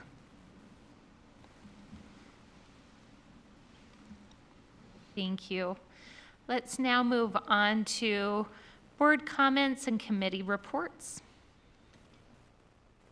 I'd like to just give a brief update on our Government Relations Committee. We are scheduling meetings to speak with our legislators about proposed bills for this upcoming session and look forward to partnering with them, learning more, and hopefully having end results that are beneficial to our taxpayers and constituents. Facilities Committee meets this Thursday.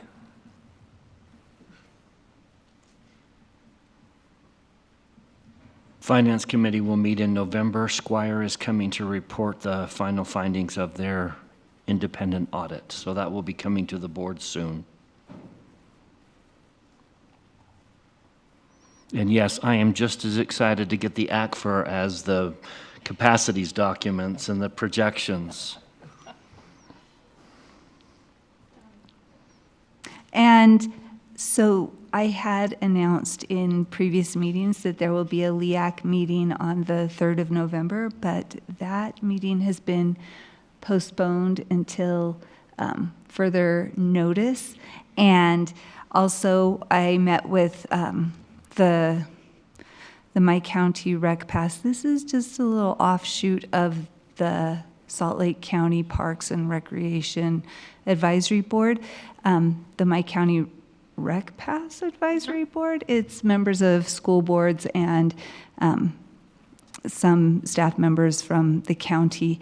And if anybody has thoughts about how schools could collaborate or or any suggestions about My County Rec, just let me know. That's what we talk about, different things, and getting communication out as far as different programs and offerings with the My County Rec and Pass and how to communicate those things. And then also, once again, if anyone is interested in volunteering for or donating resources like money for the Jordan Education Foundation Christmas for Kids, that is always welcome. So thanks.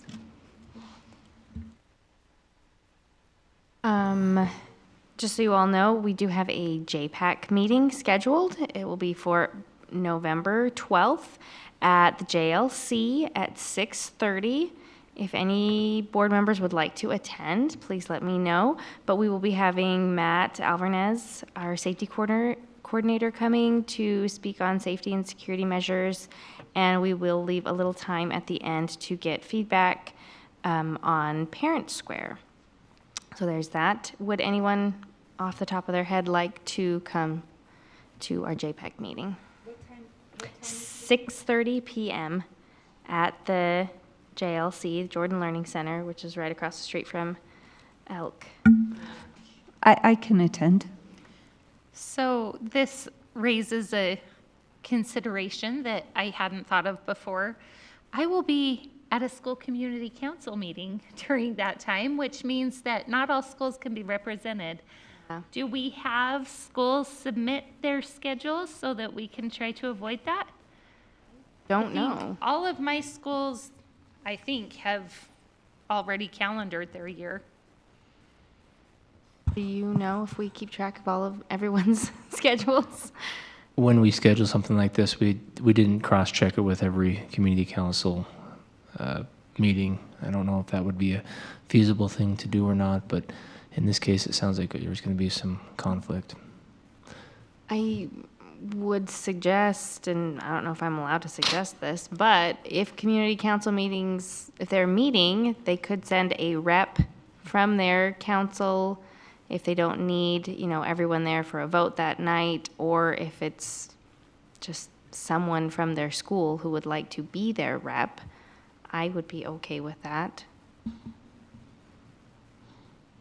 We do ask them, the chairs, if they can't make it, to send a representative on their behalf, but I'm not sure we'd get a night in the next couple of months that would be free of community council meetings. It might be hard to.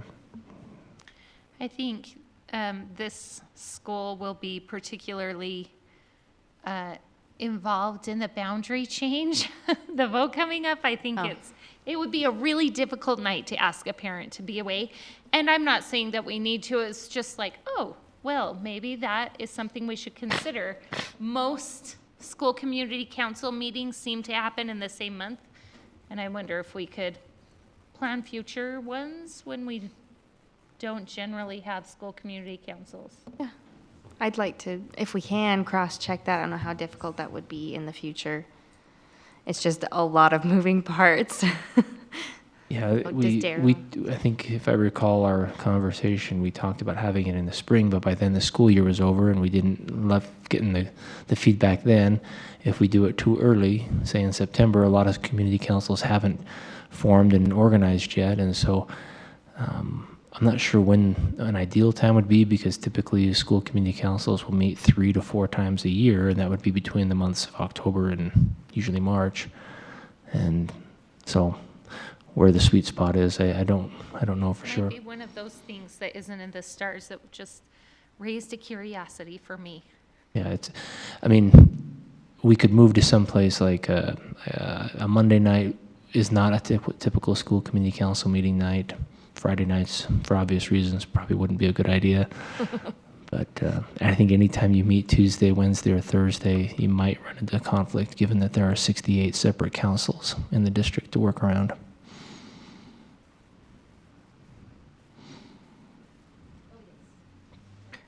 So Daryl is texting me comments just to hurry it along so he can hear me and see if I'm representing him, but he is suggesting maybe they send a PTA president. And then he wondered about, PTA presidents are a part of a council, right? Not school community council. Sometimes. Elementary, they usually are, but maybe not. It depends on, yeah, I've seen both. and then he's wondering about the option of recording it and sending it out to members that may have missed.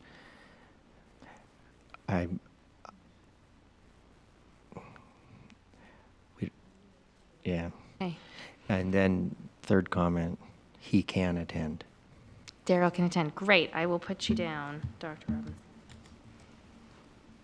I hope I represented you well, Daryl. Have you start giving my comment for me? Makes a lot more sense. Oh, and then I will just say there's not a lot from our regional PTA to report, but I did just want to put a plug in for the reflections programs that are currently happening in lots of different schools. I know everyone has a different cutoff date, but it's a wonderful program and I encourage you all to participate. So I had USBA meetings as well as a JLC meeting.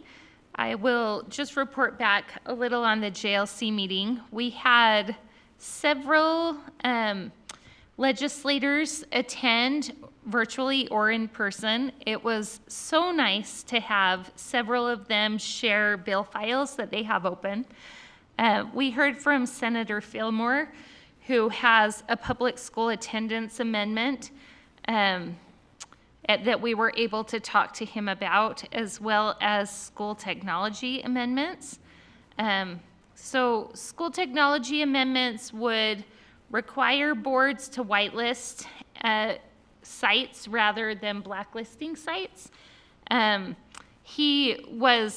thing that's really nice about Senator Fillmore is he is a quick decision maker. Oh, I'll strike that line and so he did make several concessions during the course of that conversation.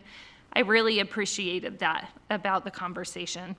There is also a bill that is a trust advocacy bill being sponsored by Senator Owens.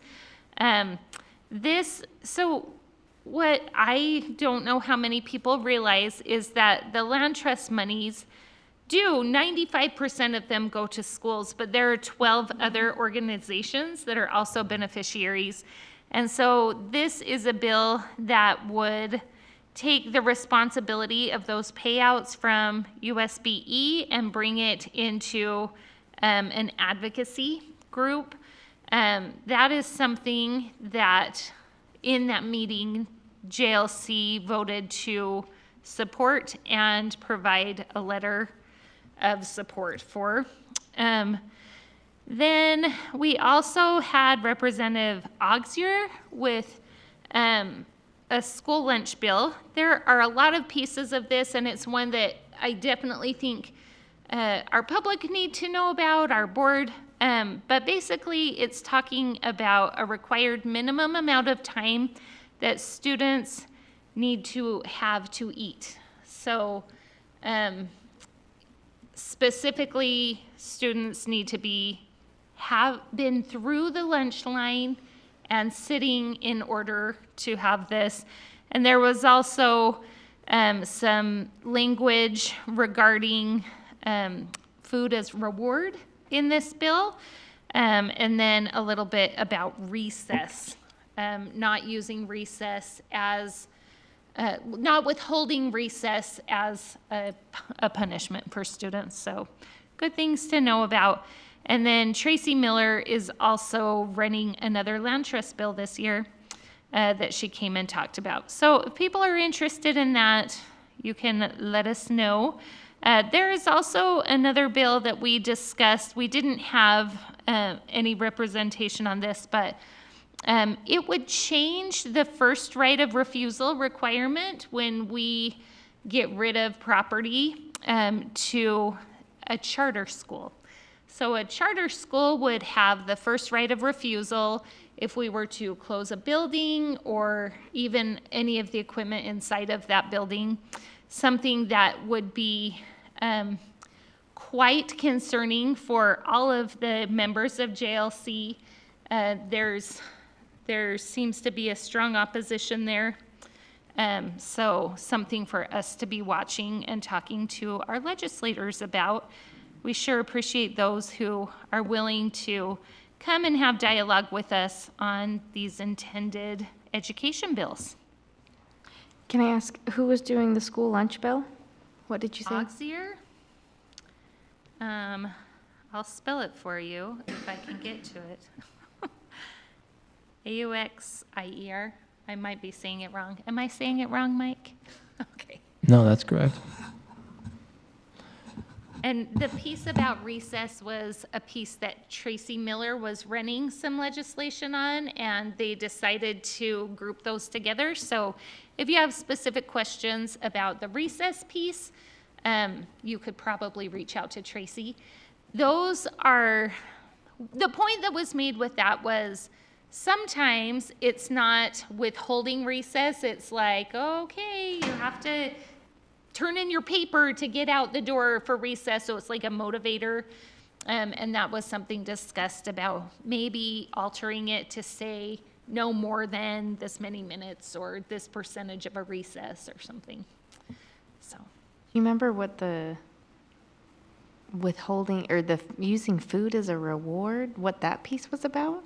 yes, she would like to see no food used as a reward in schools. I did take a few minutes to review our own policy on that, AA 446. It does speak pretty generally about that, but it does recommend healthy foods if they're being used. But there's going to be a lot of PTA parties canceled if we get rid of food altogether, I'll tell you. No more root beer floats. The stores, you know, we have the Eagle's Nest store at our school that the PTA puts on, and there's lots of candy as rewards there. It's a really accessible reward. So if you have concerns about that, it's a great time, a great reminder to reach out to your legislators.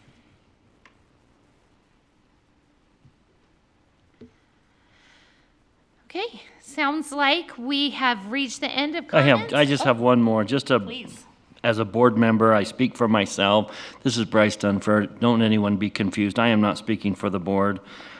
About a month ago, Governor Cox made a video and sent it to high school students, and board member Barnett felt like there was something wrong about that, and I applaud what he said. I don't want to diminish that in any way. But there was something very good about what he did, and I feel like we need to give that a voice. So I've thought a lot about what he was trying to do. Now, he is the chief executive officer of the state of Utah. His job is to enforce the laws. His job is to make us and schools safe. His job is to catch the bad guys. And we spend a lot of money on catching bad guys who break laws, and we put them in prison. But I think he recognized there's another side to that. And I want to read this poem. I know it's a little long, but bear with me. 'Twas a dangerous cliff, as they freely confessed, though to walk near its crest was so pleasant. But over its terrible edge there had slipped a duke and full many a peasant. So the people said something would have to be done, but their projects did not at all tally. Some said, put up a fence around the edge of the cliff. Some said, an ambulance down in the valley. But the cry for the ambulance carried the day, for it spread through the neighboring city. A fence may be useful or not, it is true, but each heart became brimful of pity. For those who slipped over that dangerous cliff, and dwellers in highway and alley, gave pounds and gave pence, not to put up a fence, but an ambulance down in the valley. For the cliff is all right if you're careful, they said, and if folks even slip and are dropping, it isn't the slipping that hurts them so much as the shock down below when they're stopping. So day after day, all those mishaps occurred. Quick forth would those rescuers sally to pick up the victims who fell off the cliff with the ambulance down in the valley. Then an old sage remarked, it's a marvel to me that people give far more attention to repairing results than to stopping the cause, when they'd much better aim at prevention. Let us stop at its source all this mischief, cried he. Come, neighbors and friends, let us rally. If the cliff we will fence, we might also dispense with the ambulance down in the valley. Oh, he's a fanatic, the others rejoined. Dispense with the ambulance never. He'd dispense with all charities too if he could. No, we'll support them forever. Aren't we picking up folks just as fast as they fall? And shall this man dictate to us, shall he? Why should people of sense stop to put up a fence while the ambulance works in the valley? But a sensible few who are practical too will not bear with such nonsense much longer. They believe that prevention is better than cure, and their party will soon be the stronger. Encourage them then with your purse, voice, and pen, and while other philanthropists dally, they will scorn all pretense and put a stout fence on the cliff that hangs over the valley. Better guide well the young than reclaim them when old, for the voice of true wisdom is calling. To rescue the fallen is good, but 'tis best to prevent others from falling. Better close up the source of temptation and crime than deliver them from dungeon or galley. Better put a strong fence round the top of the cliff than an ambulance down in the valley. Education is one of the greatest fences of them all. If we put more effort into education, we would have to put less resources into the ambulance in the valley. And I don't want to get into, did he cross, was there a mix-up of, did he separate powers? Did he cross over the line? I don't want to get into that, but I applaud a governor who recognized that he's catching bad guys and putting them in prisons. And I don't want to do this anymore. I want to prevent them. And I think he recognized that education is the key. And I'll be honest, the reason I'm on this board is because I believe wholeheartedly that education is the fence that prevents them from falling. That's all I have. Thank you. If there are no more comments, I'll now accept a motion to adjourn to closed session. I move that we adjourn to closed session, or that we go into closed session to discuss character and competence of individuals, property, potential litigations, negotiations, and/or security. Second. Okay, we have a motion by Ms. Dean, a second by Ms. Barrow that we go into closed session. I will call for a roll call vote. Ms. Dean? Aye. Ms. Wood? Aye. Barrow? Aye. Mr. Barnett? Aye. Mr. Demford? Yes. Dr. Robinson? He texted me that he says he votes yes to close the meeting. If that works. Don't admit that you're texting right now. I am also a yes. So this meeting is adjourned. Thank you so much for joining us. Thank you. Have a good night.